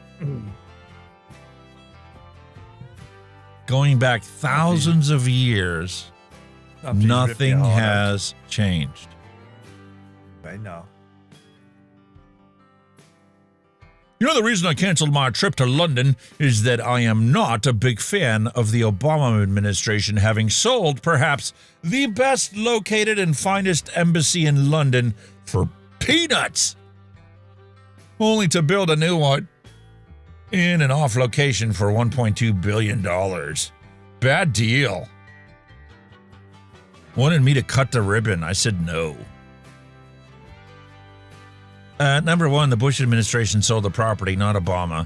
Number two, the money generated from the sale of the old property was more than enough to pay for the construction of the new embassy. Number three, the old site was deemed vulnerable to terrorist attack. Number four, face it, you're an idiot and a chicken shit that I do not like. Not me personally, whoever posted this, by the way. Obviously, when don't want to piss Hafians off out there. Well, obviously, when we had the Iranian embassy, that was the same street as all the other embassies, practically. The SAS went in and kicked ass. I didn't even know this was a real thing that took place. What, the Iranian embassy? That they really sold it? Moved it? Built a new one? I don't know. I think we've still got it. Governments do this kind of stuff all the time, though. So it's like, I mean, why would even anybody pay attention to it? Sometimes they don't actually build a new building. They just move them in another building. You know what I mean? Yeah, they'll go and secure another building and then move the occupants to the new location. Exactly, yeah. Exactly. What do you think? Good cover-up or not? Brilliant. Brilliant. Absolutely class. Tattoos are forever, their meaning isn't. Yeah. Love it. This is our raise, and there's the inflation. Just when you think you got a big enough raise that you can have a happy life, along comes inflation to prove you wrong. Or taxes, one of the two. Like you said, they give you in one hand, they take it away with the other. I mean... And they usually take more than they end up giving you. What it is, right? We've got a tax threshold, right? And I think it's about roughly around 12.5 grand a year before you pay tax. They've just upped the national minimum wage to literally that threshold, so where they're going to be starting to pay tax. What the fuck? This is what Kenny looks like when he's at the DMV and asked to read the last line of the eye exam. I'm not even be able to read the last one. I'm not even able to read the last one the way my eyesight is. I'll be like, fucking hell, what's the first one? Unlike what you dirty minds thought it was. Yeah. Dirty bastards. Please don't blame technology. Nothing has changed. Nothing has changed. Paper, read your phone. Doesn't when you think about it. It looks exactly the same. Pretty much.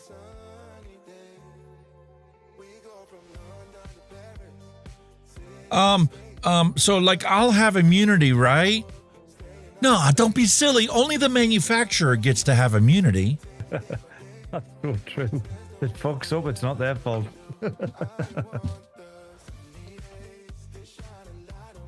That is so fucking true, man. So Godzilla can look like Cookie Monster, be incredibly obese, look like Venom rather than be an actual irradiated dinosaur, but he can't have muscles or a refined, menacingly cool face design. Because the fans wouldn't like that.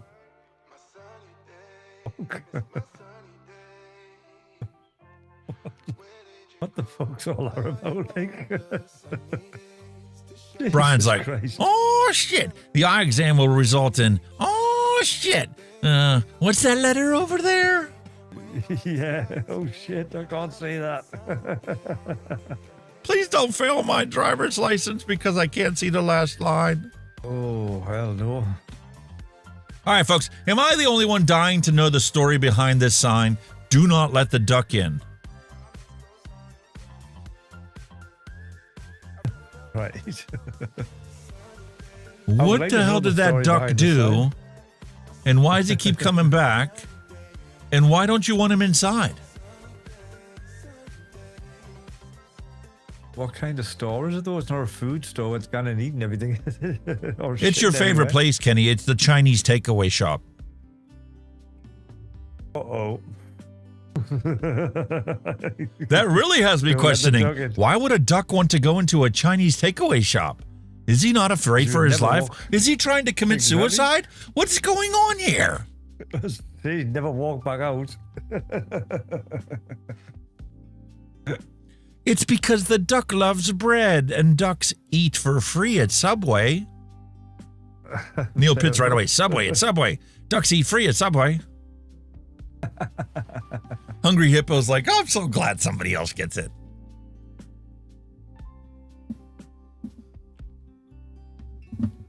Back then, we didn't worry about going viral.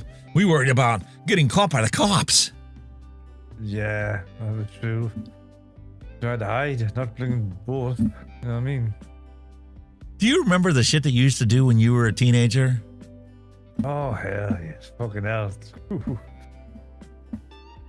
Fantastic times, man. Fantastic times. How many of y'all remember rompers? Romper suits. Still Fashion get them, faux can't you? pas Romper now. suits. Yeah, you still get romper suits. Rompers and halter tops. Yeah.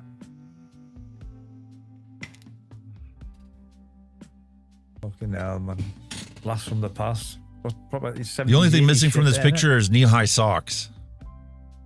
Aye, the socks, aye. Especially the psychedelic coloured ones and all. Born in the 70s, raised in the 80s, rocked in the 90s. We were truly living in the best of times. How many of y'all remember going to the food court at the mall? Just to hang out with your friends. Attention everyone. According to Neil Pitts, next time you are in Subway and order a sandwich, just say it for a duck. That is all.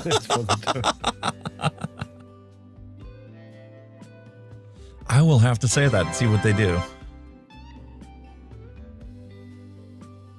Nah, man, we truly had it great, man. Back in the days when the malls were actually still alive and stuff, you'd go out there and hang out with your friends, maybe go catch a movie. After the movie's over, maybe you'd like trek over to Spencer's and see what you can find back there that was supposed to be really naughty. I mean, we gag gifts, adult games. We hung out in like what was called the Metro Center at the time. They used to have like a merry-go-round in the Metro Center when it first opened. You know, had a big swingy Ferris wheel type thing. You see movies now. Then like I used to hang about down the coast a lot where there was another place called the Spanish City, which was like another fairground, really, you know, the waltzes and all that kind of shit. It was fucking summer nights, man, down there. The best of your fucking life, though. Fantastic. You know, a nice warm summer night. Fucking on the beach. Fantastic, man. Brilliant.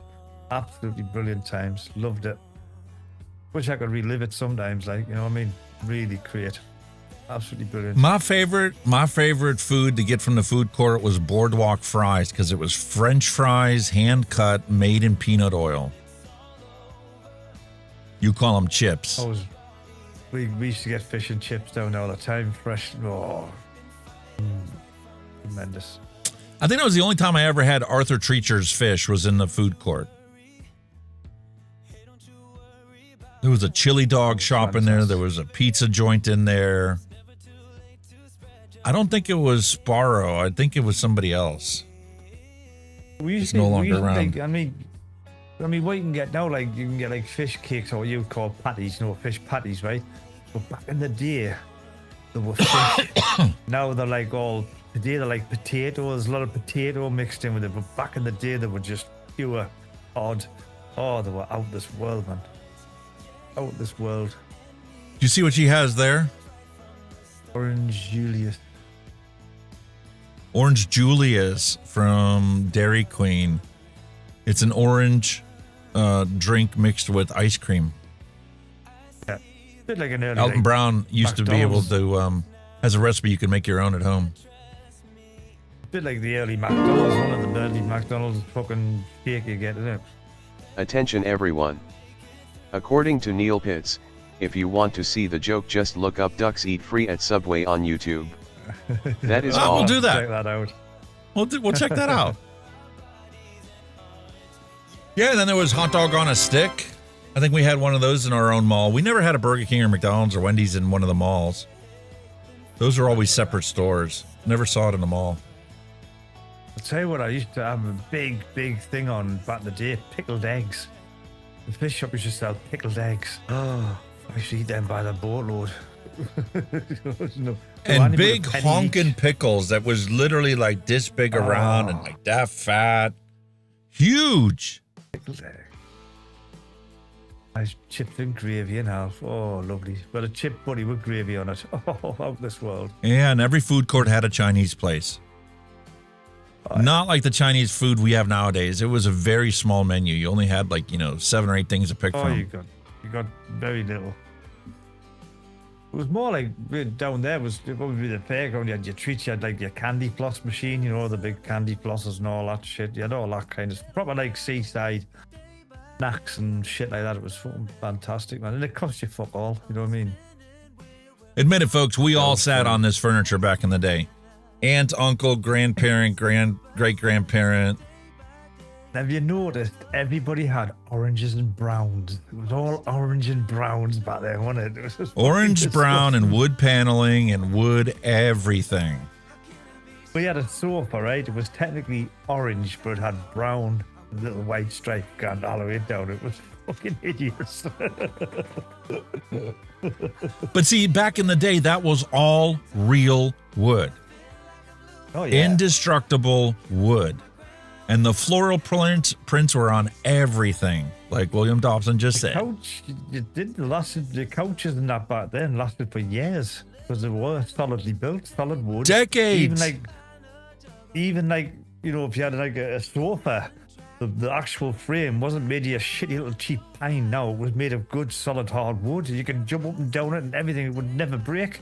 It was solid. And then when you moved house, tried to carry it, you could tell it was wood. It weighed a fucking ton, didn't it? Yeah, the foam inside of those actual cushions broke down first before the actual material on top of it did.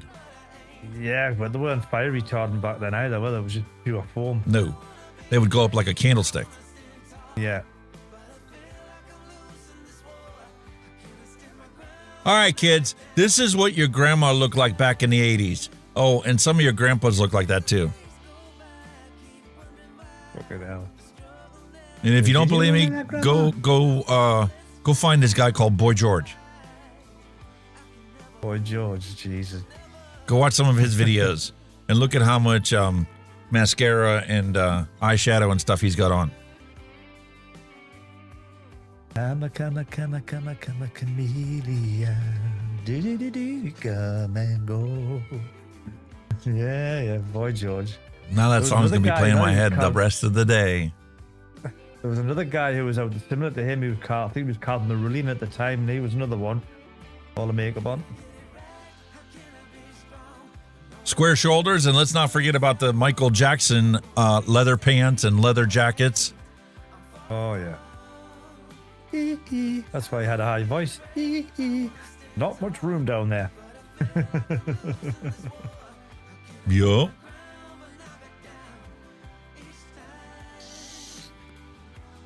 There's a documentary coming on over here about him. It was Michael Jackson's American Tragedy. I'm going to watch it. Looks interesting. Don't know if it's out over there. Really? I've not heard about that one. Yeah, it's over here. It's probably some kind of documentary, the rise and fall of him and all that shit. I didn't think he was a pedo. I just think he just liked children. I mean, the way I look at it, right? When you were a kid, you would have crawled into bed with your mum and dad. No problem. So I think he was like on that kind of same wavelength. I think the abuse thing's just coming to try and get some money out of him. That's what I reckon. It wouldn't surprise me. I mean, he was just, I think that's what it was like. You know, your mum and dad climbed in fucking bed, watched a fucking movie with them, whatever, and all that shit. You know what I mean? You did back in the day. Nothing was said. Now, you can't get into bed with your mum and dad. That's wrong. And the sad reality is nobody will ever know what his actual motives were. No. Not whatsoever. All right, man. I think it's time for a retro vape. We've been skipping this one for a long time because it's just a SMOK tank. But let's get it out of the way and move it into a shelf piece and get it out of the way. We can still communicate and chat afterwards. Yeah, you good? Out of it. Get it out there.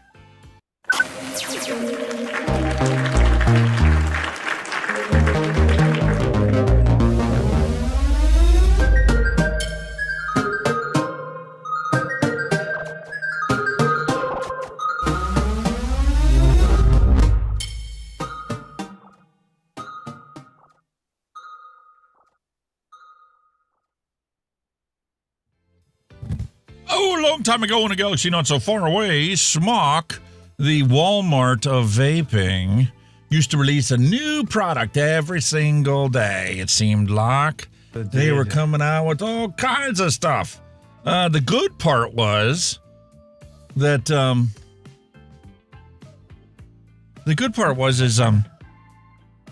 every time they came out with something, it was just a tiny bit better than the last thing they came out with, which eventually made them very, very good at what they did.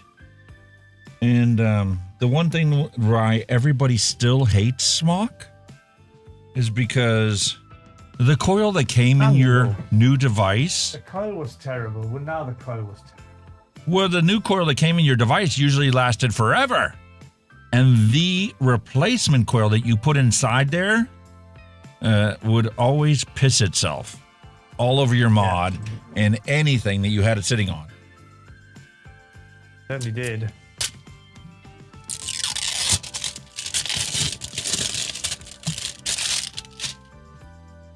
And I brought this one out exclusively for Kenny's personal enjoyment.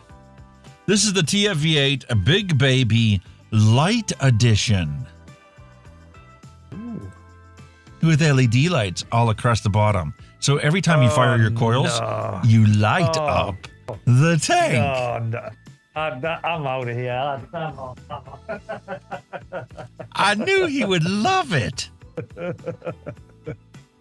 Look at LEDs, man, for fuck's sake.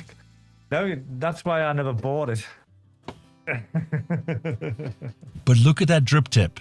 I think this is the reason why I'm constantly trying to upgrade my frickin' drip tips. Because I had me one of these things and I'm like, oh, look at that big honking drip tip on there. Massive. I like the big drip tips, they're class. Get your gob on them, you know what I mean? But look at the bore on them as well, though. The bore was massive and that one. Mate, I'm surprised you're not singing that. What? You like big drip tips. Yeah, like, oh, come on. I like big butts. Yeah, I know. You know the song I'm talking about. I know. Yeah, like big butts. Yeah. I know what you're saying, matey. And they didn't give you, display stands whenever you bought stuff. You just got the Addy in the box and you were happy to have it. But they did give you, because SMOK had a massive reputation for everybody hating their red O-rings. Everything was always a red O-ring in a SMOK tank. Stood out like a sore thumb. It was their market differentiation. Everybody had black O-rings or clear O-rings. SMOK always gave you red O-rings, and maybe you got clear O-rings as an option inside your box. So in this beautiful iteration of the TFV8 Big Baby, SMOK decided that they were going to try and make everybody happy and give them all the colors of the rainbow to choose from. Yeah, I remember that. And, you can't possibly have O-rings on the top or on the bottom without having matching O-rings to put on the other side of your tank. And as a very rare thing to find, look at the cock rings they gave you. Glass protectors. They're officially called glass protectors. Yep, cock rings. SMOK. Written right on the ring.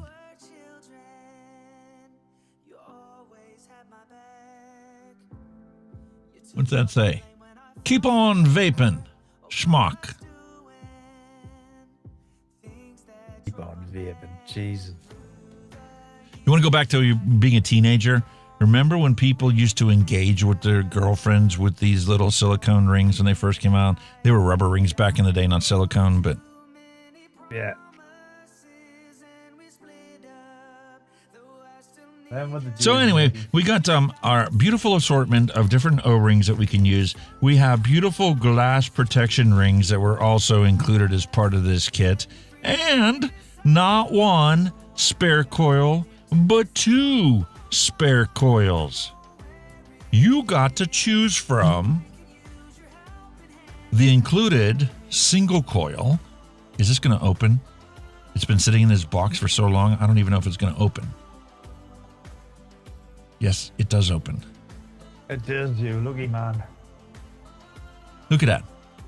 Single round wire coil is your option.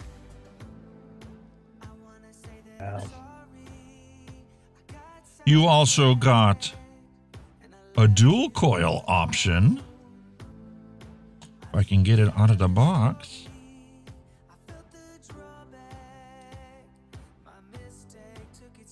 if you want dual coils versus the single coil. And because they wanted to outdo everybody else, you got 4 coils. 3 different coil options. They were nuts, weren't they? They were totally nuts. Hello. And last but not least, you got a spare glass. In case you broke the one you have, because you didn't put the ring on it. Because you thought it was gay. Yeah. And it went over. I have never had a tank actually break if you put one of these on top of here. Didn't, you know, they were pretty, did what they said on the tin, didn't they? So they did what they were supposed to do. Yeah, man. And all of that came inside of your box.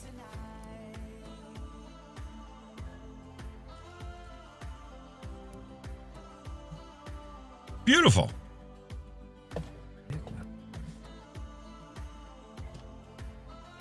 So there we have it right there. There's our beautiful single coil setup.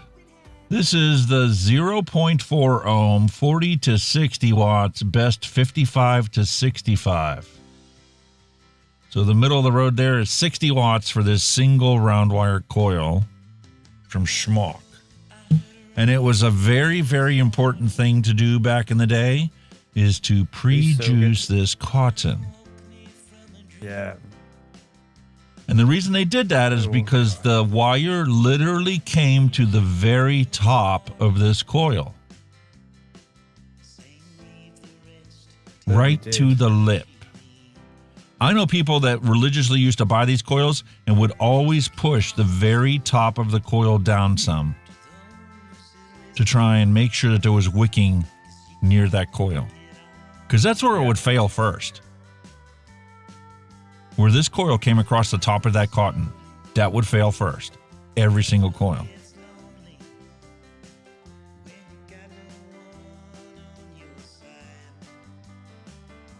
Good old SMOK one, Jesus. And we'll lube up this O-ring here to make sure that we can get this thing to come break free later on. Just simply tighten her back up. And man, is that so much easier to tighten up. And it actually sits flush. Pull out your towel to get rid of the excess. There's your airflow adjustment. And these things are essentially nothing more than whistlers. The airflow design back then. It was massive on them, wasn't it? It was like breathing through a fucking tank. You can breathe through it. Like, and how about your top cap? Flip top. Yeah, flip that flipped out of the way. And these didn't lock. It was just simply a friction fit with this O-ring on the top. William Dobson's like, I used to prick the cotton with a needle to help with the wicking on those coils. You did know the sides. You used to prod the hole in the sides. All right, so we got this thing out there. And let's go pull out the good old SMOK mod to throw it on. This is the Scar 18. Matchy. And this thing was tiny.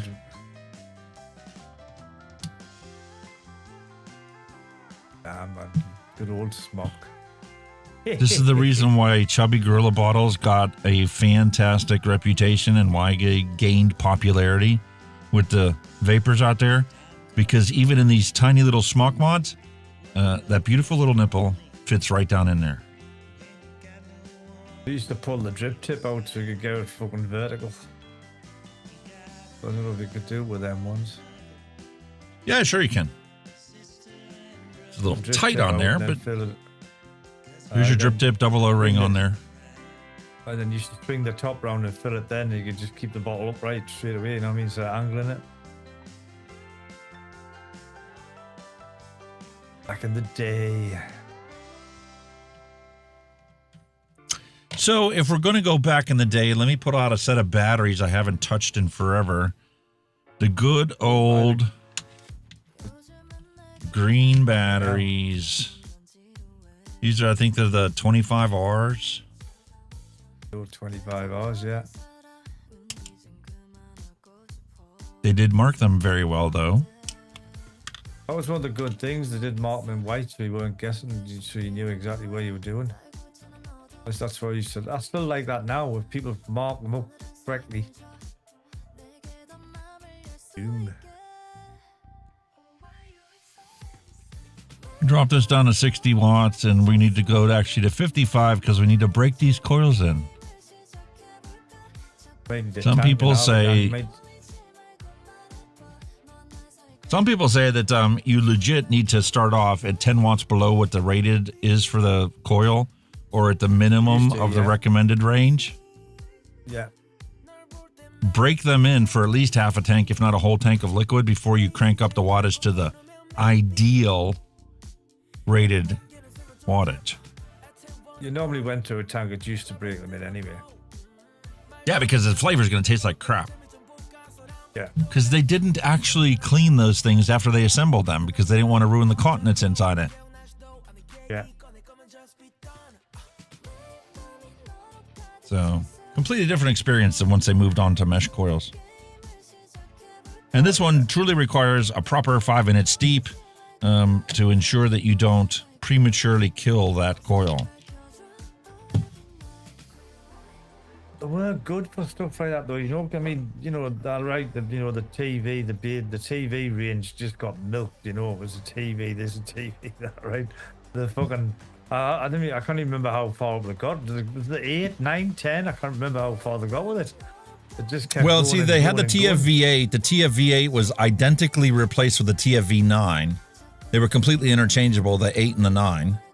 The 9 was only available in mesh. The TFV8, you could get round wire, dual, triple, whatever. Yeah. And then they had a TFV16, and then the biggest one that they ever got to was a TFV18 coil. And that 18, honking thing is as 18. fat as my thumb. I've got one of them, but I can't get any coils for the 18. Yep. Because it was novel. It was just like a fucking cloud. It was just a cloud machine.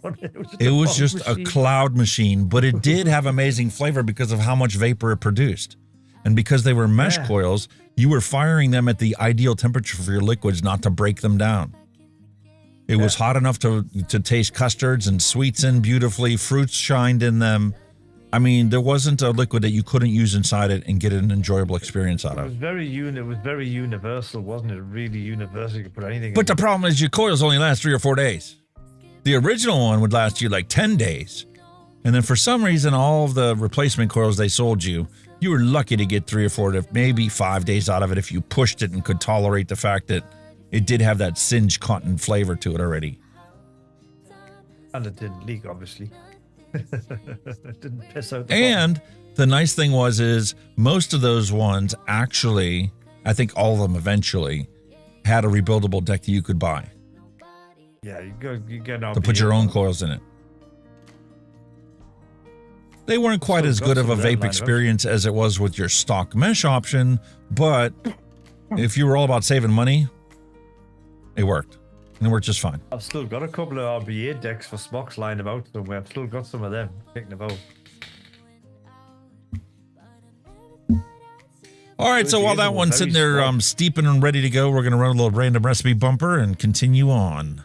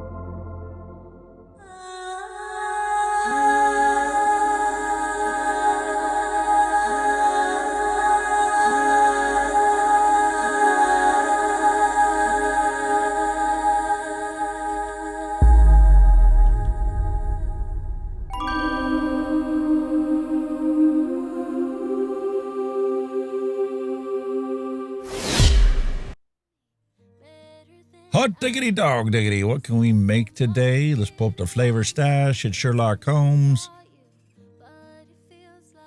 What should I make, Kenny? What are you in the mood for? Attention everyone. According to Neil Pitts, Alex, I made some of the Southern Banana Pudding V2. It's delicious. That is all.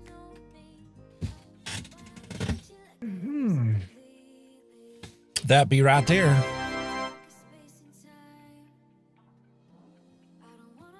It is an awesome little recipe. I guess while it's sitting there thinking, let's bring that one up. Fucking hell, I'm just getting the hiccup.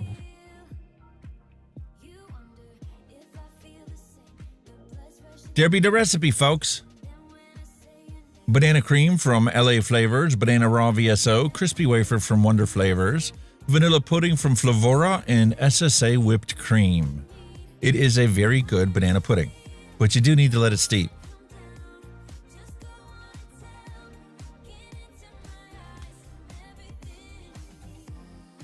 I made this one on the 14th, here just 2 weeks later.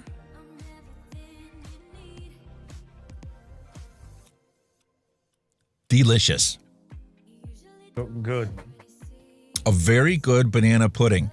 The Nilla wafer characteristic of it is a little subtle, but you can definitely tell that there's vanilla pudding and bananas inside this thing. So as a banana pudding, she's delicious. And realistically, if you made a Southern banana pudding and you put it in the fridge overnight, all those Nilla cookies soften up anyway, and the flavor's subdued in there. So this is about as realistic as I've seen so far. I do think that it needs a longer than a 5-day steep time, though. That's what the recommendation is.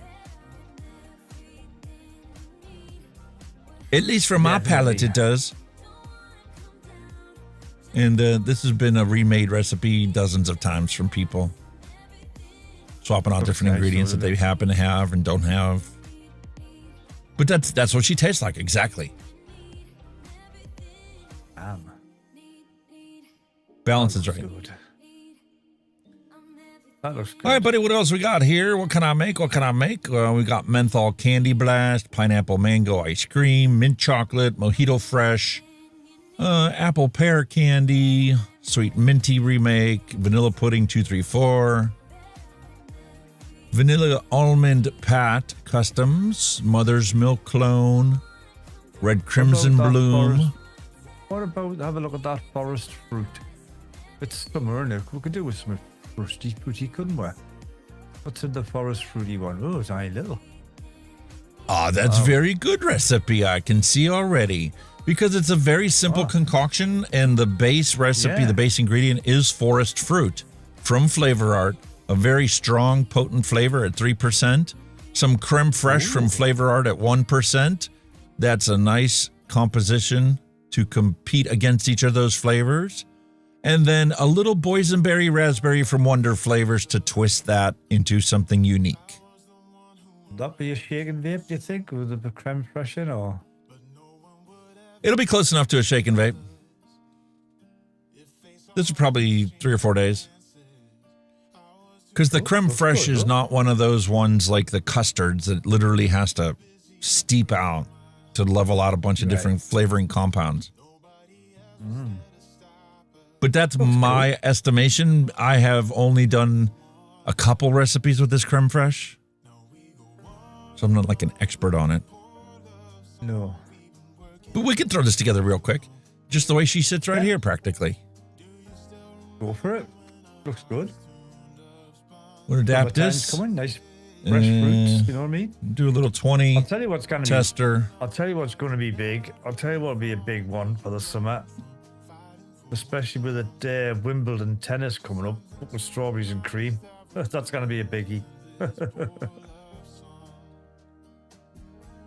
I'm going to go with my sucralose, 10%. Throw that in there at 1.5 to give a little punch sweetness. Just like she sits. That is legit the equivalent of 1% of sucralose, of super sweet. Super sweet. So we're going to mix this up just like that. Bud. Good. Looks good. And it gives us a chance to use the sucralose that we actually made ourselves. But there you go. There you go. Everyone's a winner. Chicken dinner. Everyone's a winner. Chicken dinner, as they say. Very true. Very true. All right. Flavor our creme fraiche and forest fruit. Yeah. Oh, got me working my day off again this week and all in that wines.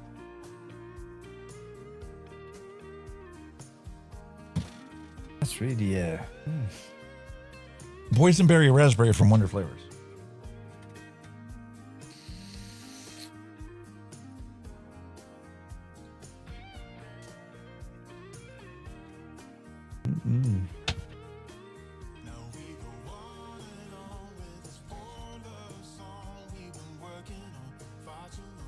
As boys and girls were mixing a recipe, so now it is actually bingo.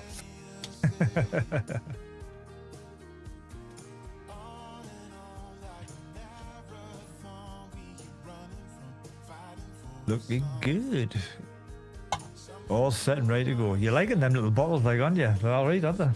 I do, because it's just literally reach it out. It's already got the cap on. I don't have to dig for separate pieces and parts to assemble and put together. Awesome. And if I don't like it, I rinse it out and bin it in the recycle bin. Job done. Nothing to mess around with. Awesome sauce, that like. Well, you could probably wash them out, reuse them. Yes, I can. But at 20 cents a bottle, is it actually worth my time and effort? Well, if you've got a dishwasher, just chuck them all on the fucking top of the dishwasher and let her get on with them. That's true. Supposed to be hygienically cleaned in a dishwasher. How you like them apples? Draw it up in the syringe, phew, done. Verify the measurement is within spec. Job done. Robert Harvey, hello and welcome. When I found out I had cancer and told the doctor that I was vaping, she waved it off like it was nothing. It's shocking. You're in my prayers, buddy. I honestly hope that you can conquer this situation that you're in. 10 years of vaping wasn't quite enough to get past your decades of smoking. Just keep on vaping though, mate. Do what you want. Keep your chin up. Yeah. That's the biggest thing.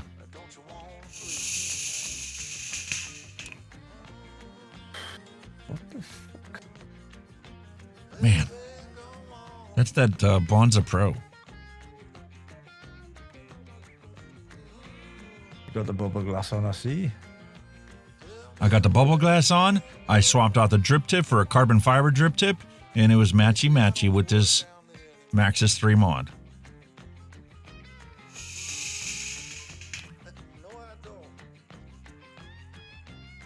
Man, is that juice fantastic in there.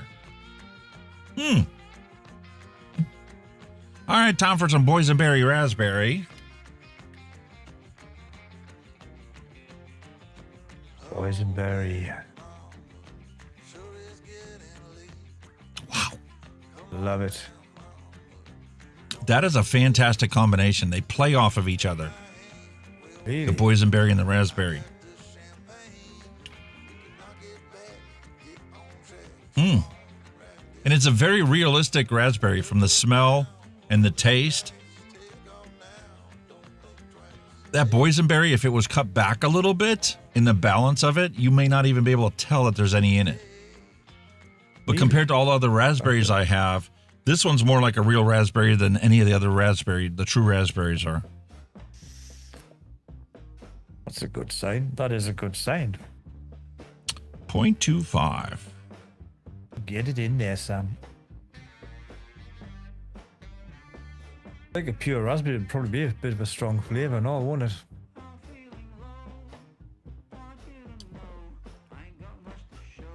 Very good. Yeah, think about that there for a second, didn't you? I did there, mate. I was waiting for it because this scale's got a delay in it.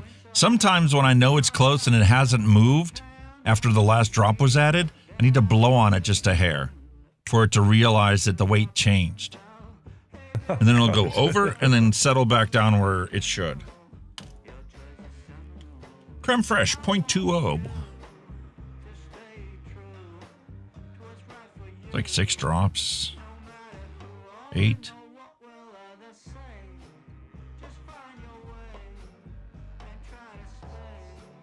Oh, you attempt to hide another one in, aren't you? Oh, See what I mean? I give it a puff of air, and it's like, nope, you got it right. That's crazy. Forest fruit. Oh.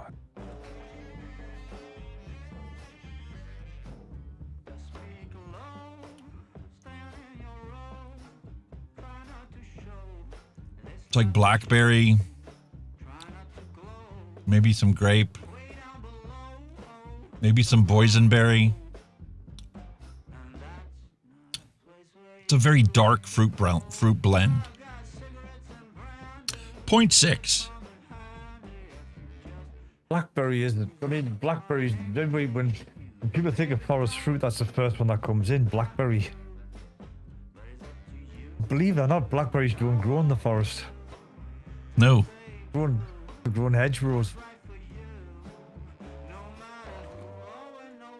See what I mean? 0.59.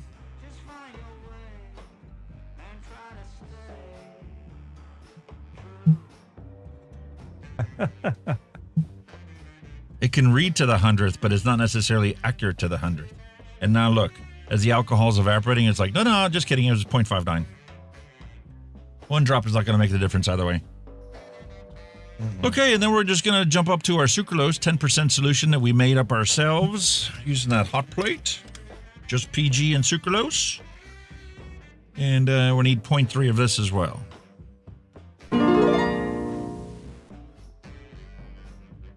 Attention everyone.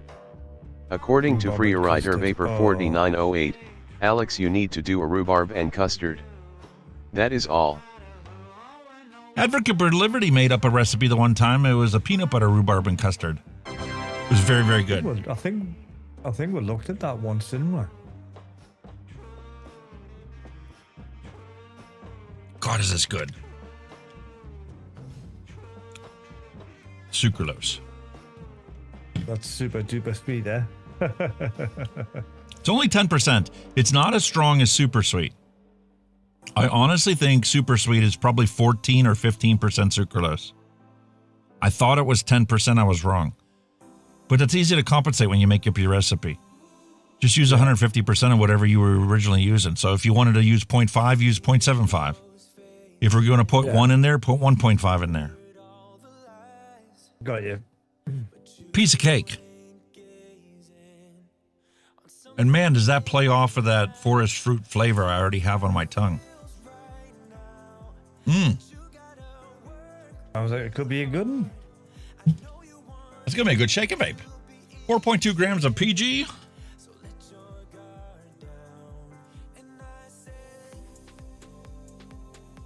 Bob's your uncle. Little over, no big deal. And then vegetable glycerin, 17.6. And this is going to need to be replaced after this is emptied. Because she's dripping. Yeah, just got a little bit of a leak there, matey.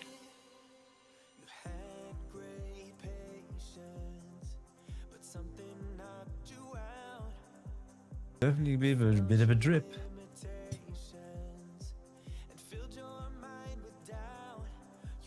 I can't even see where it's dripping from. That's the part that really confuses me.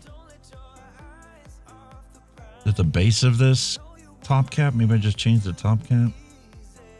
I don't know. Fuck one, mate. Another one of life's mysteries. Attention everyone. According to Neil Pitts, that what she said. That is all. Yep. I would die. Clean up your tools, folks.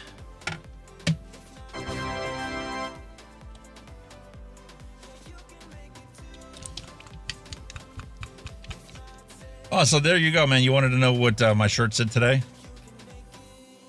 I vape to give the mouth a break from speaking the truth. Very good. Jean-Philippe Carton, hello and welcome. Awesome to have you dropping in at the end of the stream every week. Love it, love it, love it.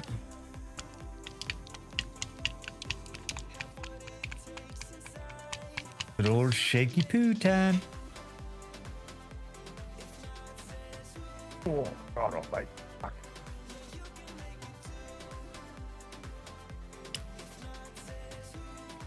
Oh, is that good? Really? You know how when you eat in blackberries or boysenberries or any of those other ones, they always have like that really tart finish to it. You get this beautiful burst of juicy sweetness, and then when it dissipates off of your tongue, it leaves like this tart harvest berry fruit flavor. Wow. That's definitely there. But no sourness. There's blackberries kind of have a bit of sourness to them as well, don't they? Yeah. Especially if you don't pick them when they're super ripe. This almost has what I could describe as like an anise finish to it. Really? Wow.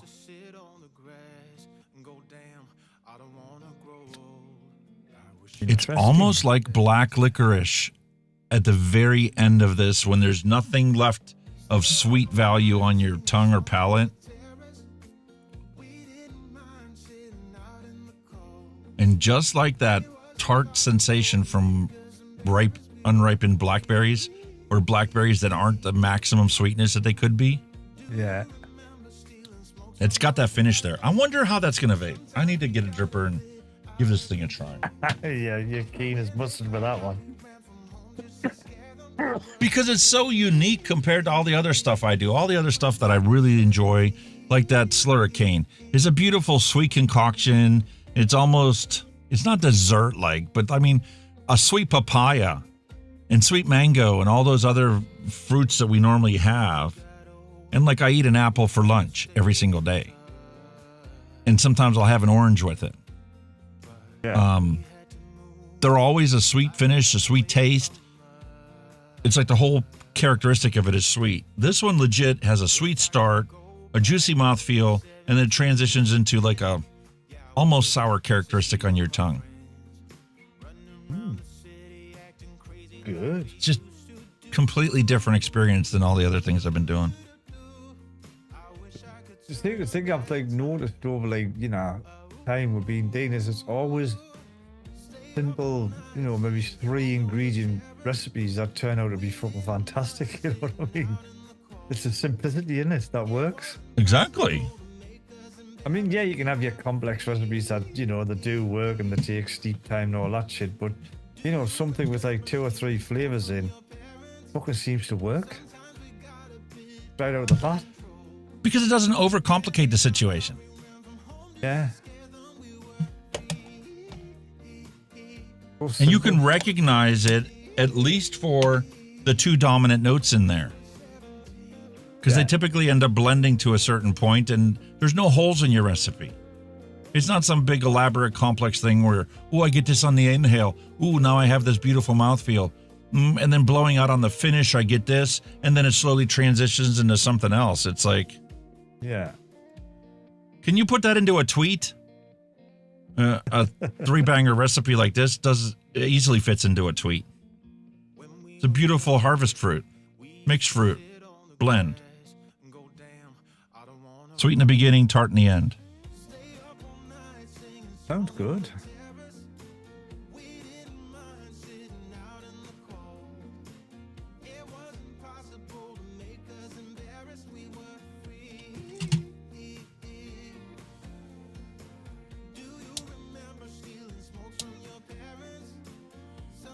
All right, you know what? I'm just going to trim these short and drop them down. I'm not even going to bother trying to comb them or anything. Pick, tuck, done.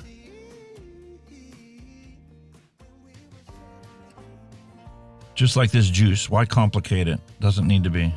The dripper. It's all going to be wet. Make sure there's airflow holes underneath it. Underneath your coil on both sides. So the cotton doesn't like occlude the air from moving underneath your coil. And just get this thing going. Do I need a battery? Yes, I do. Is this one also going to be corroded like the other one? No, this one moves. But it does have the start of a problem here. See that little nick? That's not a nick, that's corrosion of the brass. Attention everyone. According to Neil Pitts, Alex, do you have lemon orange rice candy, SC? No, I do Wonder not. flavors is nice flavor. That is all. It does sound like a very nice flavor, very enjoyable. You could do that as a one shot.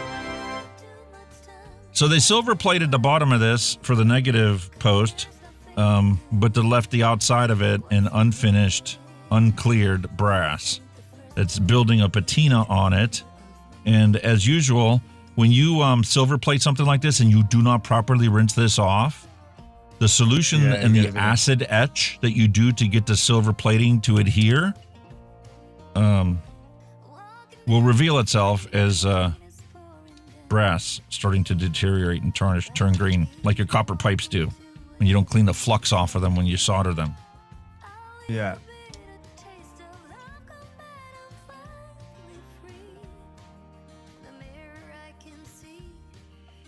There we go. What's this thing read? 0.10, 66 watts. It'll work just fine. I'll juice this thing up. And I should probably just wipe this off, throw the cap on, and drip onto it like that.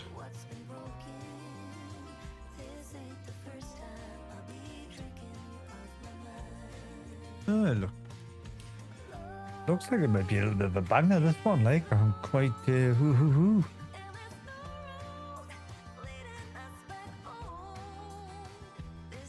So easy to over drip with this thing. Oh, I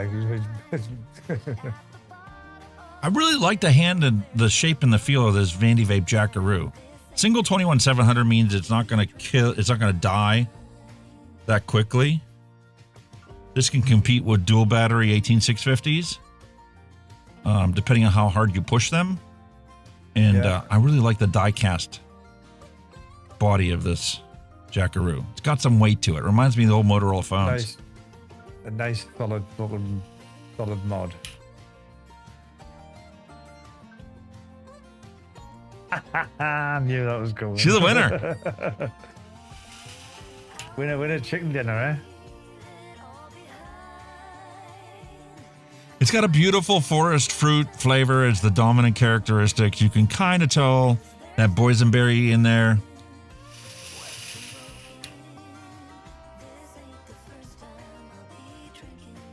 The creme fraiche is kind of hidden at this point, but that'll reveal itself in due time. But even as a shaken vape, the forest fruit and that boysenberry combination is beautiful in itself, and the creme fraiche actually tames the harsh notes down in that fruit. Yeah. So even though there's no apparent like creme pate or vanilla pudding or any of those kind of characteristics to it, or even whipped cream characteristics to it, it is a very beautiful vape that you could literally do as a shaken vape and then let it blossom, like make 2 bottles of it.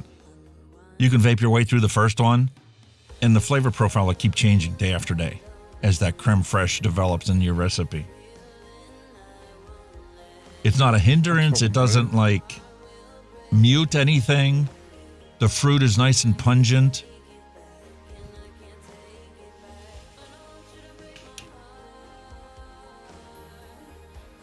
This is a refreshing summer vape. I'm so glad you picked this. I wasn't going to. I tell you, it would have been the old summertime, you know what I mean? Get the old fruits out.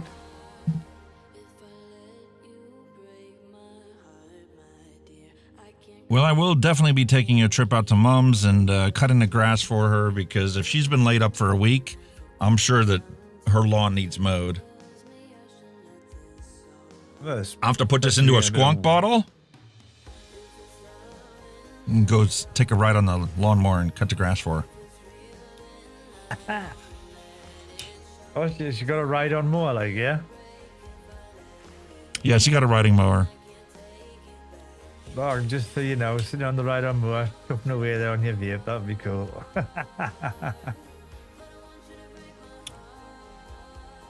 Yeah, it's only an acre of grass to cut, so it shouldn't take very long, but depending on how tall it is now, if she's done it at all. But yeah, I'll take care of that for her. And knock on wood, hopefully she's out of the hospital. I imagine she'll be out by Friday, but I might be wrong. I don't know. I haven't talked to her yet today. I sent her a text earlier today. Told her I'd give her a call after the show and actually see how much she's actually improved. The first shot of Lasix that they pushed into her got the swelling to start coming down. She may be fully resolved by tomorrow. It may take until Friday. And if, you know, her body fights it at all, it might take until beginning of next week. So I'll have to play it by ear the next week. I hope she comes out all fighting fit, man. From a physiological perspective, she already has a pacemaker in place that's beating away. She's got a weak heart, but, you know, she's at the point now where she shouldn't deteriorate unless something massive happens. You know, you get the flu or a cold or something like that. That could really break your body down to the point where you can't compensate for it anymore. Yeah. So as long as she takes her medicines on time, she should be able to live another, 10 years easy before anything becomes a serious issue. Yeah, man. God fucking hell. Knock on wood. Knock on wood. Yeah. Touch wood, as they say it. Yeah, she was born in 44, so I mean, she's not a spring chicken.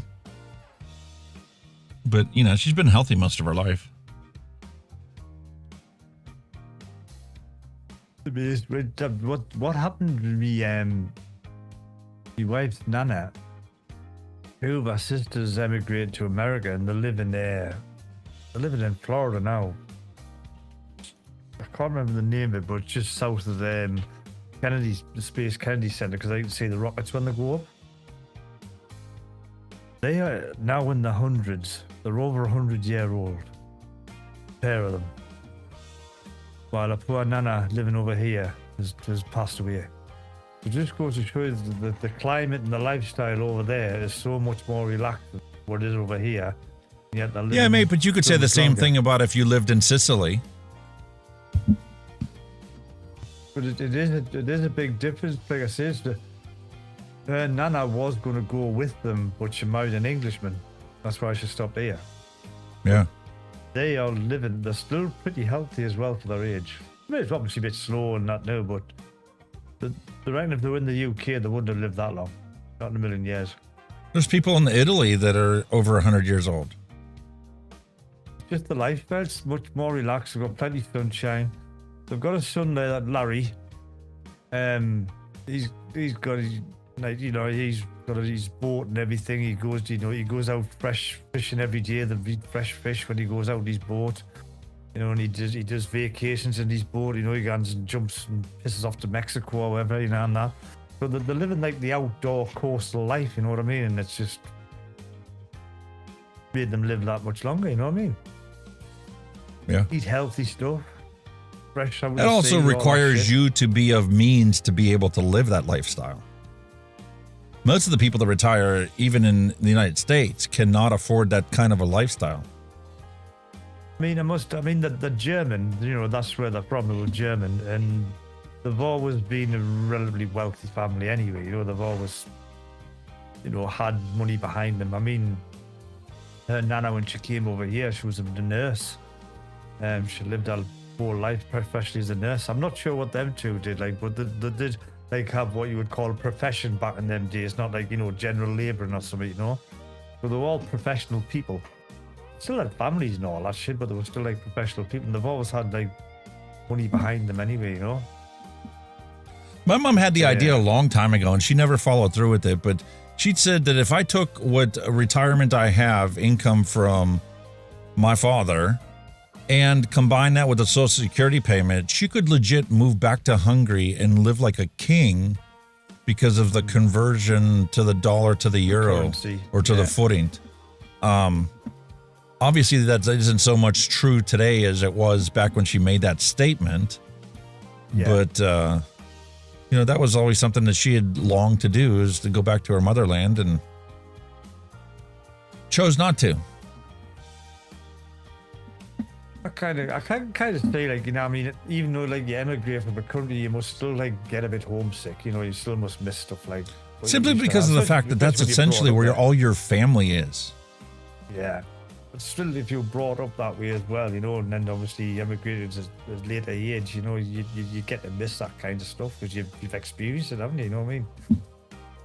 That desire, I think, died in her whenever her sister passed away. Yeah. Under questionable circumstances. Got you.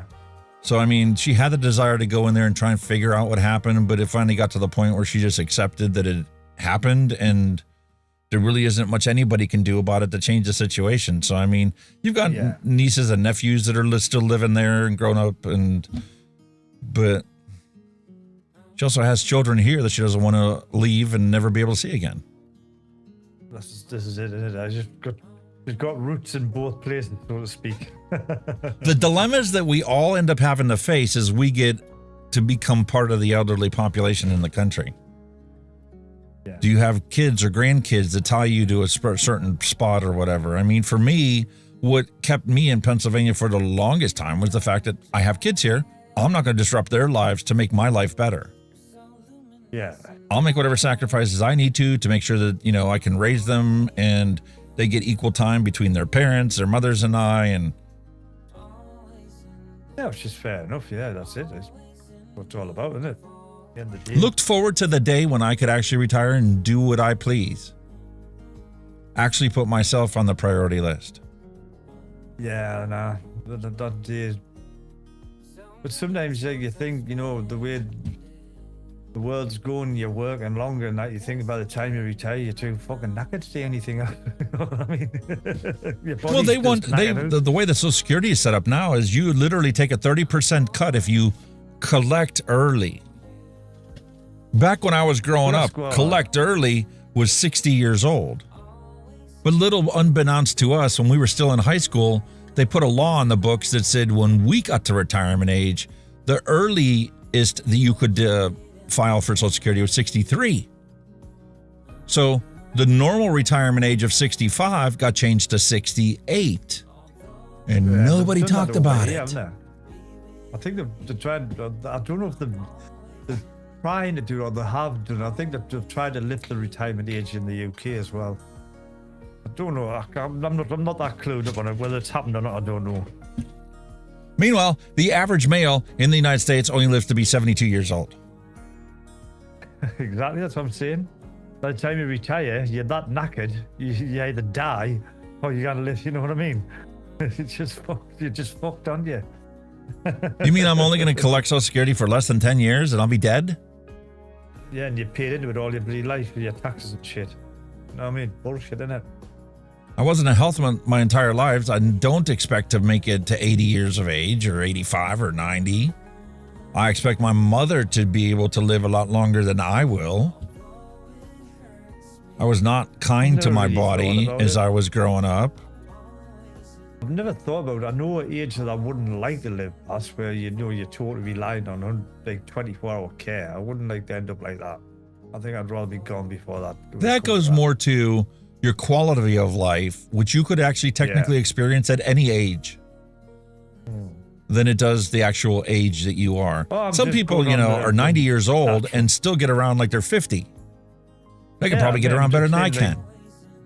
I'm just going off like maybe natural progression of old age, you know, without any health complications, touch wood. You know what I mean? Then again, as we age, we look at people's age differently. When we were in our 40s, you thought that 60-year-olds were like at the end of their life, counting the days until they're in the grave. Now that we're in our 50s, it's like, oh, I still got 20 years left, until you do the math and go, well, the average age is 75. There's a 50-50 chance I'm not going to make it to that age. There's a 50-50 chance I'll make it 10 years past that age. You just don't know. That was an average age in the UK back in maybe the 70s, the 80s. Now, longer. We are living longer for whatever reason in the UK. Average now is 80, 85. It's up by about 10 years. It's older. People are living longer in the UK. There was a statistic I threw up in chat at the very beginning. Go ahead. Sorry. But back then it was the industries you were in as well, if you like, in the coal industries, the shipbuilding industries. It was the industries that caught up with you and your health, you know. Like if you're coal industry, your shipbuilding, your steelworks, and we had all the big heavy industries, you know, and there was no health and safety as such back then, you know, so down the mines you're sucking in coal dust and all this bullshit. So that was kind of what killed you, and that's what kind of reduced your life expectancy. Now we haven't got them heavy industries anymore, or very small amounts. We're living longer because we're not, you know, it's not polluted as it used to be back then. You know what I mean? Because I suppose the changes in way of work and all that stuff, big contributors to it, like, you know. So we are living longer over here, definitely, without a doubt. Generally speaking, we are living longer. Yeah, but that's why our social care is shit. Because we've got such an aging population now, there's not the facilities there to look after them. So our social care is absolutely shit. I mean, that's shocking to me. They legit want to take that and raise that to 70 now. Yeah, because people are living longer, so they want to work fucking longer. Basically, want to work you to the fucking grave, mate. That's what they're trying to do. But the one statistic they never admit to is how many people die long before they're even close to being eligible to retire or collect from the system that they paid into their whole lives. Where's all that money going to? Taxman, mate, right in the fucking coffers. 30% of people will never see or collect Social Security. A third of the people who pay into it never get anything out of it.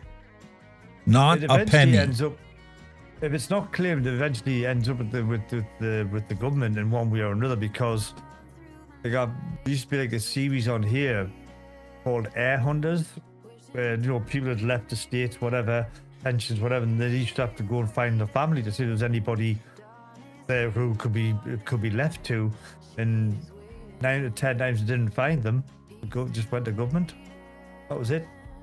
Job done. You paid in all your fucking life to fucking give some MP a new yacht or a fucking new car. I mean, bullshit. The people argue about it, and they say that the 30% of people that pay into Social Security and never collect a penny of it, that's who covers the people who live long past the normal life expectancy. Those are the people that benefit at 90 years old still collecting Social Security from the people who passed on long before they reached age to collect some. I suppose in theory that's how it's supposed to work, but I bet it doesn't. Attention everyone. According to Neil Pitts, that money goes to politicians' retirement. That is all. Doubt. Goes to the government one way or the other. I would love to see our politicians be forced into using the same health insurance that we have. And if they're not willing to do that, then we need to be able to purchase their health insurance for what it costs. Yeah. If they did that, you would actually have some real competition with the insurance options that we get to buy and our employers get to buy. There's no competition. They charge whatever they want. Yeah. Which is wrong. It is wrong. It's just horseshit.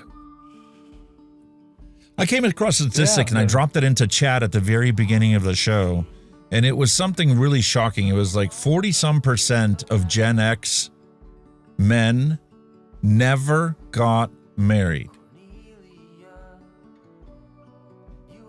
That's shocking to me. I can kind of say that because, like, in this day and age, marriage is nothing anymore. It's just nothing. People just There's a live together. percentage of them that have been living happily with somebody else. They just never actually took the plunge to get legally married. Why people are a bit daft, not because when you're a married couple in the UK, you do get some tax relief for being married. Believe it or not. Not that What would be should the socialism, reason. Neil? I don't remember. We've already moved on. You know what I mean? What's socialism? What's socialism, God?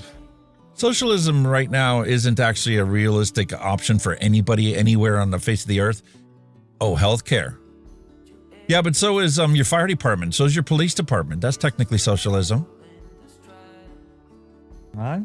A service provided for your protection and for your enjoyment and your betterment of society. Healthcare is a fundamental human right that people should all have access to. You still have it technically here. The emergency department is not allowed to deny you care simply because you can't pay for it. That's a reality in the healthcare system. It's always been a drain on the resources that they cry and blues about.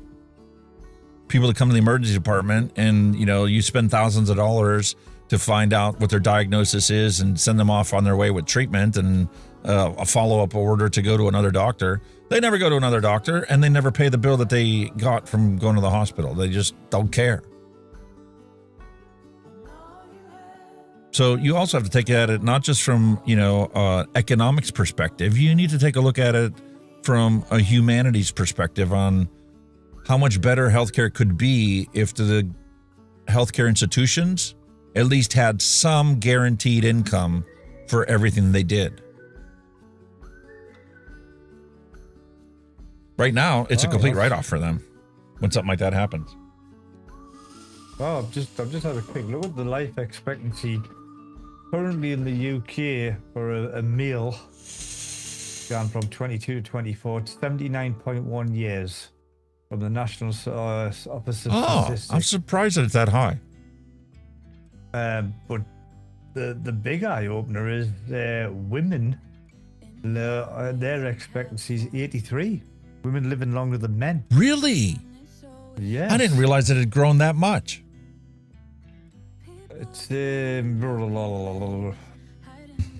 It's got like regional variation for males. Like in England, it's 79.4. Northern Ireland, 78.8. Wales is 78.3. Scotland, 77.1. But says with a female, life expectancy is 83 years. And the reports highlight over 90% of areas of the healthy life expectancy is now below state pension age as well. Bloody hell. That's weird, that. But I'm nearly 80 years. That's what average life expectancy for a UK male, which has gone up. It's gone up from 2019 to 21. It's slightly below pandemic levels, but it's generally gone up 21 weeks. Here's what most people don't do whenever they search for life expectancy in whatever country they choose to search for. You need to search and narrow your search down to people born in a specific age group, particularly if you're interested in to try and find out how long your life expectancy is. You need to put your birth year in that search. Because the results of you born in 1970 is completely different than somebody born in 2024. Okay. Look at how many chemicals and other harmful constituents that are in our environment have been eliminated in our lifetime so far. Well, that's what I was saying. Like I said, somebody born today will never be exposed to any of those. Nah. So I did that just now, and somebody born in my year that I was born in is expected to live only to the age of 71.1 years. Really? Because of all the things we've been exposed to in our lives and other various factors. Men, me, a man, the average life expectancy for men born the same year as me is 67.4 years. For women, that's 75.1 years. averaging out to a total for those born in the 1970 of 71 years. Oh, I'm doing all right. Oh, yeah, I'll have that. I'll have that. I'll have that. 85 to 86. I'll have some of that. I'll have some of that. Yeah, man. I'll have some of that. So that particularly means that I'm looking at somebody my age, and you're trying to debate, do I want to take Social Security early at a 30% reduction for the life of the payment of Social Security? According to the statistics, if I wait until I'm eligible to collect it, I won't collect a penny of it. Because the life expectancy for somebody born when I was is less than the actual retirement age to collect full Social Security benefits. But yeah, it's state and influencing factors are improved working conditions, reduced smoking rates, and better health care have increased life expectancy significantly for my generation. Meanwhile, if you're a woman and you're considering, whether you should collect Social Security early or not, you can do a simple calculation to find out when the break-even point is. Yeah. I did that for myself. For me, if I take an early Social Security withdrawal and start collecting at the age of 63, my break-even point isn't until I hit 82 years old. Really? Until then, I'm ahead of the game. If I live longer than 82 years old, then I will start losing money after the years I have after 82. Yeah. I would have been further ahead had I stuck with it. But I think it's like, if I remember correctly, our state pension, we call it a state pension when you retire. Basically what you pay into through your working life. If you've worked 30 years constantly, you will get full state pension, because you paid a certain amount in over them 30 years. If you haven't worked 30 years or you haven't worked at all, you get what the state, what they decide is your state pension, you know what I mean? Because you obviously haven't paid that much into the system. I think it's like a two-tier thing. I mean, I could be wrong, but I think that was the general gist I got of it when I was looking into my other pensions. So if you've worked 30 years or 30 or 35 years solidly, you get full state pension, which whatever rate it is at the time you retire. Because that, I think it goes with inflation. I think it moves up and down with inflation. Here you pay into it, and depending on what you earn is depending on what your Social Security payout is going to be. It's a tiered, structured system. And if you're married, it takes your joint income into consideration. We all pay a rate of national insurance. I'm not sure how much that varies with whatever job you're doing, but that's what you're paying in through that. If you're a high earner, yeah, you might pay more in. I don't know. I'm not 100% Neil's like, with the sure cancellation of the Affordable Care Act, someone paying $200 a month is going to be paying close to $600 a month without the subsidy. Yeah. It's lazy, isn't it? But like I say, your pension could be up or down, because obviously they're investing that money onto they're doing on the stock markets and all that bullshit. So you don't know how it's going to end up at the time as well, do you? So that's another consideration as well. What they're investing in and what they're making money on. But our government has dipped into the pension pot that many times. Our pensions at the minute are really shit. They really are. Oh, yeah. For somebody my age, you're not going to be collecting that much. What are you going to get? Maybe $1,200, $1,400 a month in Social Security? I think at the minute we're on about, I don't know, rounded off to a round number, about £900 or £1,000 a month. In this day and age, just fuck all. Yeah, so let's say somebody my age at full Social Security would collect $1,500 a month, okay? If you worked until 68, that's an extra 5 years. If you take it early at 63, you take a 30% reduction on it. So you have to do the math. 30% of $1,500 is $1,300, $450 less a month. So instead of $1,500 a month, you're only making $1,050 a month. Yeah. Which is fucking now peanuts in this day and age, isn't it?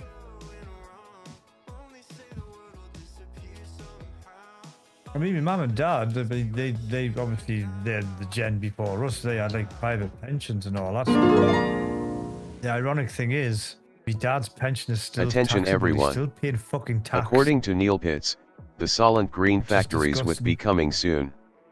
That is all. I think once you retire your pension, you shouldn't be paying tax. And that's a taxable income, but you shouldn't be paying tax on it. You fucking work all your life for it, you know what I mean? Fucking tax, man. There's a bill on the books here in the state of Pennsylvania that says if you are lifelong or a long-term resident of the state of Pennsylvania and you live here and you're like older than, I don't know what the age was that they put in there, 80 or whatever, you will no longer have to pay property taxes or taxes to the state of Pennsylvania.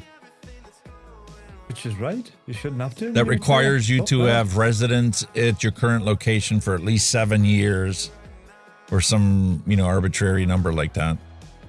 Yeah. Something's right. When you retire, you shouldn't be paying tax. Simple as that. Yeah, because they're literally coming after people's houses because they can't afford to pay the tax on it. No. Their only source of income is Social Security, which our parents are only collecting $700 or $800 a month compared to what we're supposed to collect.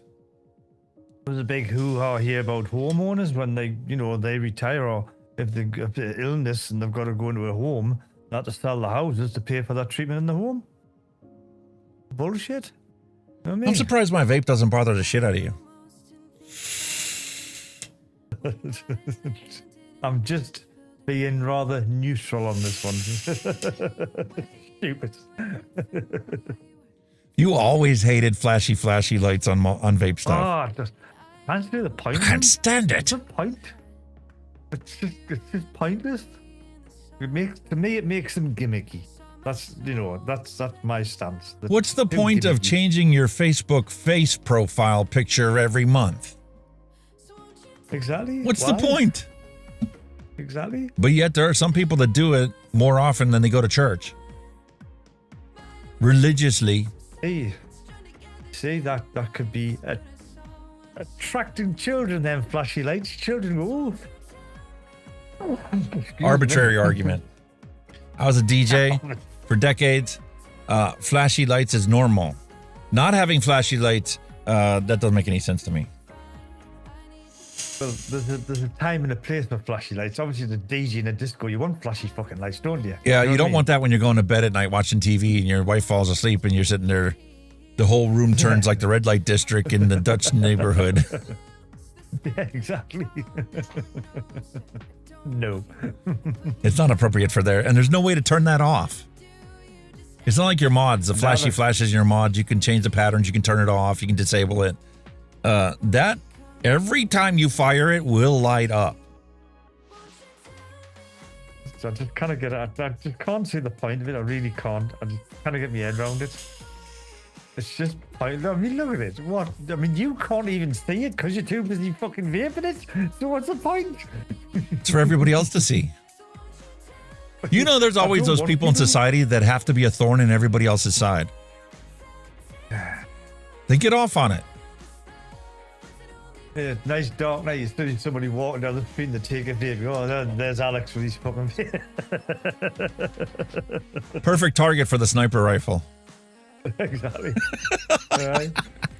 Like the old third light. Remember that one? The old third light? First light, he spots it. Second light, he takes him. Third light, bang. Remember that? Mm-hmm. Gone. Unlucky to get a third light off a cigarette. Nobody used to get a third light. Fuck that. I'll go over there. God almighty, third light, Jesus. Very unlucky, as they say. That was very good. I really like that margarita. Like it, do you? Yeah. Proper margarita mouthfeel. I don't think I've ever had a margarita. Not very good when it's warm, though. Oh, it's got to be cold. I don't think I've actually ever had a margarita, so I couldn't really tell you. Really? Ah. That's a common thing around here. I mean, especially growing up when we had Chi-Chi's Mexican restaurant. Everybody got a margarita at Chi-Chi's. It's something I've never really delved into, is cocktails of any sort, really. I mean, I've tried a couple, but like, you need just like a slurp of me wipes, you know? What's that? I'll say, oh, that tastes all right, but I've never indulged. I've never actually went out. You have a proper pint of your ale and you're content. I am. I'm more than happy with that. That does the job with me. Same with spirits. I'm not really I very rarely drink spirits. Yeah, I don't like drinking whiskey. I don't like what it does to me. I'll be deal with that. And I'm not as bad as a lot of other people in the world that I know. I might have a one, say, maybe it's Christmas, you know, because we normally buy me mum and dad. Me mum and dad like whiskies, you know, and I always get them a single malt. And I don't mind a single malt on it now and then, but I couldn't drink it all the time. My drink of choice was vodka. Vodka to me was like fucking petrol. It was like drinking petrol. It was fucking horrible. Oh, you want some really, really strong stuff? Get some Polish vodka. That makes Hungarian Palinka look like Kool-Aid. I used to work with Polish guys, and when he used to go home for his holidays, he used to bring Polish vodka back. Fucking hell, you could run your car on that shit. Jesus Christ, it was like paint stripper. Oh, I said, how the fuck do you drink that? Yes. Yes. Deadly. Then you're talking, what, 40, 50% proof alcohol, whatever it was? Jesus, it was nuts. Yep, 2 or 3 shots, all it takes, and good luck trying to stand up from your chair. Exactly. What was the other one? Ouzo, the Greek ones. That ouzo. Ouzo. You ever had ouzo? Oh. Yep, licorice. Holy shit. I've had a session on that, and I don't think I used to work with a paramedic that's all he drank. I think I got drunk on that, and I think it took us a month, literally a month, to be back to normal off it. It was horrible. Absolute nuts, that stuff. Ouzo. Polish moonshine is called Bimber. Bimber. In Hungarian, it's called Palinka. Palinka. Palinka. I've heard that name before. Palinka. Palinka, yeah. In England, it's Palinka is traditionally more like a brandy than it is a vodka. Because it's usually a fruit concoction that's mashed in barrels and fermented and then distilled. Yeah. So it's like a brandy. UK will put that, when the UK will put that in what cars to run it. Shit. I don't know how you can drink that shit. I really don't. Fucking hell. I mean, and I'm not going to try and pronounce how they say it. I suppose we go to spirit now as them like sweet rums. You've got, you know, your fucking dead man's fingers. And I don't mind a little tuttle on one of them now and then, but that's what it is. I don't hammer it. In Serbia, it's called Rakica. Rakica. Somewhere, where's it called? Raki? I'm sure it's called Raki in some country. Could be wrong. Isn't it amazing, though? Every country all across the globe has had their own form of moonshine. Hey, Britain, it's whiskey, isn't it? Scotland's famous for whiskey. I don't know what the UK the equivalent is, but Scotland was whiskey. I'm not going to pronounce it. I'll just drop it in the chat. What Polish moonshine is. I don't know what we've got. What is UK?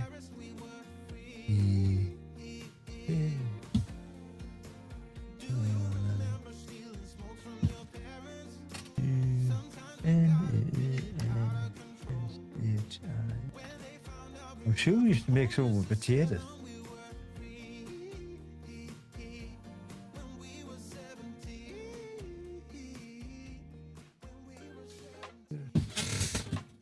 Very interesting. The closest UK equivalents to American moonshine are, what the fuck is it? It's P-O-I Poitin or Poitin? It's P-O-I-T-I-N, Poitin. I don't know if I'm pronouncing that right. Irish illicit spirit, it's right in. It's new make spirit. It's unaged whiskey. It's white. It's like white whiskey. That's where it is, from Ireland. Well, that's why the nickname here in the United States for moonshine is White Lightning. Yeah, it's white whiskey.